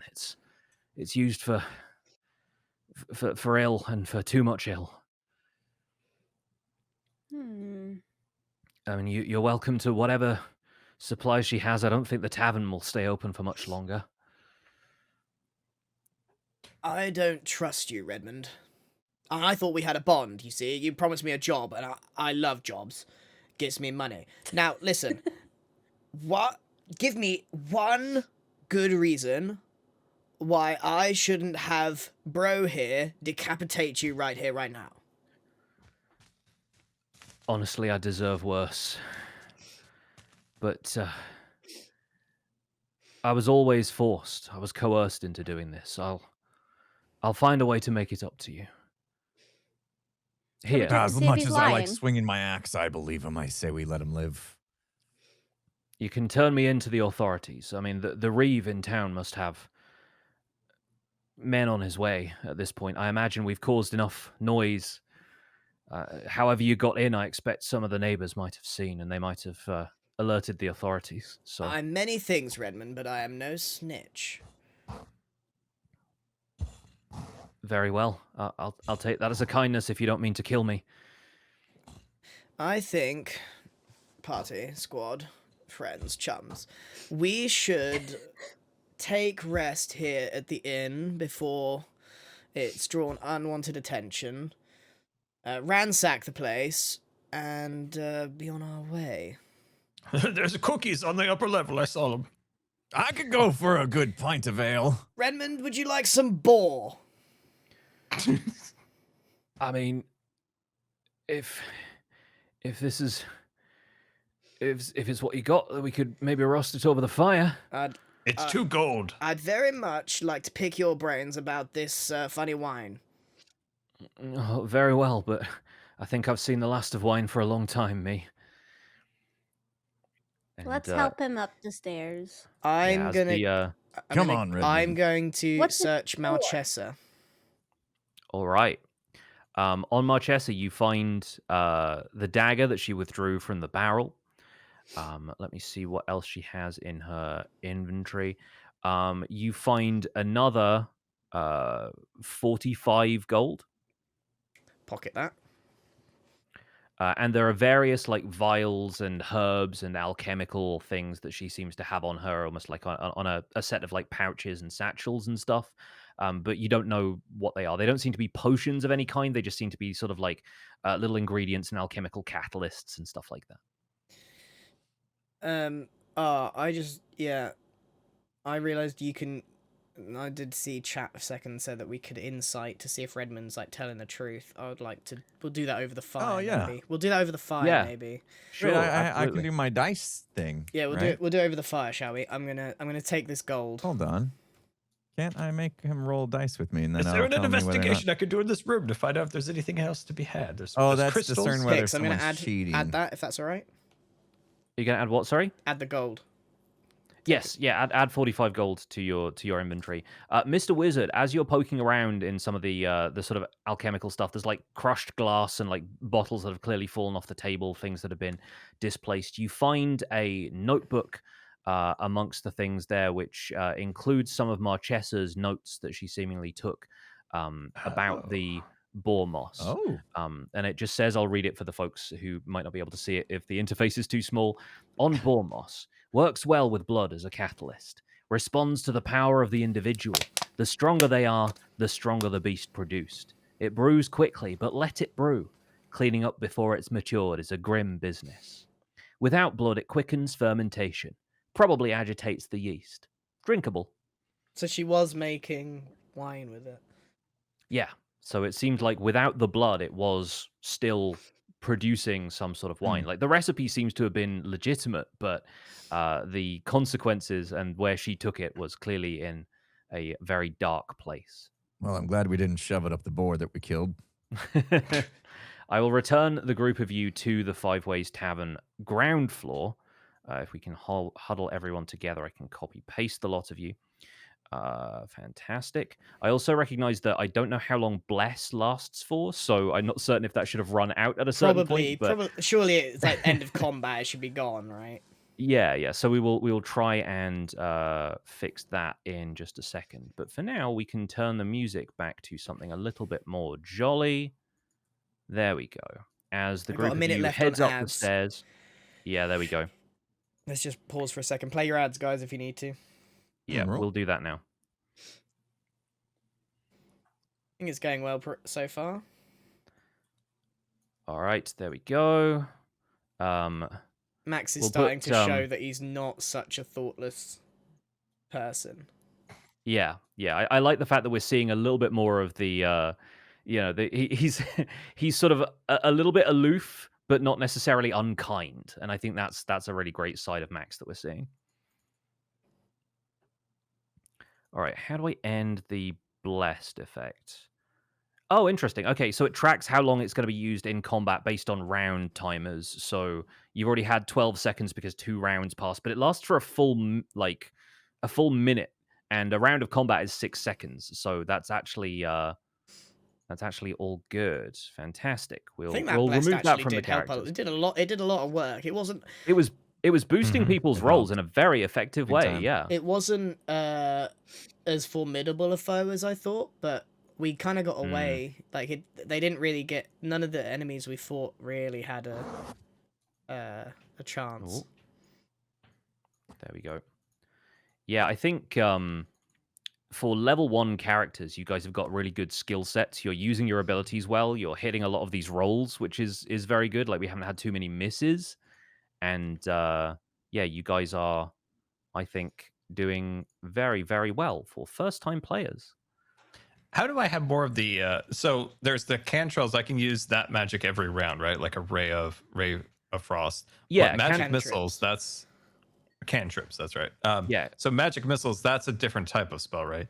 Yeah, that's a first-level spell. That's the one you have spell slots for that you would need to But I'm recover by resting for a long time. I'm hoping we're Okay. doing a long rest now, so that we can regain those spell slots. Yeah. Well, yeah, we will end the session basically with you guys taking a long rest because we Right. are about to wrap this up, but we have one last scene to do as we take in the aftermath of what has just happened. Is everybody ready to continue? Are we Yep. back from ads and stuff? I'm ready. Yeah. All right, fantastic. So you all emerge from the cellar and make your way up to the bar room, battered but alive, and honestly doing pretty well. Redmond is definitely the worse off out of all of you, and when he's heaved into an armchair by the fireplace and plays dice with Bro for a while, I believe you wanted to make an insight check to see if you think he was telling the truth. Yeah. Yeah. Well, I was have going to say plus if I roll my 6. die, but that's for cheating, so that's not really an insight. I have check. plus Sure. 6 on his insight, but I think Yeah, Yeah. So maybe Max, maybe I Max. think you've been able to size him up at this point. Make me an insight check, and you can probably make it with advantage at this stage because you spent a lot of time questioning Redmond already. All right, fantastic. With a 20, you get the sense that, yeah, he was just in over his head. He was an accomplice in this and probably an unwilling accomplice, especially as Marchesa's sort of fervor for this creating of goblins deepened. But yeah, I like, was picking up that he seems wasn't like a a- threat. ultimately an honest man, even if he was led to deceive the group of you in the process. So you don't quite know how long you were down in the cellar, but the light is fading outside, and after a short time, you hear a couple of voices outside the main door, and a thumping noise, and then a group of people breaks down the door and enters. Well, I'm glad somebody could break the stupid door. Yeah. See, if we just work together, it took 3 I of them. definitely weakened it. Who are you? There's an official-looking orc man who is flanked by 2 humans. One looks like, potentially like a conscientious neighbor who has alerted them to the sound of all of this, and another looks like maybe a bodyguard. But this orc man steps forward and says, "What in the name of the gods happened here?" Well, standard thing. Barmaid, bad lady, making some goblins of some sort. It's all sorted now. Marchesa? The owner of this tavern? What? I know, who, she doesn't who see are the you? type, does she? I mean, come on.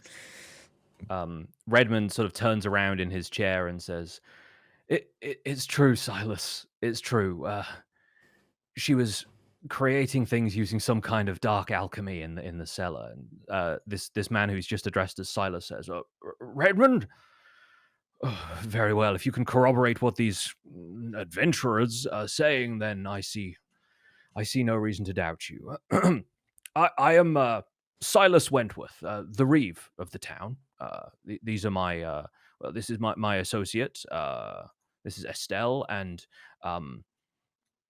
this is a neighbor of ours who is simply here to alert us to the concerns that we heard some noises. We heard there were people trying to break in, and it rather seems that yes, you have dealt with some sort of problem with the tavern master here? Well, we shall investigate. I shall send Estelle to go and look in the cellar.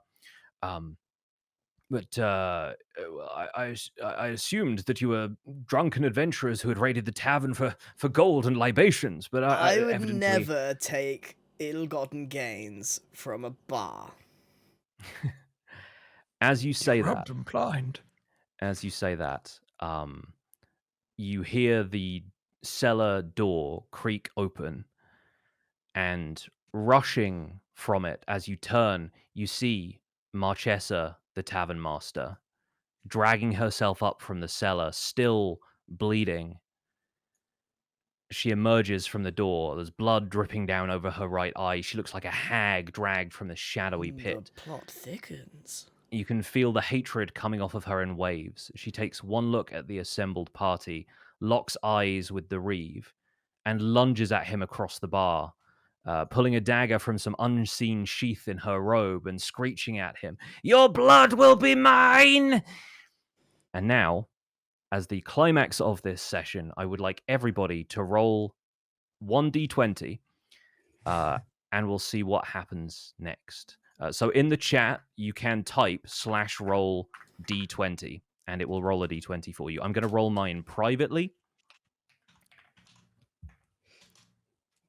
That was not private. Oh, I guess Oh wait, it wasn't. that was Ruby's. Oh yeah. Who's mine? Did I- I got Oh, mine 20. didn't. Oh, there it goes. All right, Ruby gets a natural 20. Fantastic, Max. All right, we're missing one from Mr. Wizard. What am I missing? Uh, Why is that not working, chat? Look at chat real quick. Wait, roll? D20. /roll space d20. like you're typing a chat command from Minecraft. I did slash. I'm Oh, gonna wait. guess you spelled it wrong. If you want to do /roll and then space d20. Whoa. Oh, Wait, you did exclamation Chat's mark. You need to do. Well, you the need to do chat's right. slash. There's a It's space. Look, roll, it's like and this. then It's like this. D- Like that, Scar. I like the fact that this shows Wait, up what? as like little text boxes above you. What am I doing wrong? You're not putting a space after roll. Oh, is there supposed to be a space? Yes. There is supposed to be a space after There roll. we go. There we go. Oh my god. Okay. OP Wizzy Merlin's gets beard. the 20. All right, Ruby and Mr. Wizard. In this split second, you get to decide what happens to Marchesa. She dies. I think we should put her in my land vehicle. I want to jump on her shoulders and kill her. All right, you leap to the bar. You jump on her shoulders. I'll move Ruby over there. And what happens next? You, like, getting up onto the bar, the thump that she creates when she hits the bar, you hear the sound of a nail giving way.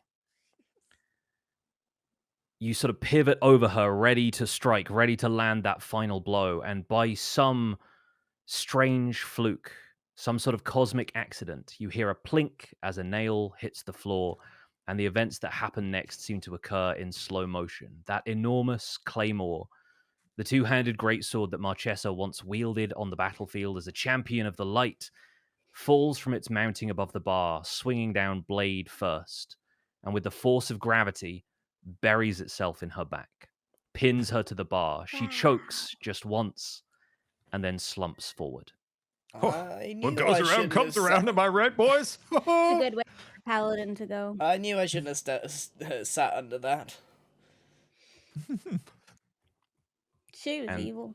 The Reeve, with characteristically slow reactions for a civic official, goes "Hurrah!" and steps backwards as this grisly scene unfolds. But Marchesa breathes her last breath and collapses.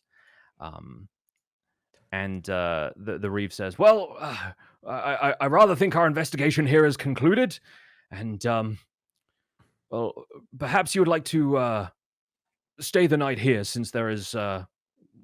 Perhaps a little cleaning up to do. I'm sure Redmond can take care of that, and you have earned at least room and board for the night. I'm afraid we will have to see what happens to the inn in the morning, but I think you have all earned a very long rest. Cyrus? Estelle? Silas, yes. Silas, sorry.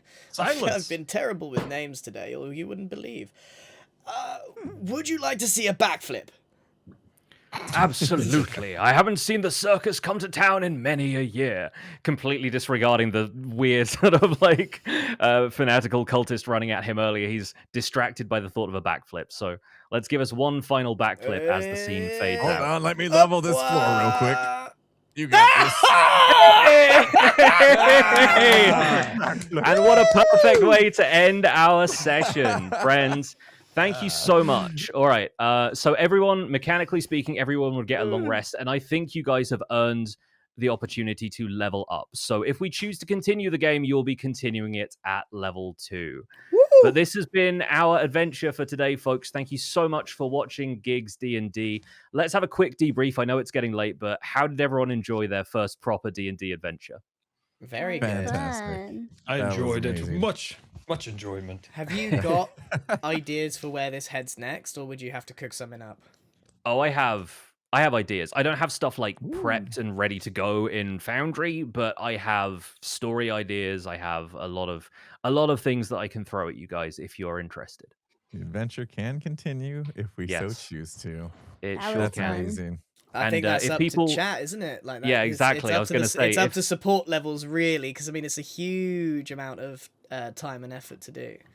Yes. So And if you wanted to people want continue, see this- I would just suggest popping on our VODs when we're on.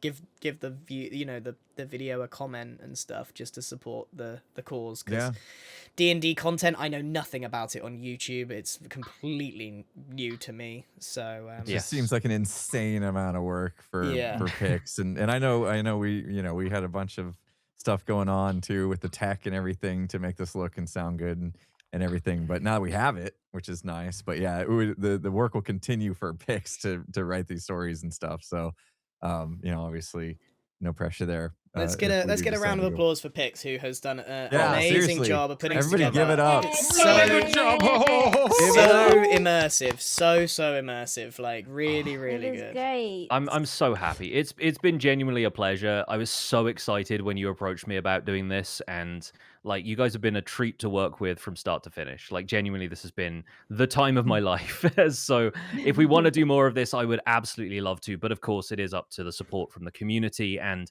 if you want to see more Gigs D&D, get the word out. I've been absolutely loving seeing everyone's art of all of this. Like the characters right now, I think are cemented in our minds a little bit better. So hopefully everyone can celebrate what we've done here, even if it doesn't continue. But if it does, you'll see these characters again at level 2 very, very soon. Woo. And shout out to Coco Bats for the overlays. Yes, thank you. Yeah, to Coco Bats. the artists. Oh, Thank you to incredible Julia. job. Yeah, thank you so much to Sabra for providing the NPC art for Marchesa and Redmond. Thank you so much to the artists who we selected for the character portraits. They all look stunning. And we will see what else we are capable of in I wonder future. if someone's going to do an animatic of like just the scenes in quick fire. Oh, do you know what I mean, this community works so fast Yeah, as well. that'd be Like, cool. obviously, take your time if you want to do some cool stuff. But man, like, Yeah. I'm just the sheer amount of fan art that came up like literally overnight is mind blowing to me. Yeah. You're all so talented. Insane. I've- It was I- so hard to choose. Yeah, your voice acting picks for every NPC was spot on. I mean, that's Oh, thank you. my first Yeah. like foray I into feel doing like- anything like that. Honestly, my Welsh accent was a little bit shaky in places. I knew but it was hopefully Welsh. that was. And this has been great fun. I sort of don't want it to end, but I recognize we've got to respect everyone's time and probably end the VOD sooner or later. So anything we want to say to chat before we wrap everything up here? I'm probably going to pop out and say hi to everyone who's been so supportive in chat right after we end the Yeah, call. But I'll any catch up with final them thoughts? as we end? Final Oh, words it about was a D&D? smashing, joyous time. I loved Yeah. Raymond. Everyone loves him, and everyone just Yeah, I was enjoys gonna him. Good say, fun. everybody- There's moments where like when you hit like a crossroads in the story, and you're kind of I'm thinking like, well, where do we take this from here? Yeah. And Yeah, because we were offered jobs from Redmond and Marchesa, and part of my brain is thinking, well, what if we just threw Pix a curveball and just didn't take the job. I know, seriously. You're like, well, yeah, looking forward to doing all of this in theater of the mind because I don't have maps prepared for wherever the heck else you would go. But there are genuinely there are campaign settings that are like pre-written modules where there are just giant sandbox style worlds you can explore and you can kind of go everywhere and do whatever you want. I don't have one of those ready to go, but if you gave me 6 months and said come back in summer and we'll do a big expansive exploration and see where the journeys take these characters, I would absolutely do that. If we want to have episode by episode stuff, that might happen a little sooner, but again, if the community wants it. Yeah, absolutely. That's I fantastic. love leaning into and figuring out who Max Blunder is, because if I was a truly chaotic evil kind of character, I'd have shoved that moss in Redmond's mouth and just let Yeah. him dissolve. But it isn't my guy, and I'm enjoying getting these scenarios and then having to make a decision not based on what I want to happen, but what Max would do. Yeah, that's really the essence of role playing, is figuring out what your character would do in these situations and putting yourself in their shoes. And I want to say congrats to all of you as first time players for a phenomenally played session. The characters really came through. I think for a start, you all had incredible props and costumes. Impulse's beard is literally glued to his face. It is. I want to make that starting very to clear. wonder if I'm going to be able to get this off. I feel or like you're not. going to bed that way, my Yeah, dude. I might be. And That's anyone such that quality, has these too. kind of beards, how do you not eat all the hair? Every So snack, not eating I it ended all. up with hair in my mouth. I'm like, what the Yeah. heck? Dude, I would be The pooping beard hair. commitment's crazy. Oh my goodness. Scar looks like the wizard from The Sorcerer's Apprentice. And Grian has the fantastic hobbit cloak and everything. And Jem was working the dagger. And yeah, I think it's great. I think that the commitment you all showed to just doing a couple of short sessions of this, I think has been stellar. So pat yourselves on the back for being excellent first time D&D players. And that's from somebody who's been running this game for a little while now. All It right. was fun. I didn't get It ahead, was but enough fun. things, I will say. But it was. Well, that's another reason for us to keep the campaign going. More opportunities to headbutt. Yeah. All right. Right. We'll wrap things up there, I Yep. think, friends. Once again, thank you so much for sharing this story with us in the audience. Thank you so much, players and the artists and all that. We will see you all again, hopefully very soon. The gig stuff, I'm sure, will continue in whatever you guys are playing next, and I'm looking forward to watching it. That was amazing. This Thanks was again. good. Thanks, Thank Pix. you, Pix. All Thank you, right. Pex. Bye, friends. See Bye. you soon. Bye. Goodbye.